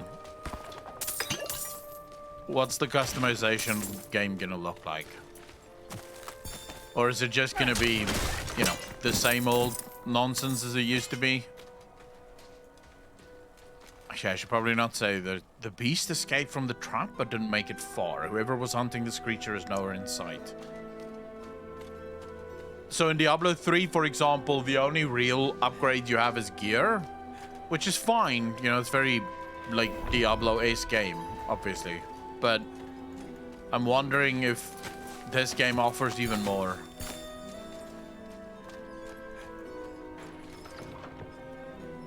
Is anyone here? Mortar and pedal. A healer's tools, they look freshly used. Herbs, mushrooms, organs, not for cooking. What's he hiding back here? Well, well, well. What's in here?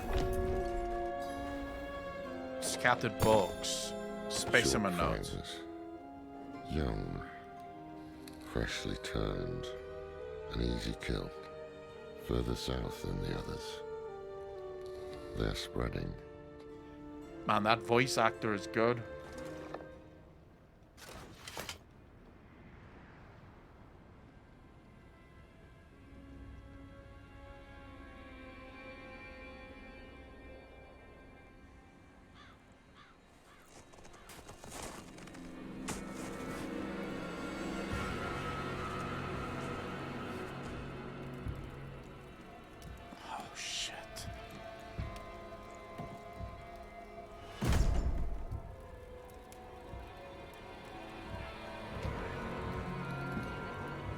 If you're going to trespass into my home,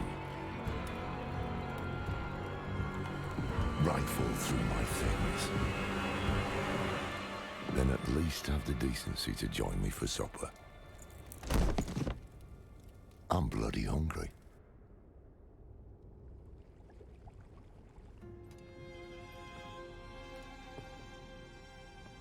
That's quite the story. I wish it wasn't true, but it is. Why did I have that vision? Thank those friendly villagers. They gave you the blood of Lilith. The blood of a demon. Not just any demon. The daughter of hatred. The mother of sanctuary. She was banished ages ago. But this world is her creation. It was prophesied she would come back. What does she want? That's the question. Sanctuary has always been trapped amid the eternal conflict. A war between angels and demons. But Lilith serves neither side. She has her own plans for us. And me? Am I corrupted? Not sure yet. But you two share a connection. What will you do about it? Use it. Find out what she's after. Good. Then we're in this together. Rest while you can. Then we'll start in Kiovashad. If we can't stop Lilith, we'll all be damned. I have this feeling that he's gonna betray us. That's why he wants to work with us. It's because, well, he has a vested interest in this shit. He wants to, you know, be close to Lilith and shit. Suck on her titties.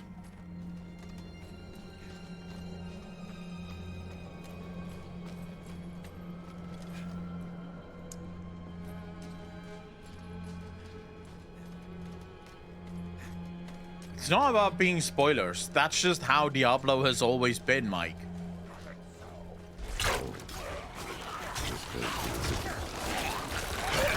Usually the people you meet in Diablo is evil. Like that's just usually how this shit works. Iron chunks. What the fuck? Alright, there's definitely gonna be crafting in this game. Has to be. Why would you pick up iron? What could potentially be the need for iron?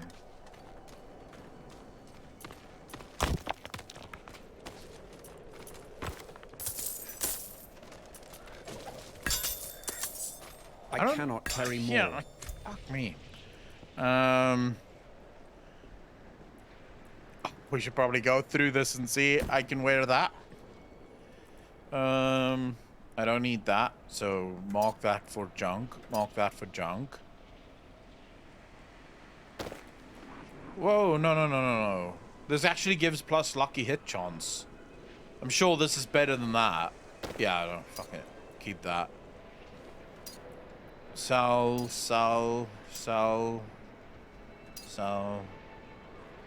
Where that sell. Ooh.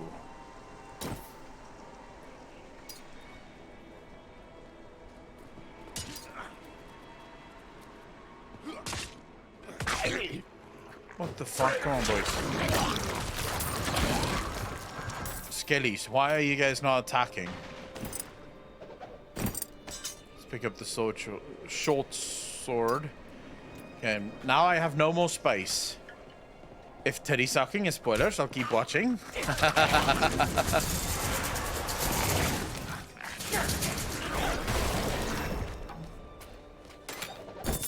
My bags are full. Oh, fuck, man. I hate throwing things away, but I'm gonna have to.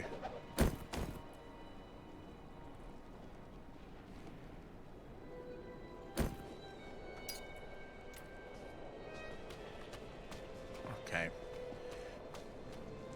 Just jump down. I mean, Lilith could be hot if her skin didn't look as if it was about to fall the fuck off.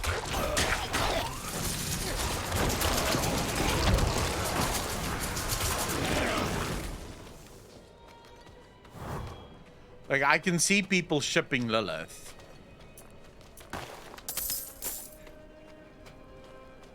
A tip, if you hover over an item and press spacebar, you can mark it as junk, and then you can just sell... Yeah, I've already done that, Mike. What's that, Mike?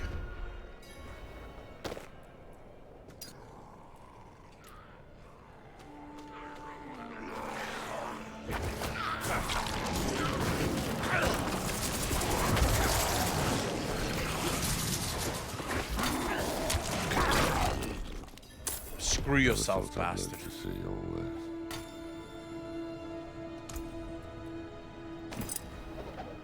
I need a bigger bag. What is this statue? The angel in Arius.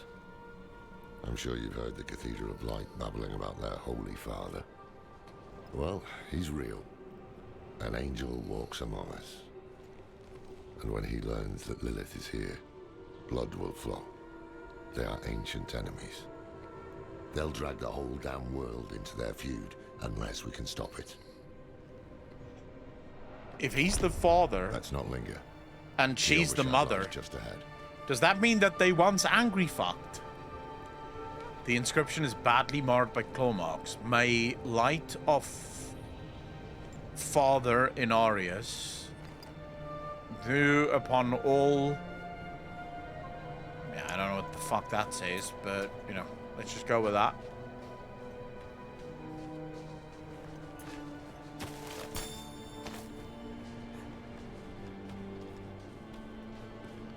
They banged, that's why the Nephilim exist. Yeah, but now they're angry at each other. Mommy and Daddy is fighting. How sad for all of us.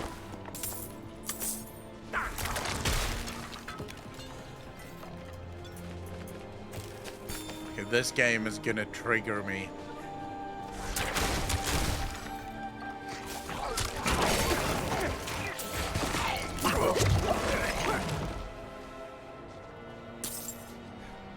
is one of those games where if you're a looter like I am, this game is not kind to you, bro.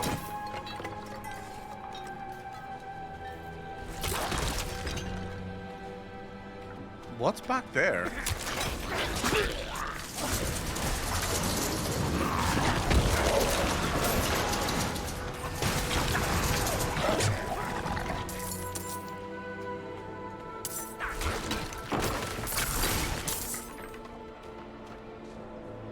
There's definitely something there.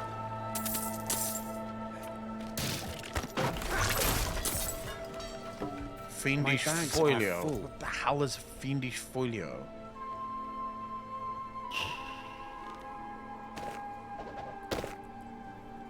What is this? Oh.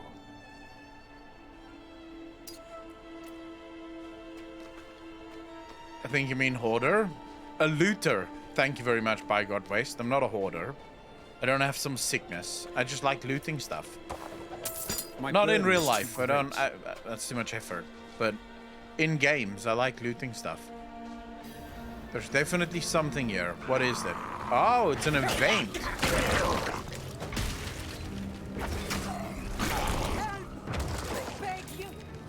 I'm here. I want to help you. Oh, she be dead now. I hear something.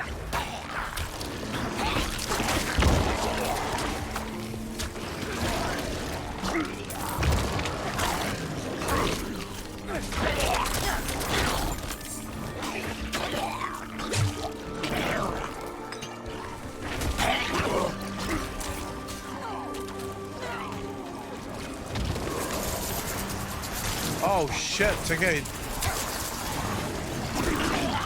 Shit's about to get very real here, boys.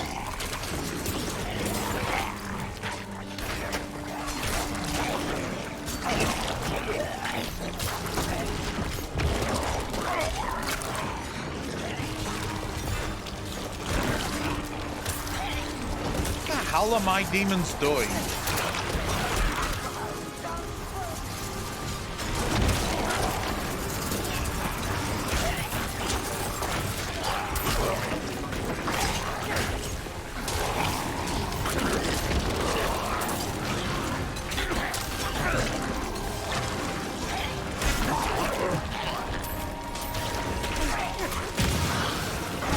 Jesus, okay, never mind.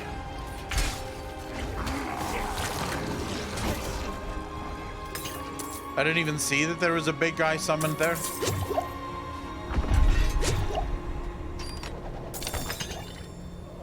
Oh. My burden is too great. Okay, gain obols by completing events, spend them at curiosity vendors. Alright, I'm assuming that's the cash shop, right? 5 minutes, fuck, always getting DC'd. Outcast, wait, you got DC'd? Not good, fam.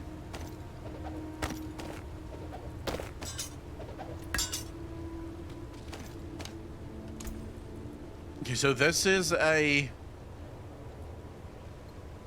wand. This gives 40 damage per second, 42 damage per second, so clearly together they give a shit ton of damage per second.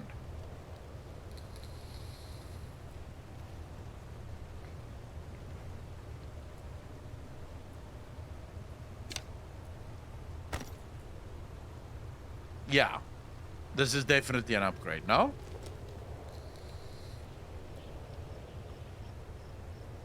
At least I'm assuming.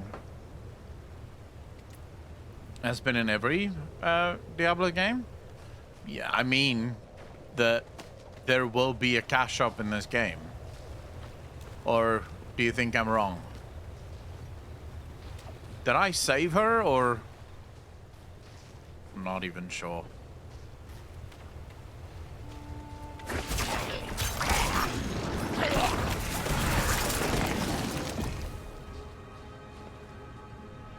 Challenge Swift Hunter.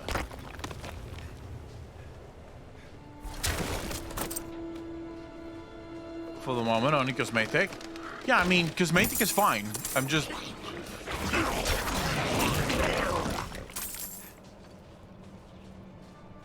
Like, I'm not judging the game. Look, I, for one, understand that live service games require some kind of cash shop, or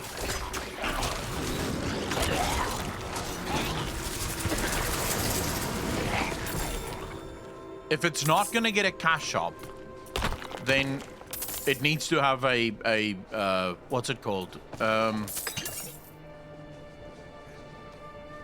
A subscription. Now, of course, I don't think anyone wants the game to have a subscription, so the only real option then is for the game to have a cash shop.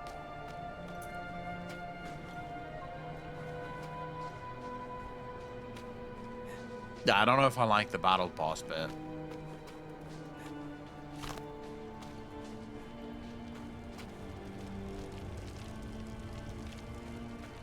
The graphics are simply nuts.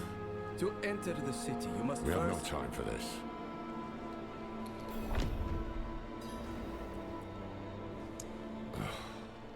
To enter Kyovashad, you must perform a cleansing ritual. Meaningless gesture, but some people take comfort in it. How dare you?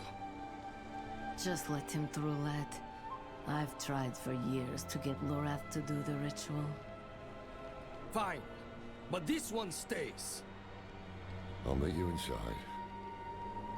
Wait, why can't I refuse to do the cleansing ritual? Take a piece of holy cedar wood from the shrine and inscribe it with the sin which troubles you. Then, cast it into the brazier. As the fire burns the wood, so too will the light burn away your sin. Okay, what's my greatest sin, chat? Inscribe fear into the wood. Inscribe anger into the wood. Pride or greed. Inscribe nothing but scribbles into the wood. I have no great sins. This is a waste of time. Did you say something? No.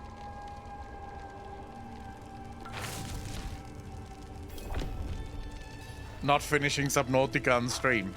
Dude, I've not even finished Subnautica offline. What are you talking about? It is done. Good.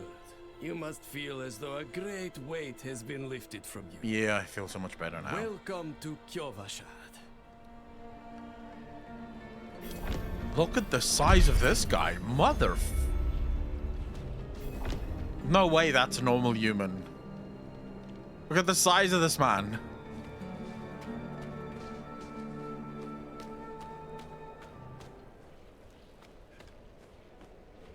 I wonder what Lilith is going to do to this town. Oh, of course. Yeah, the loading isn't working yet as it's supposed to. Let's see, who can I sell stuff to? First of many.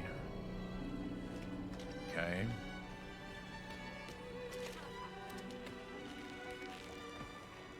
Hello, alchemist, sir. Tiny healing potion. Or a weak healing potion. So at level 10 I can upgrade a little. Elixirs. Refine elixirs. Okay. Yeah, I mean, makes sense that it would still, that it would be a lag fest. Father bless. What do you need? Directly in inventory. Sell all junk. Yeah, salvage all of that shit.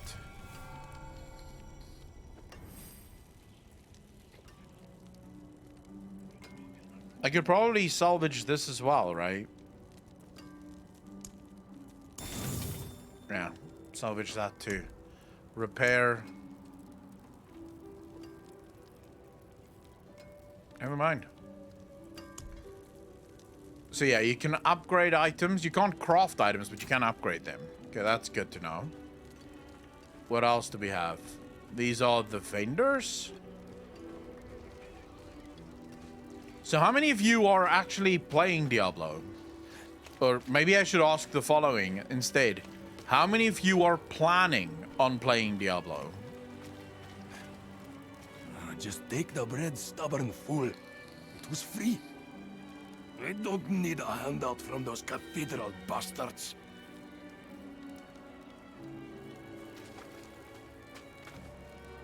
Purveyor of curiosities. Here we go. So if we have enough of whatever the fuck this is, we can buy some Whispering Key, unlock silent chest obtained from Purveyors of curiosities. Oh, I could already buy one of these. Then I got back into Transport Fever too.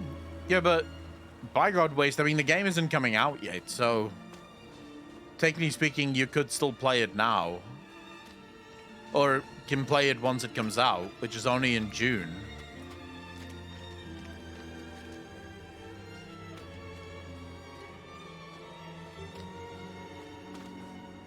Waypoint. Nice. Oh wait, there's more shit over here. What the hell is this? Exploring Sanctuary.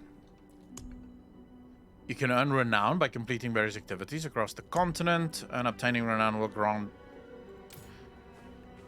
things. So what is this? Rings and amulets. Another time, then. For sure, play the game. No. Yeah, I was just referring to. You see those fools up at the cathedral? Okay, so the people don't seem to like the people in the cathedral. So, what did you write on a little piece of wood? I bet you didn't write anything at all. Wouldn't blame you. Well, it matters little, I suppose. I'm off to the Dry Steppes in search of that pale man from your vision. I must know what part he plays in all this. But first, I need you to retrieve something of mine while I finish my negotiations. A merchant in the center of the city has it. Just tell him I sent you. Personally looking forward to the Blizzard. Yeah, but I mean, that's so long still. You can't be excited for that now. Honestly, wasn't it all in my mind before today, but the beta was crazy fun, so I probably will. Did you play any of the others, Outcast? Like, any of the other Diablo games? Sacrificing. Summoning demons. Honing all the wonderful gifts that Lilith gave them. The cathedral loves to go on about him. His imprisonment in hell, his valiant escape, his glorious return here, the world he created. But they never mention how being tortured in hell for a few millennia turned you into an arse.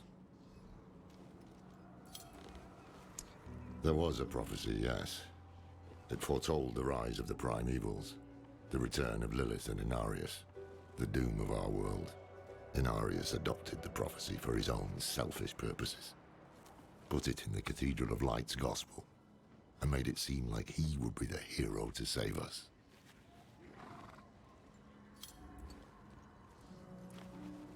So, here's my question. I don't know much about the WoW lore outside of the games. Okay, so I know the WoW lore in the games because I've played all of them, but outside of the game, I don't know much.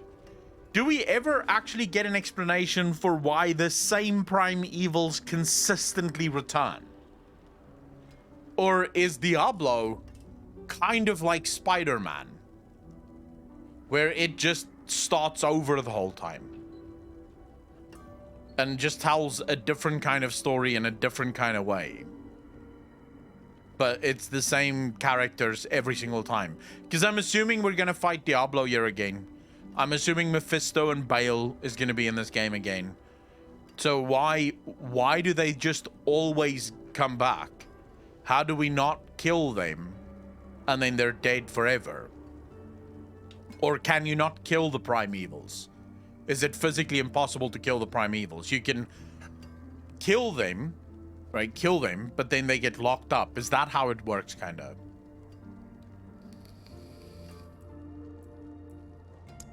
Ah, so the old man's finally decided to buy it back. Knowing him, he didn't mention coin, did he? If he wants his weapon, you will need to pay. Okay. Purchase his polearm.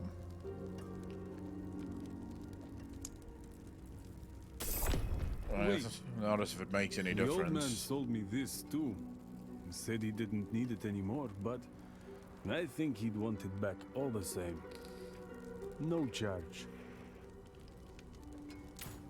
Okay, so when I speak to this guy, do you see what happens to the screen? This is what you call not optimized, by the way. Because the game, at least my game, doesn't lag doing this, but the stream lags like crazy.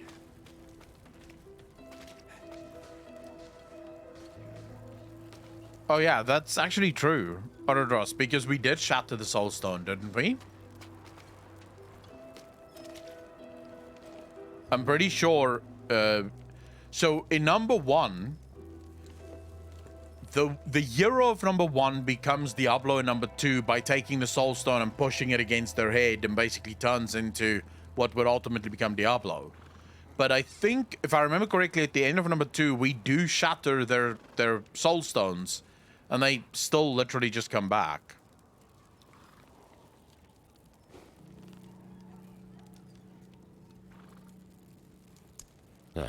Apologies. He also gave me this amulet.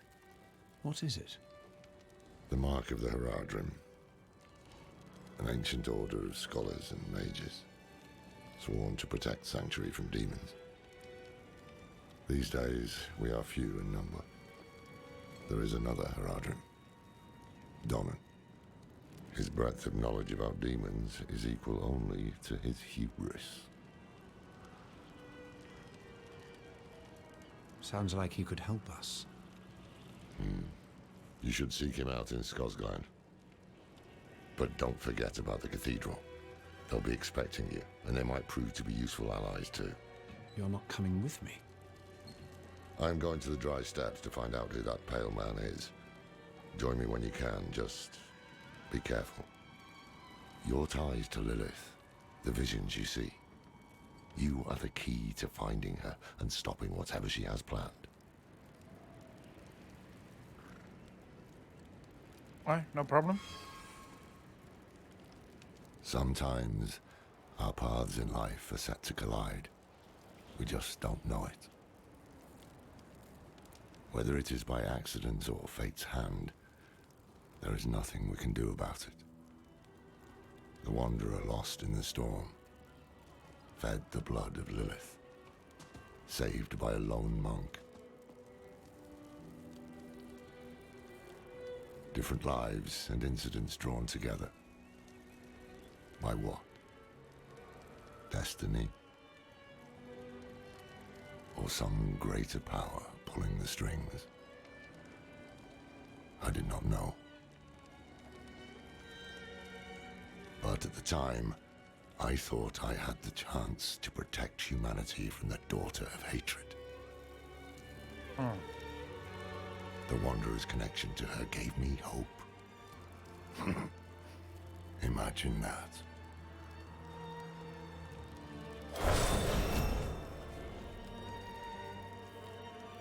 I don't understand, but okay. Oh, shit. We have 2. This is nice. So we can either upgrade Decompose to max or go for Hemorrhage.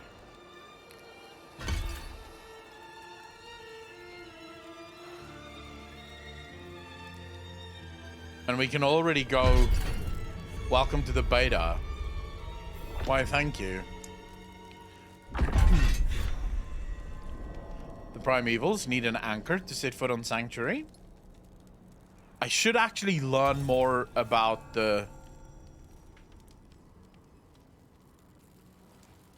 About the lore.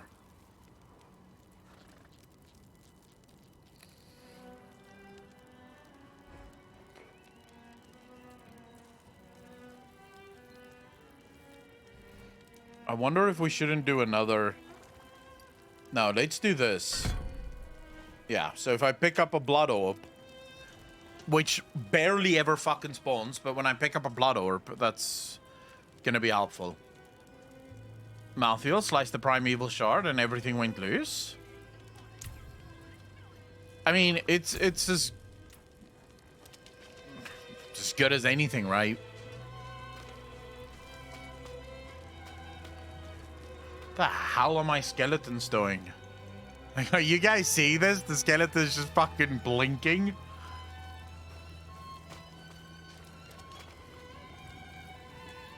Yes, well, Bozan has yet to return from delivering our tithing demands to Menestad.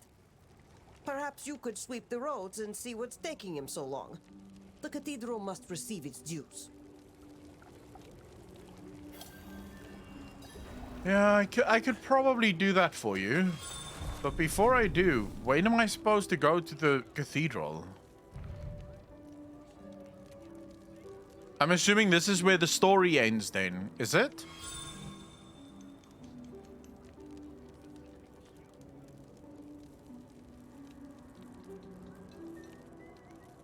This quest cannot be progressed in this version of the game.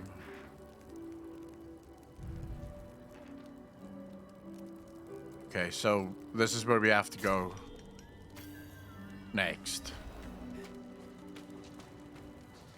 Thorborg, how you doing, bro?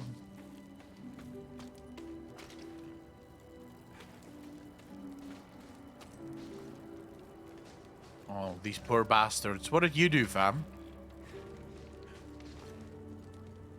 What happened to your eye? Say it, a damned snake. She keeps them on a chain around her neck. Damn her. Damn her. And I hope she burns for what I've had to watch. The fuck? Who's Thea? It was only an apple I stole. The father wouldn't want me to go hungry, would he? Yeah, you would, bro. The father doesn't give a shit about you. Come on now! How many swings will it take before you hit the damn things? Skeleton blink. This song pops up in my head.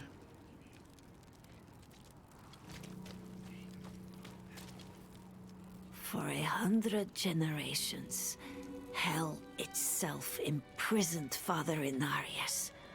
But they could not break him. He cast off his infernal shackles and returned to us. I don't know why you guys like him so much. He will guide the faithful along the path of deliverance. Yeah. Raising spirits. How fares the city The guard? new militia recruits have been training night and day. They deserve a little praise. But I can't let them see me as soft. Mind giving them a cheer for me?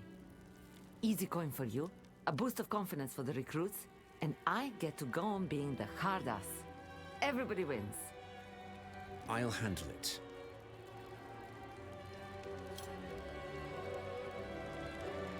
What?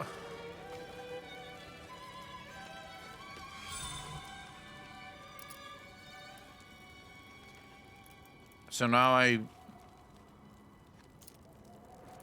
Oh, well done. That was not bad.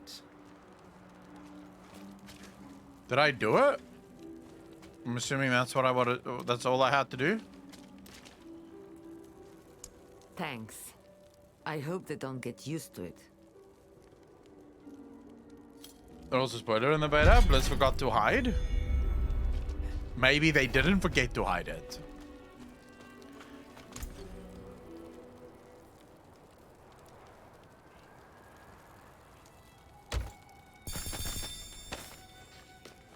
Have you ever thought about that? What if Blizzard kept it there just so that you go, oh, ooh, I need to learn more about this.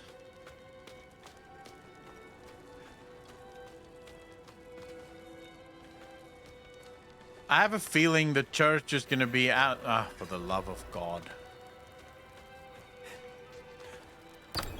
The church is going to be just as big of an enemy to us. Born in sin, children of darkness. But the Father's light can be sought through penitence and faith. Walk in the light, All right.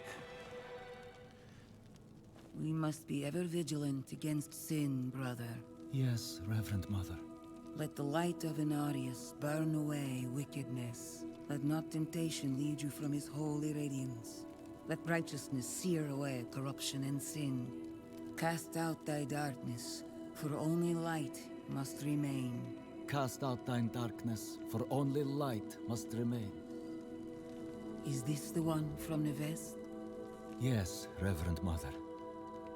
Did Lorath not accompany you? He sent me on without him. Putting faith in that old man was a mistake. What could possibly be of greater import? Lilith. So, you know.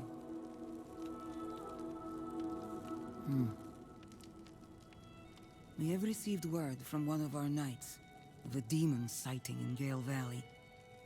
The description matches too closely to the sighting in the west. If you would travel to Yelesna and take stock of the events there, you would have the gratitude of the Cathedral of Light. I had thought to send Lorath, but... Again, he fails in his duty. With or without Lorath, the will of Inarius shall be done.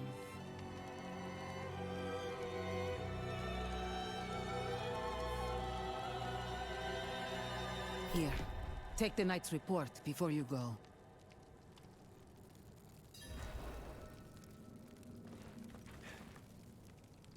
Leatherbound noise. Reverend Mother, I received a report of a potential demon sighting. Horned woman near Yelesna Mines. Performed routine inspection, nothing yet. Sent in priest and escort of knights. We'll report in when we find something. They're not coming back, are they?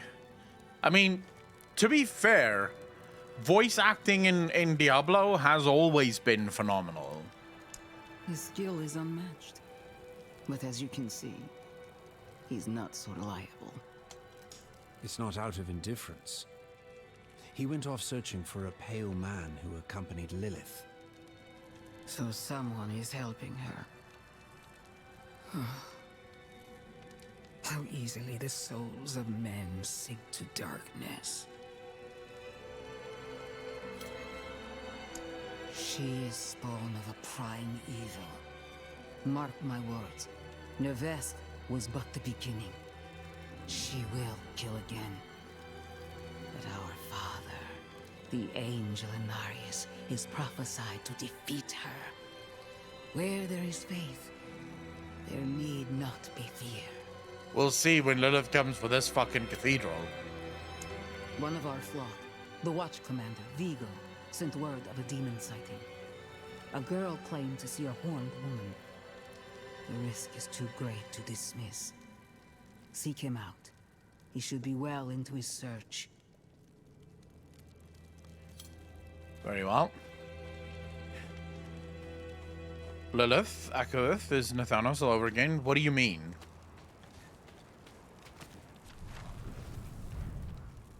Okay, so we have this. Where are we going? This side. Shit. Oh, damn it. They want me to go find this monk, but...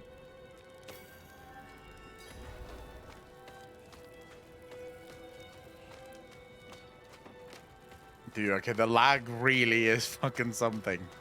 Same VA. I didn't even recognize that. Okay, we're lagging.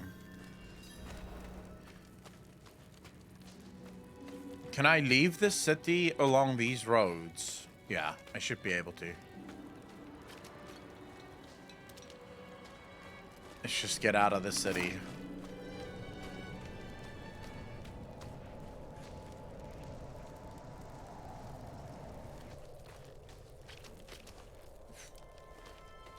When's the lag stopping?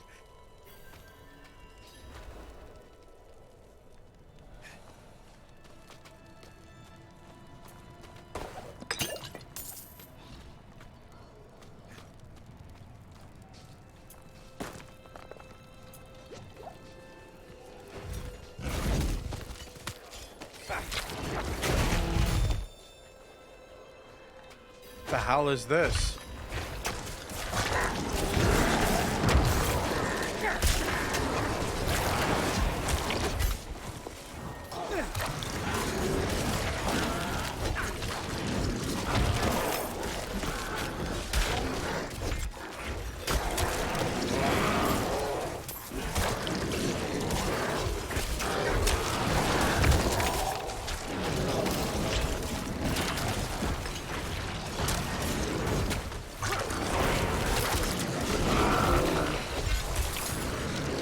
Okay, he's still fucking immune.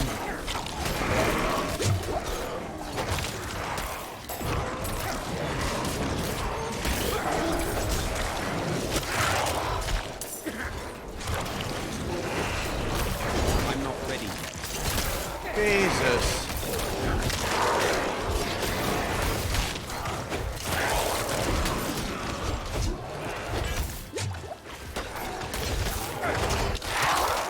I'm not ready yet.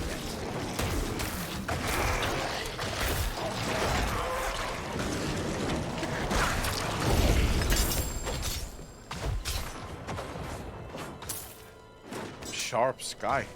Nice. I don't know what the hell that is, but okay.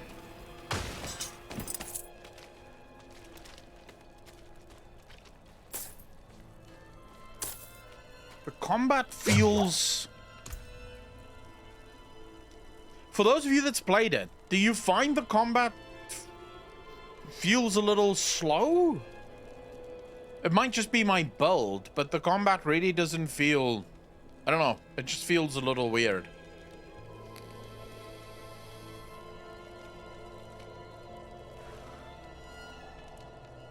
So this is not really good for my build, because it wants enemies to be close.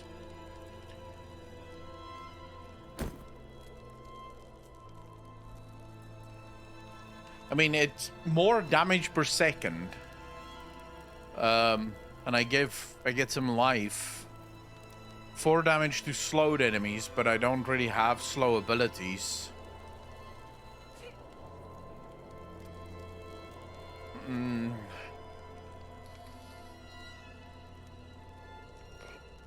Worth or not worth? Let's go with it. See what it does, but I'm pretty sure that's not...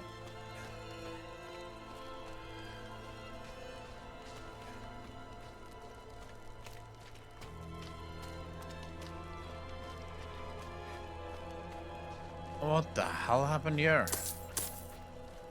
What's that?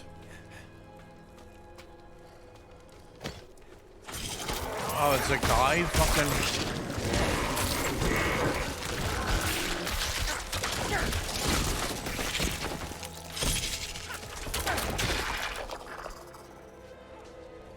Why am I following this guy? I'm looking for a monk of some repute. Bearer of Lilith's blood, she will have your soul. Who the hell is saying that? Bearer of Lilith's blood, she will have your soul. Alright. That's not creepy.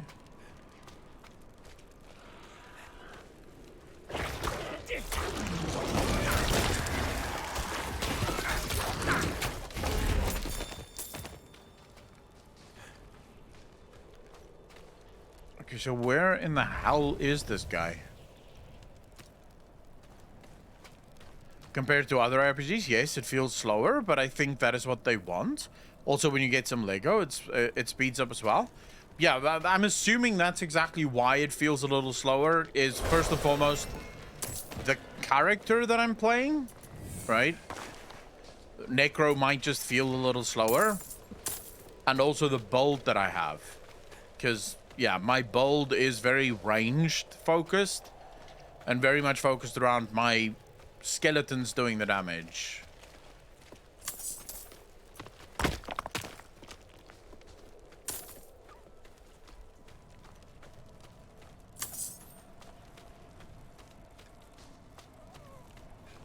Here we go. Oh, you bows on the mall. Indeed I am. My god turned on me, tried to choke the life out of me. All I could do before I lost consciousness was go over the cliff. I need to return to Kuyovashad and request a night escort. Please, take the tithing demands to the merchant lord Talgun in Menestad.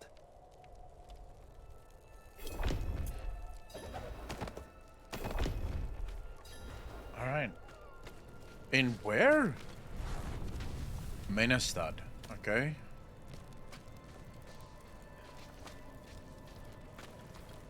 Is it even... it's probably not even worth collecting stuff at this point, because it is beta.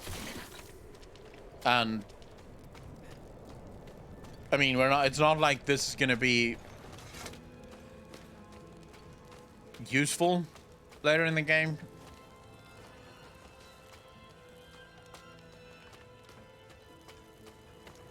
Plenty of small little towns and things. It's actually pretty cool here. Waypoint. Okay, right. I am so very grateful. I will need to make the necessary arrangements. Please, excuse me. Thorberg, you are not alone. How did this happen? I shouldn't be holding this in my hands. It should be. Restraint, my lord. So, we got into... We started the stream and I immediately logged into the queue. We were in like a 130-something minute queue. We watched a couple of videos, you know, reacted to a couple of things, and then got into the game. I changed the game to full screen mode, just so that, you know, I could actually play it. And then I quickly just wanted to update the category for the stream. So I wanted to say, hey, you know, we are playing Diablo 4, come watch, whatever the case is, you know. And the game crashed. As soon as I minimized the screen, the game crashed. And when we got back in, we were back in like 100 and something minutes of queue. Really fun. I had the time of my life for that. So, yeah, I know the feels. This is where we need to go.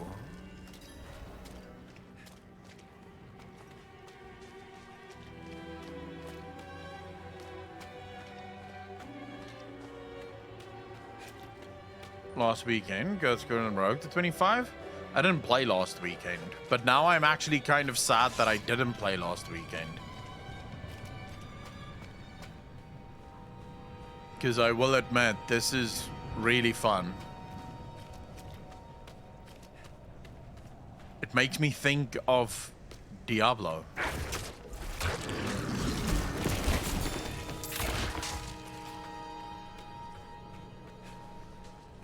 Holy Jesus, okay.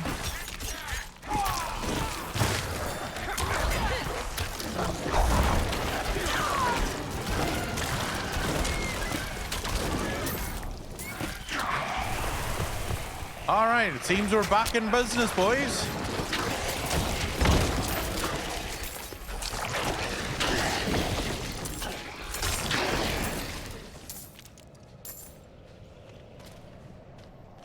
This is the Diablo that we all know and love.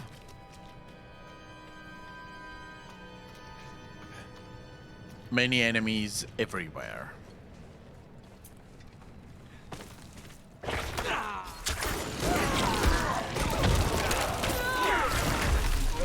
What the fuck?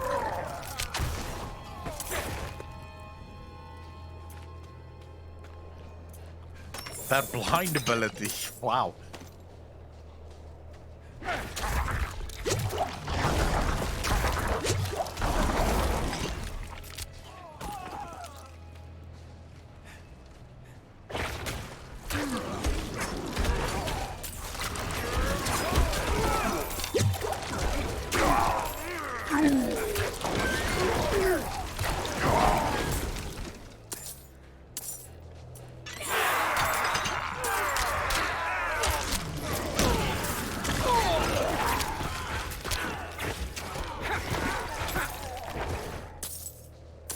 Sounding better right now. I hope this is the Diablo I used to love. Haven't played a Blizz game since I quit WoW Classic.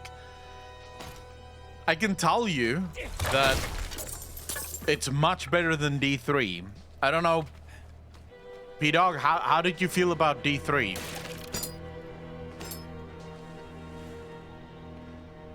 Because if you liked D3, I don't know how you'll feel about this one, because it's much better than D3.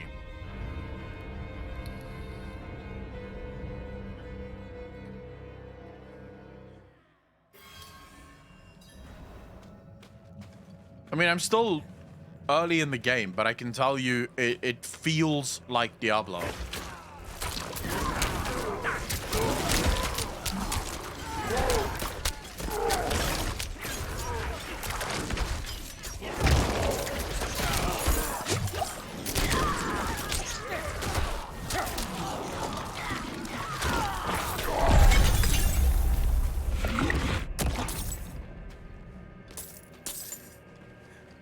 I wouldn't say I hated rifts. I just didn't really find I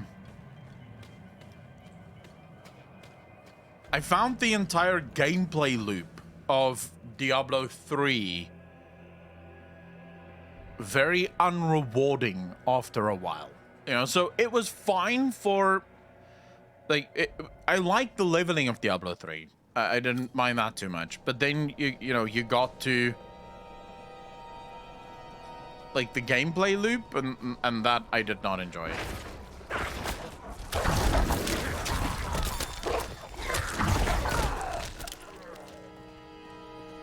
was okay for a week at the season start. Nice, yeah, I didn't even really care for the season start.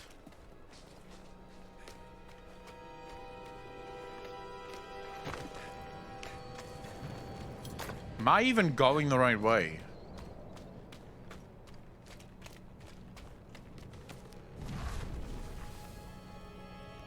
Yeah. Alright, I am sort of going the right way.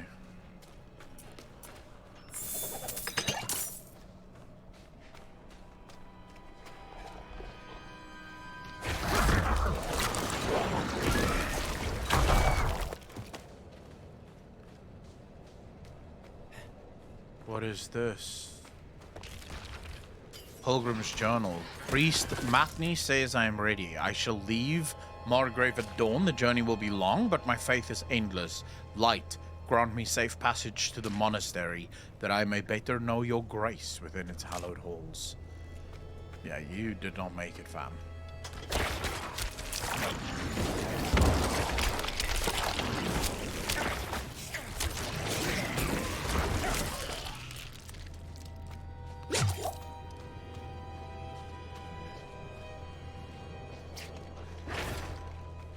Okay, so I have a pretty... Jesus! What the fuck is that thing?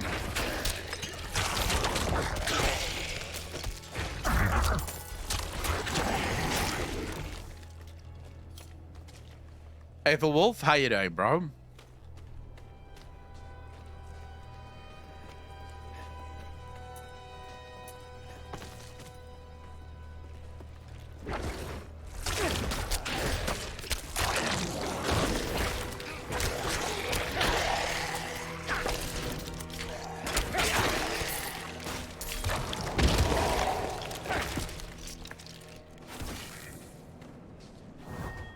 Will you post the reaction? To what? To the Warhammer cinematic? Yeah, I'm not sure when it'll be up, but I will definitely.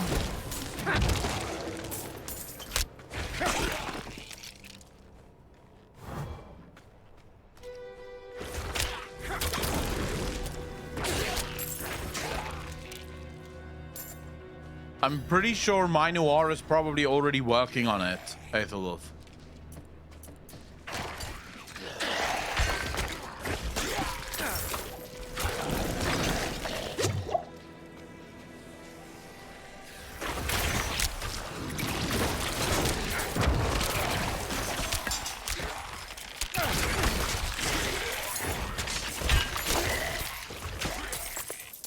Okay, so this is the event. When the hell does it start?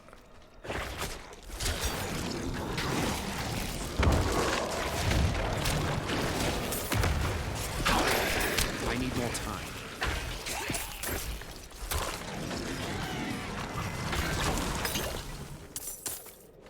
Oh, what the hell is this? Oh, just lay these guys to rest, I guess. And then wait for hell to spawn.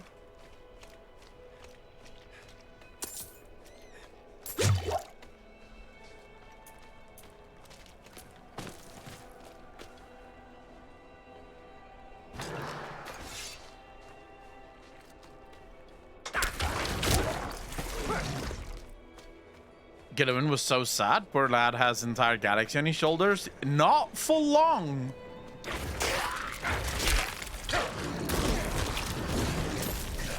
Soon, our boy Gilliman is going to be joined by the lion, Aethelwolf. Soon the lion will have his back, and then shit's going to get real. Okay, we have one more spirit.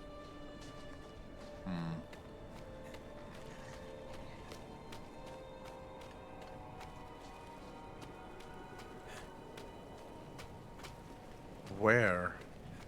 Oh.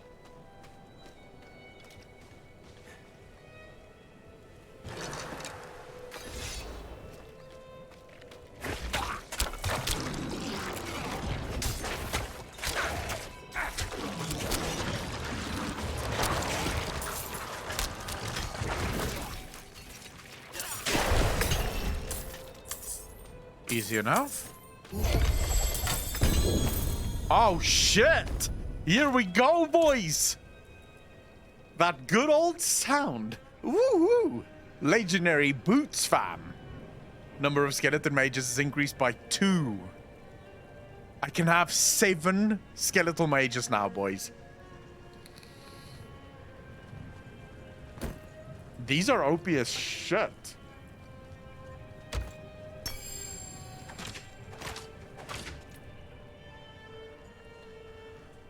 Once the color beam shows up, oh yeah. When you see the orange beam, you just know. This is it, boys. This is it.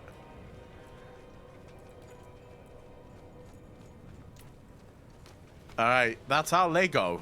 Now we can leave.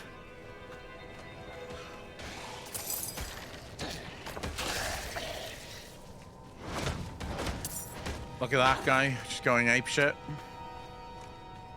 It feels strange to see... What's this? Light watch.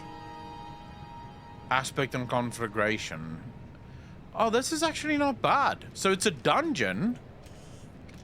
And it tells you what drops here when you complete the dungeon.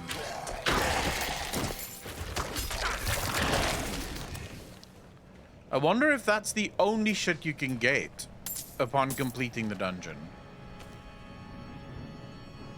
Do you think this is the only, like, you can only get this? This is the only reward at the end of the dungeon, or do you think it's more a case of it's one of the rewards? Probably just for the beta.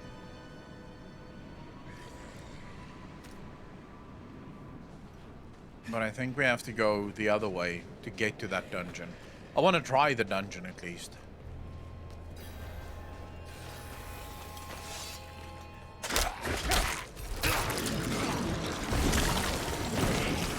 I don't actually want to do this again. What the fuck? And let this guy have his fun. I don't need to. I've already done this before.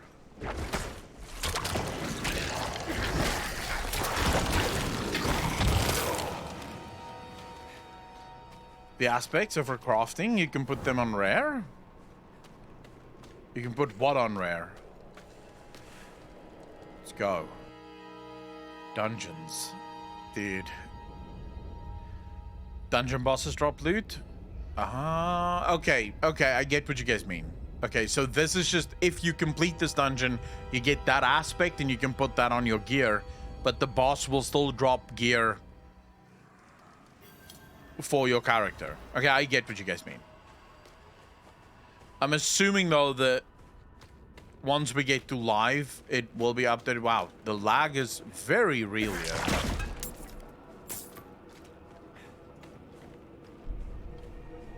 Why are we always the ones who get watch duty?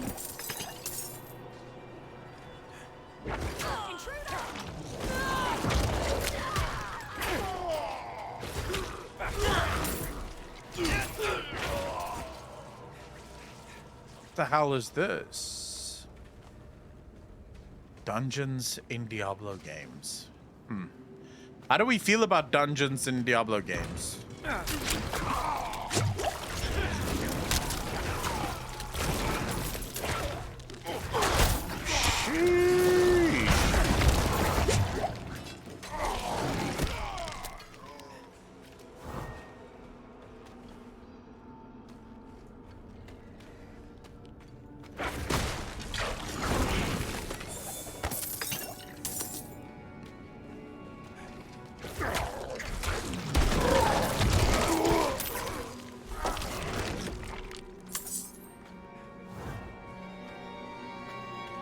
Why not? It's like a world rift. Well, I'm gonna say this again now that I've actually played it a little. Diablo 4 is an MMO. Like, please try and change my mind on that. You can't. Diablo 4 is an MMO. It doesn't have a subscription.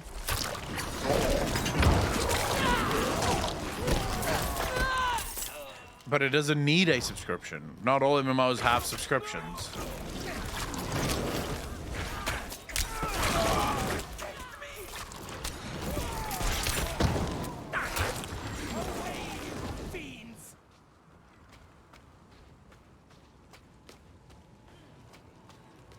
Or you cut and paste the same 3-4 events.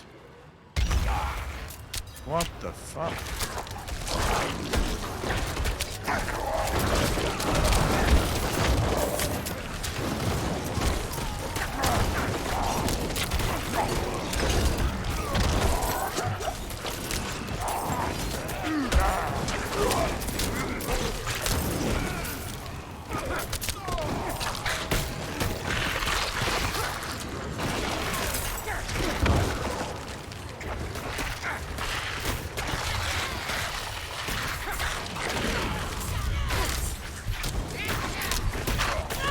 Jesus.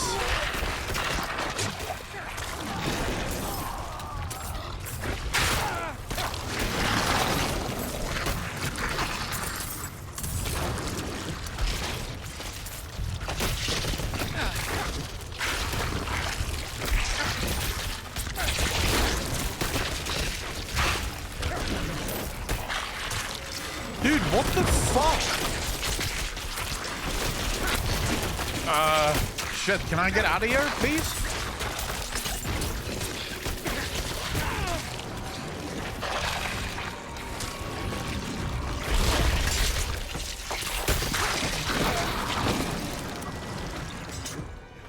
Holy crap.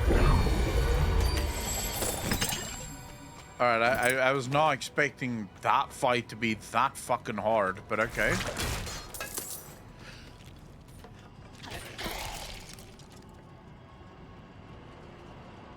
To be fair though, Thorborg, you are talking about the dungeons in beta, right? So there may actually be a lot more, like many more dungeons added to the game.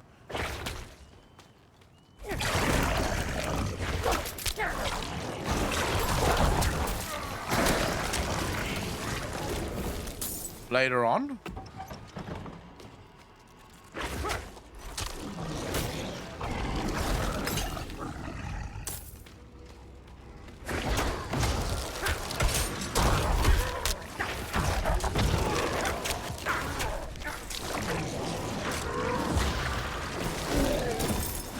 The fuck is that? All right, just slowing the living shit out of me.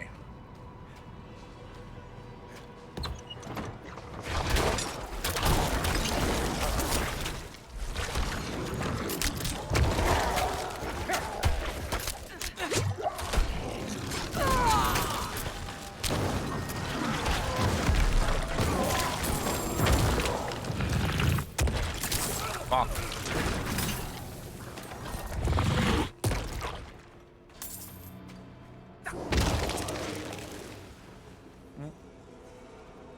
Wait, why do I only have 5?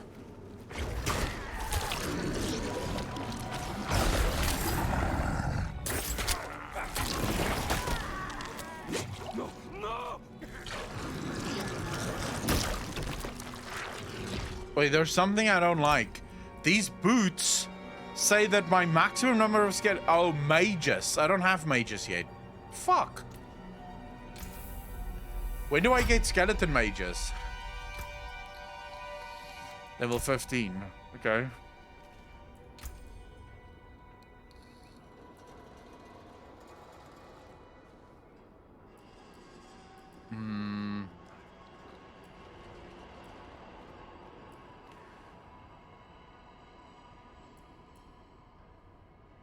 Shall we do... Okay, we have 2 talent points left. Oh, wait. Did these just unlock? Can we finally have more than just 2 skills?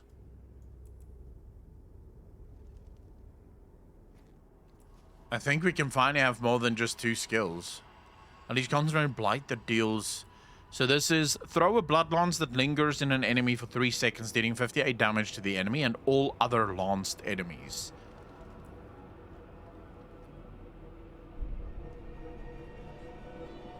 Draw blood from enemies, dealing 26 damage, and expel a blood nova, dealing 65 damage. Blood surge nova damage is increased by 10% per enemy drained, up to 50%. Blight, unleash concentrated blight, deals 39 damage and leaves behind a defiled area, dealing 104 damage over time. Or you can go with Sever. A specter of you charges forward and attacks with its scythe for 82 damage, then returns to you and attacks again for 27 damage.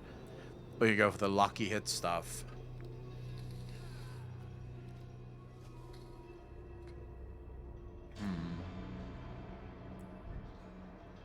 Is this even, like... I don't know what the right build is. I have no idea if I should actually care about builds at this point, or if I should just... pick a bunch of random fucking skills and go, right?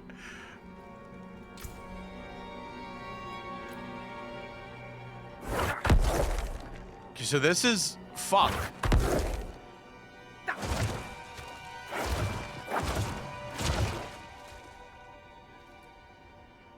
Damn it. Okay. Chat, we have to think about this. I have abilities that's all ranged, but... or 2 ranged abilities, but then the rest of my abilities are all melee abilities. So I have to keep that in mind as I'm playing through this. Am I going the right way? Yeah. I'm maxing out abilities I go into? No, I need more abilities, then I can max out.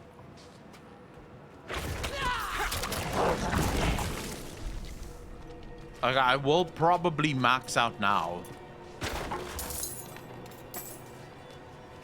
Like, keep the ones that I have now and max them out first.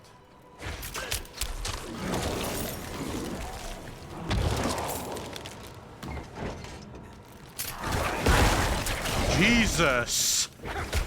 Well, hello. Okay, that does a lot of damage.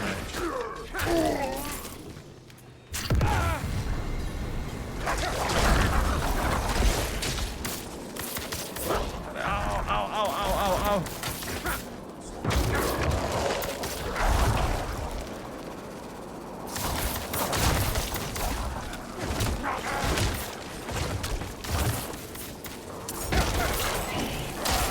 Man.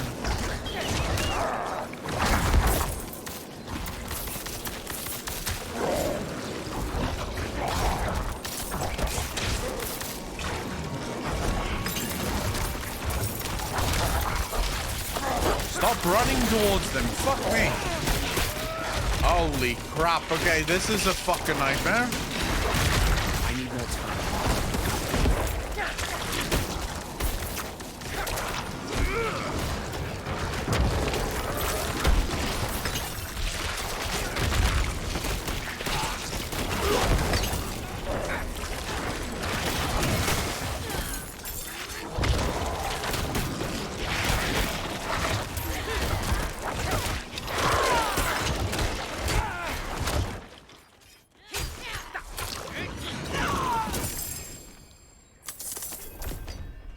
mace to try and see everything.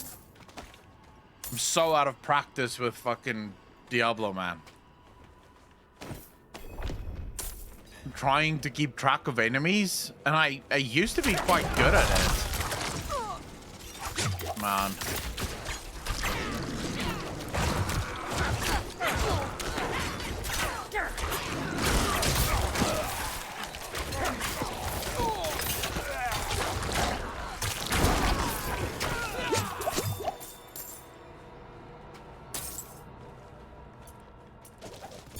Pa, is it true what they say?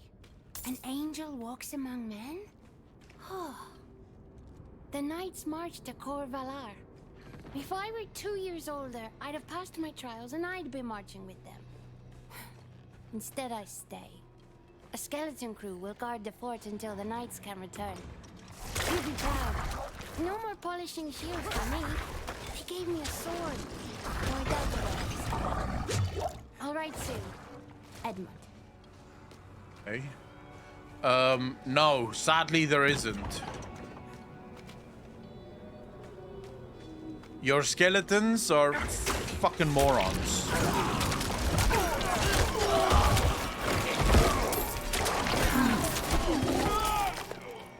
Well, it's probably not fair to call them morons. They're just not very smart. Don't we get your chase stacker? What chest? All right. Oh, right. Oh, but strength is not necessarily good. The thing I want is this. Intelligence.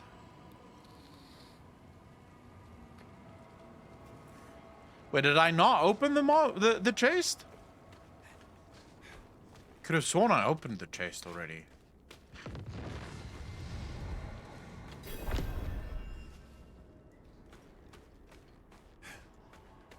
Oh. LOL. Bro, thanks. Wow. Wow, I almost missed the chest. Well, that would have been devastating.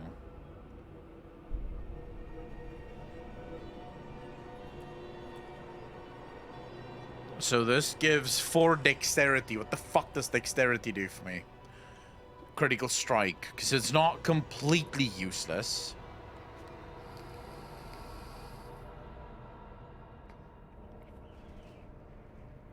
Gives dodge chance, that's fine. +4 dexterity. And +3% damage reduction from distant enemies. And this one gives strength, lightning resistance, and +2 to all stats. So that's not bad. The +2 to all stats is fine. This one, I'm guessing just for the armor, really? Because the other one doesn't do much either. So we may as well take that one too. Alright, yeah, we'll keep it as is, and let's go.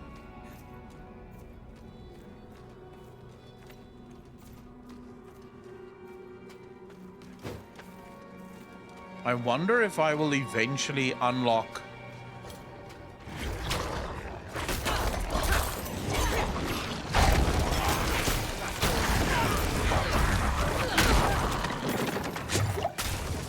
Alright, you know what, you bastard? Get the fuck away from me. I hate when you guys are standing on my dick.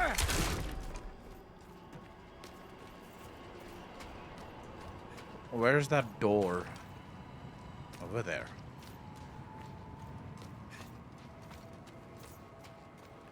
Okay, we're probably about to get the fucking boss. Jesus.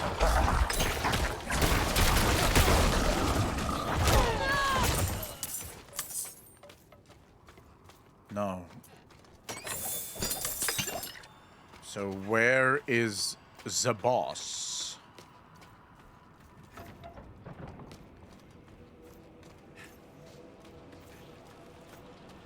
I mean, you just know this is gonna be one hell of a fucking fight.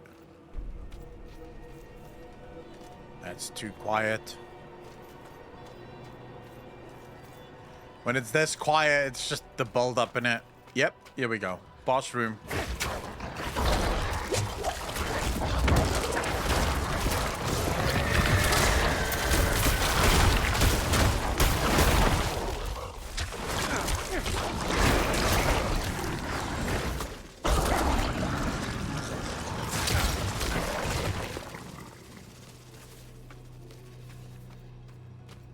Not yet. Okay.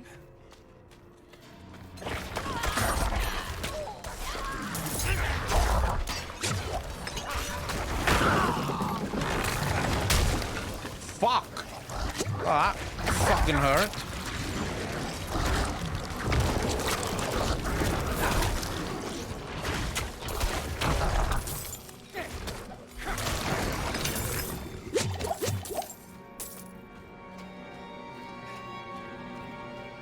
Looks like pre-boss. Boss rooms are very different, you'll see. Venna, how you doing? Shit, okay, so I upgraded again. Or I can upgrade again.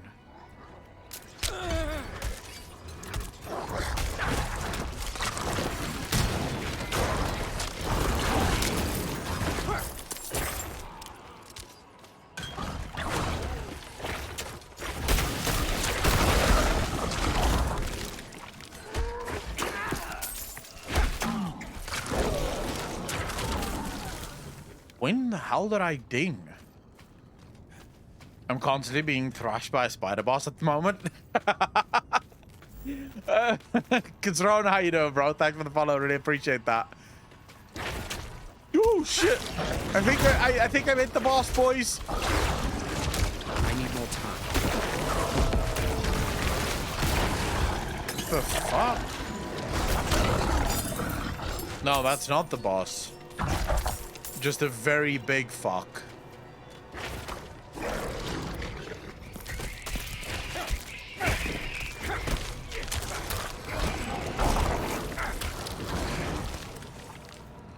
Also, I'm quite surprised at the size of these dungeons. I mean, I genuinely did not expect them to be this big.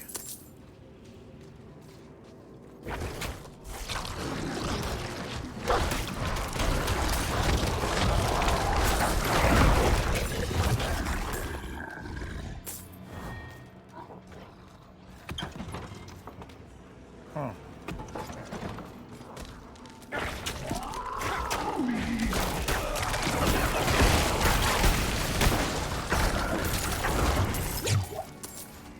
Yeah, I did not expect these dungeons to be anywhere near this large.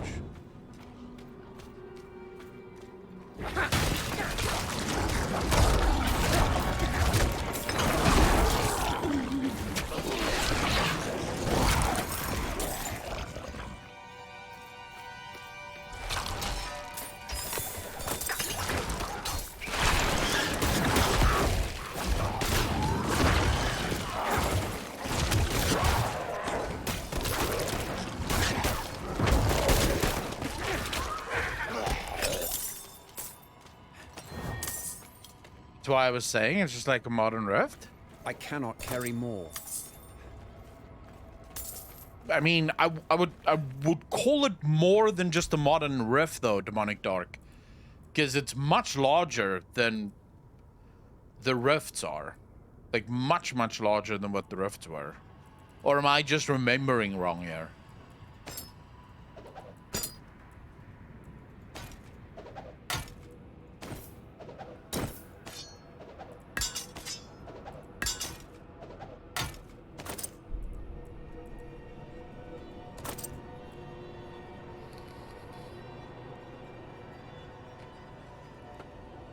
Yeah, but I mean, by that logic, aren't all games, like, on everything in WoW? Like, even in WoW, wouldn't you then say that... Man, I should have picked this up when I was fighting all that shit. Wouldn't you say that all the dungeons in WoW is basically also then just rifts?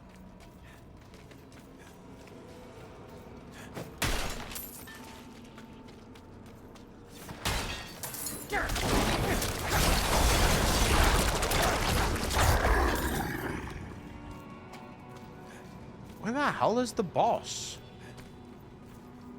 Oh. Okay.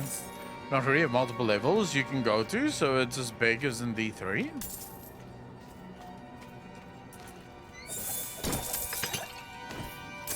But I don't understand what you mean, Demonic Dark. Are you saying in WoW you have multiple levels you can go to, so it's not the same?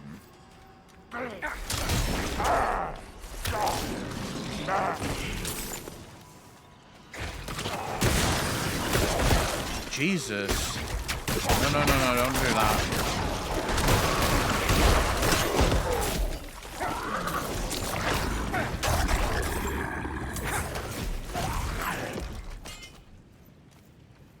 Dungeons in WoW are fixed, rifts in D3 are not.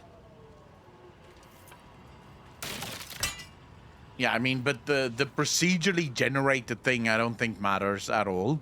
Because procedurally generated, did they really look that weird or that different to each other?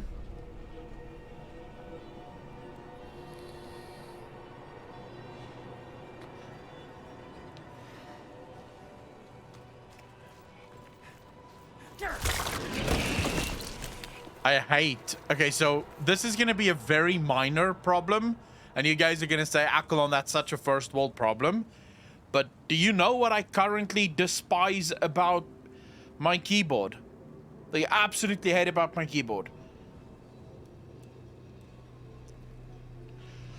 So the keyboard picked up that we are playing Diablo 4. And what it's done... I don't know if I can show you guys this. Can you see on the keys there? All the keys are red, except for the ones that you play with. That's white. And it is fucking annoying. It's what it is. Because I can look down and I can be like, wait, I don't like this. I don't want my keys to be red. Why is everything red? I could disable it if I knew how. I've never played around with the IQ settings.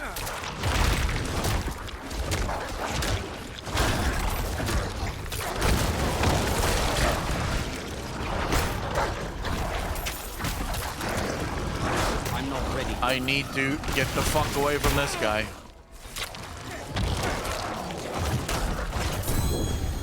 Oh boy. Oh shit. Oh. Shit. I mean, it's not great. Becoming injured while crowd controlled grants you unstoppable for 4 seconds.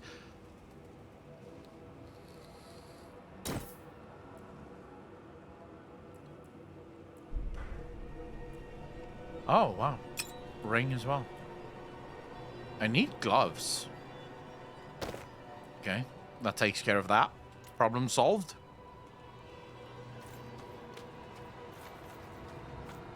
Still, we have a boss somewhere.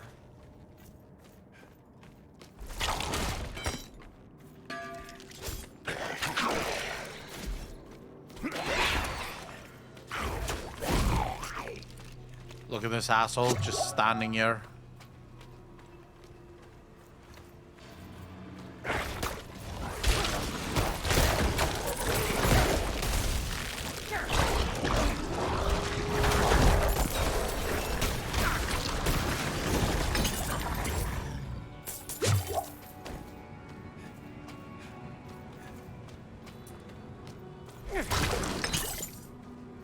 Okay, so now we can...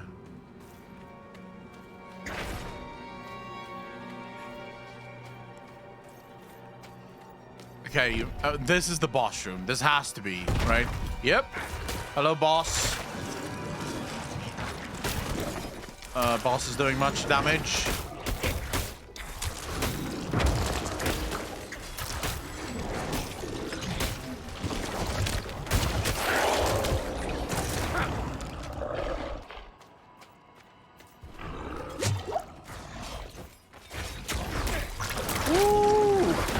This guy just fucking going apeshit.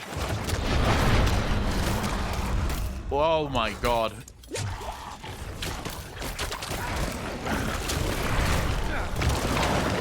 Oh, for the love of fuck, get out!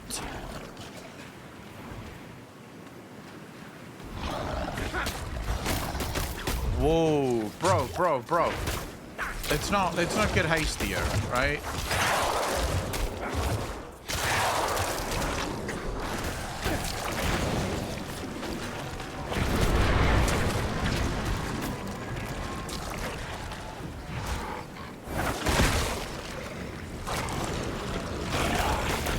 Jesus.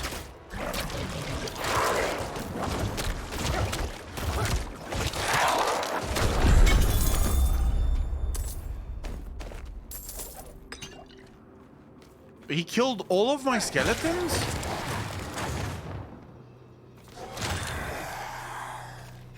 You unlocked an aspect that can be imprinted onto equipment. Yeah, but it's not really an aspect for me, is it?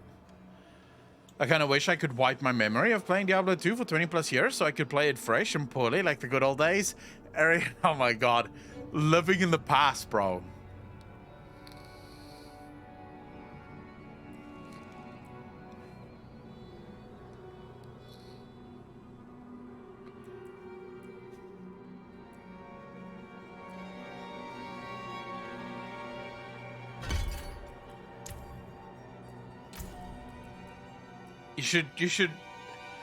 You should accept the fact that you know, life has moved on. Am I done now? This was the dungeon, right? And there's no quick way out of this dungeon, I'm assuming. Does anyone know if there's like a quick way out of the dungeon? Or are you meant to... No, but if you teleport, I go back to town. I don't want to go back to town. What are you talking about? Town is further away from just fucking running away. Ah. Mike, sometimes you're smart. If this takes me back to town, I'm gonna fucking kill you, though.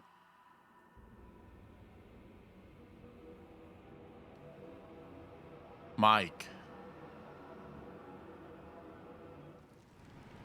Okay.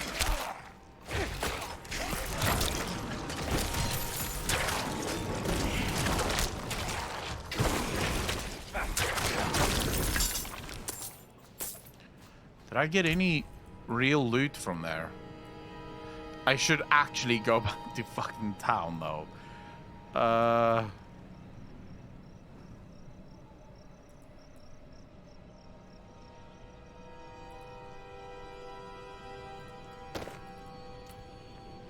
Because I need to sell stuff. So where...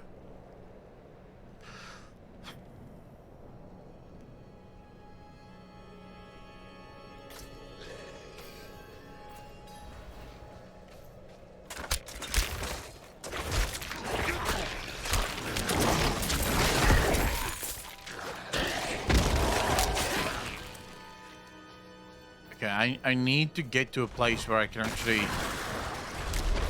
Oh, Jesus.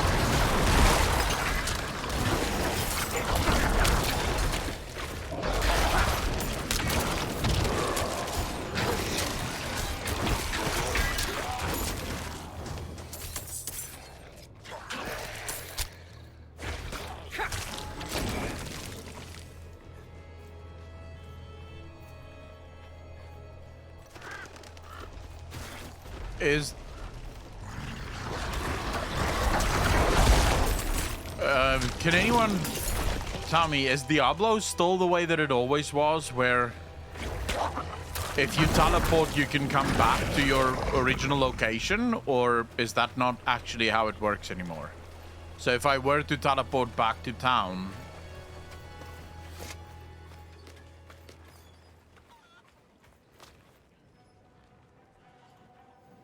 Crowned by the cathedral cross, the Great Pyre stands as tall as any roof in town. Charred corpses of the condemned remain lashed to the timbers, a clear warning for all who enter Margrave. I found the body of a pilgrim from Margrave. I see. So our young brother failed in his pilgrimage to the monastery. A shame. But no worse than any of us have earned, is it? Death of fang and claw, of freezing, of the pyre. Our sinful bodies deserve no better. That's not a dark as fuck idea. We are far from Kyovoshad, friend. Beyond their notice or care. But the Father sees our light burn from high atop his glacier. Oh. He knows that Margrave will suffer no evil.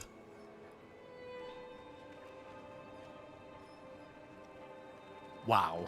Okay. Blizzard has really gone balls to the fucking wall with infusing the idea of battle passes, even though this isn't actually the battle pass. The battle pass or the season pass is going to work like this. And yeah, they're already basically building a game around that. I don't want to pick up side quests right now. Enough is enough. Parathin soul. I'm not saying I don't like the system. No, he wouldn't go that far. You know what must I don't be actually done, care. If you do not do it, like I we already will. explained. If Do you have the will to see it through? Do not question my faith. I will fix this. if we're talking about single player games, like for example Witcher 3, I do not support battle pass systems in a game like that because, well, it's a single player game. You made it, you sold it, end of the discussion, right? Literally, there's nothing else to it.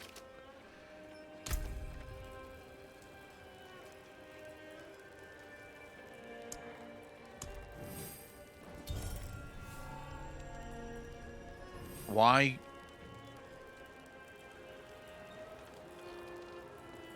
The fuck? Why can't this be sold?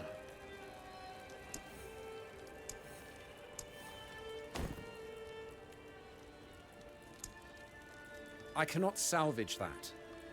Why not? Account bound? What?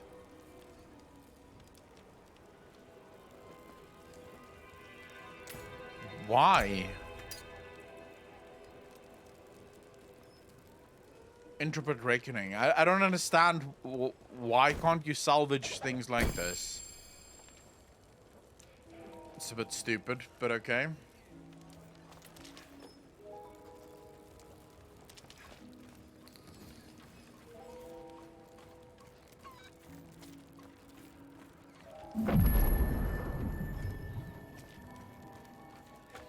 Echo, how are you? Are you also disconnecting?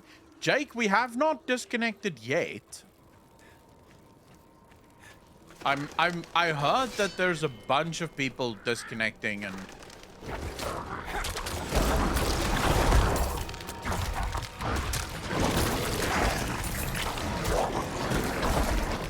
but I have not disconnected yet now. I'm at least not at the minute.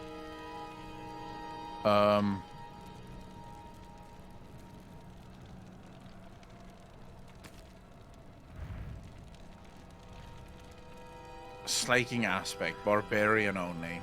So this is another dungeon, but I need to get here. Let's just finish the story. Well, not finish the story, but you guys know what I mean.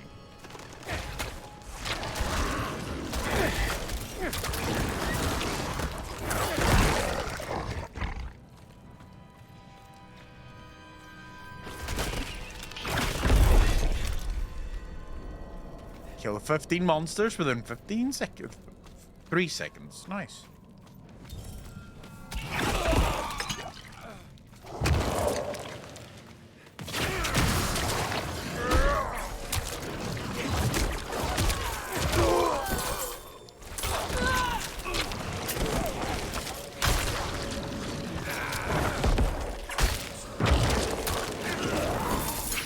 My skeletons would just fucking stop just looking at things.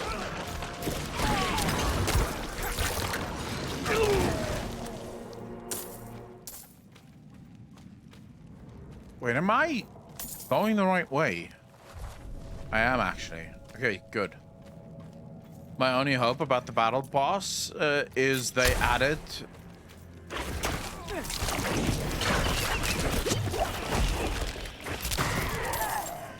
Wait, my only hope about the battle pass is that it doesn't restrict your character growth and lock story content behind it. It is my understanding that the battle pass is purely cosmetic.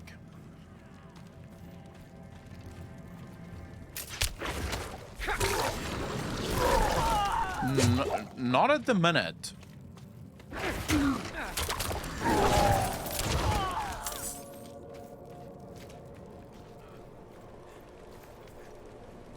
Oh, here we go.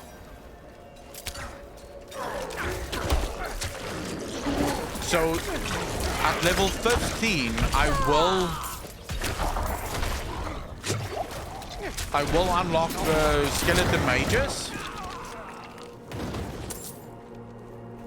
But for now, this is what I have.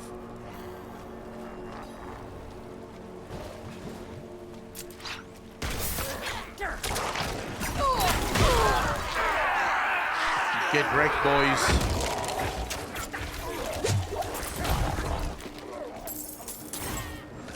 Oh, look at this fucking guy just walking through like a bitch.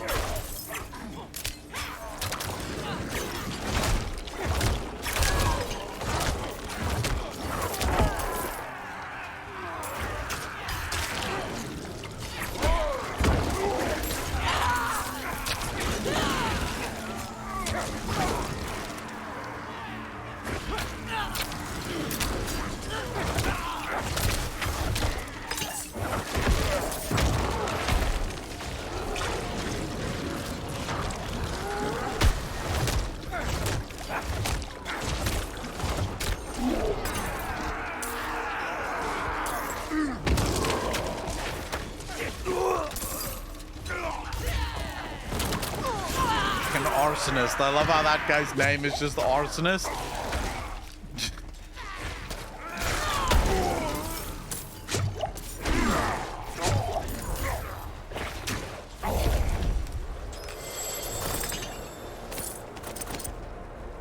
Alright. Look at Book of the Dead. No, but Book of the Dead I can only... So, Book of the Dead I can only upgrade. If you look here. So, Skeletal Warriors.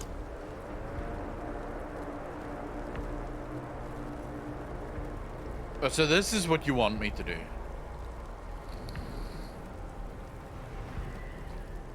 But why would I do that?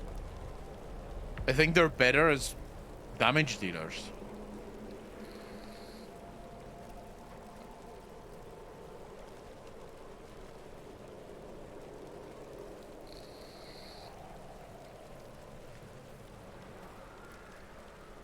So this is when you turn them into...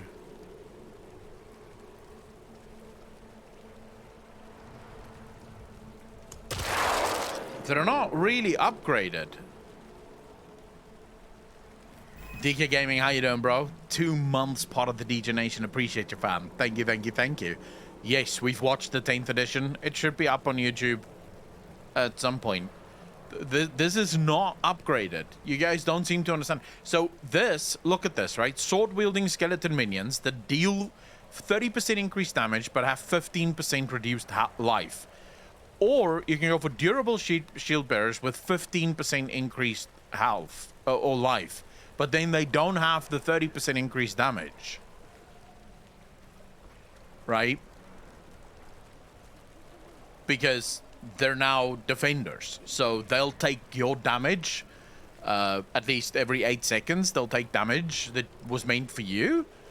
But they won't deal extra damage. Yeah, Reapers is a different question. I haven't played with the Reaper yet. Increase the amount of thorns the defender warriors inherit from you. I don't have any thorns at the minute, so this is probably the best we can do. We do have another ability that we need to spend on. I wonder if it's not a good idea to change...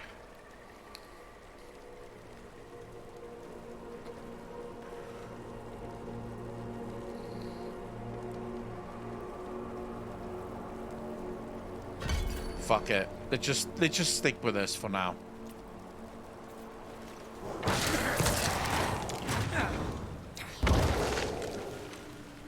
Yeah, there you go. You see, now you have those. It would actually have been nice if you could have both.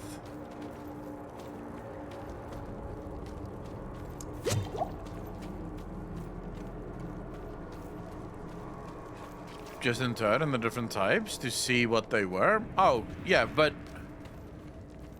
we'll see when we have Reapers. Oh, for fuck's sake.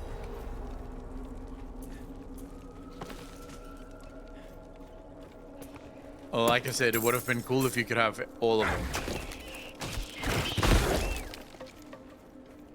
Wow, the lag in here is quite real. Yep. Much lag.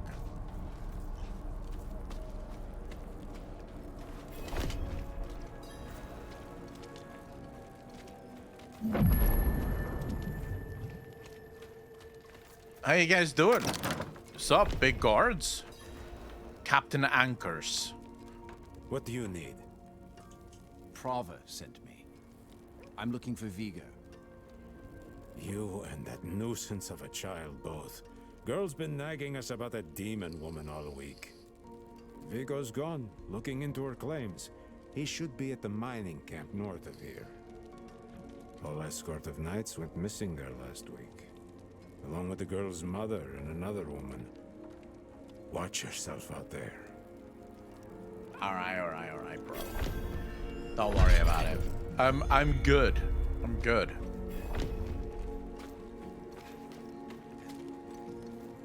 Where's the quest? I provide a steady supply of, shall we say, specimens for the clergy nearby. However, their desire for knowledge has become more dangerous to satisfy. I require a host of intact ghoul hearts from the surrounding area. There's something special about the ravenous dead nearby. They can reanimate with only a few drops of blood. I'd venture out and retrieve these myself, but I'm more accustomed to dealing with the fully dead. Your discretion is appreciated, of course, and you will be rewarded. Okay. I think this is where we'll call it for tonight, because I still have to eat, and it's already 1 AM here for me.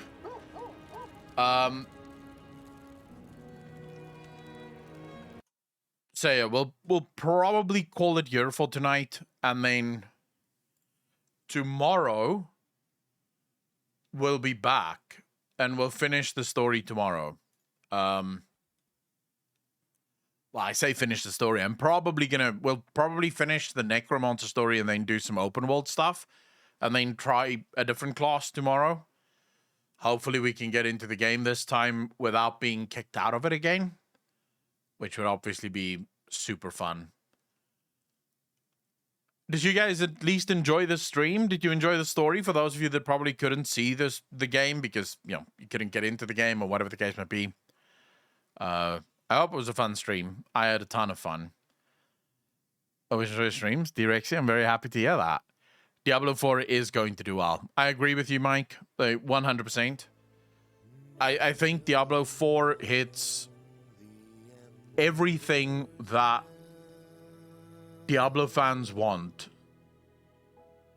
in absolute abundance, right? We'll have to wait and see what it looks like when the game finally opens up fully, because obviously there's going to be there's most likely very limited dungeons right now. I can see raids being added later on into the game. Like, I genuinely believe that's what they're going to do. Either one-man raids or maybe things where you have to do it with a bunch of other people. Just like I told you, I genuinely think this is Blizzard's next MMO. They're not calling it an MMO because obviously that would be crazy. But everything the game has, it's open world. You can see other people in the world with you doing things. There are world bosses, there's dungeons, there's PvP. Most likely, there's going to be PvP. I don't see how this is anything but an MMO. The only thing that could make it not an MMO is splitting hairs on what is an MMO. Which, for me, an MMO is something that you play with other people. I think the days of multiplayer is dead. I don't think multiplayer exists anymore. I think when you have a persistent world where other people's actions have some kind of influence on yours, and as we saw there, people run around, they kill things, those things are dead for you as well, so their actions have an effect on your world. When you have activities that you can do with other players, that to me is an MMO. I don't see how there's a difference, unless, like I said, because a lot of people will sort of split hairs and be like, well, for it to be an MMO, you need to be able to see massive amounts of people out in the world.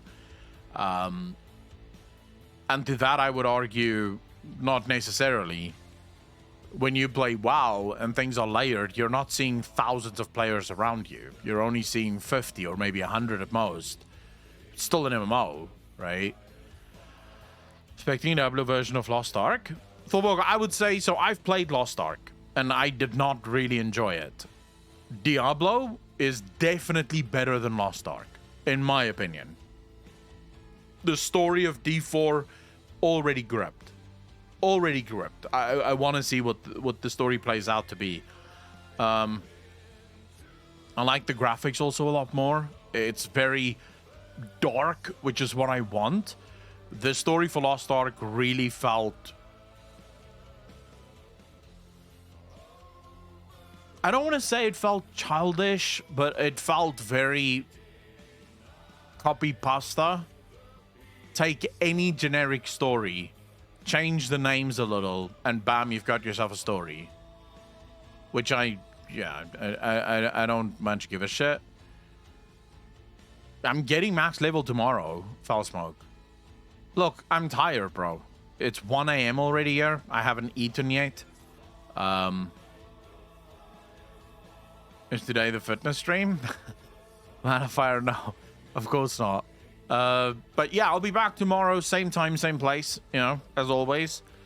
And then we'll finish this, and hopefully this time we won't get kicked out of the game, so we have to sit in a 2.5, almost 3-hour queue. So hopefully tomorrow we can literally just get in and play. But I appreciate all of you for coming out, for hanging out with me, for spending your afternoon, your morning, your evening with me. It's been an absolute pleasure to have you here. Man on fire. That's not happening, bro. I'm not doing 20 push-ups. If you have any idea how sore my chest is, you wouldn't ask me to do 20 push-ups. I had chest day 2 days ago. This morning I woke up, right? And I was sort of pushing myself off the bed just to get up, right? Just pushing myself off the bed. And I felt like I was going to have a heart attack. Not because my heart was sore, but because that would have put me out of my fucking misery. Like, all of these chest muscles that's just completely stiff at the minute, all working together to push me out of bed. I was like, oh, fuck. This is so uncomfortable. So yeah, I would not do 20 push-ups right now. But I am going to see you guys tomorrow. Thank you so much for hanging out. I hope you enjoyed the stream. Wherever you are in the world, if I don't see you tomorrow, please have a wonderful weekend. As always, ladies and gentlemen, be kind to each other, be good to each other, and I will see all of you in the next one. Peace out, fam.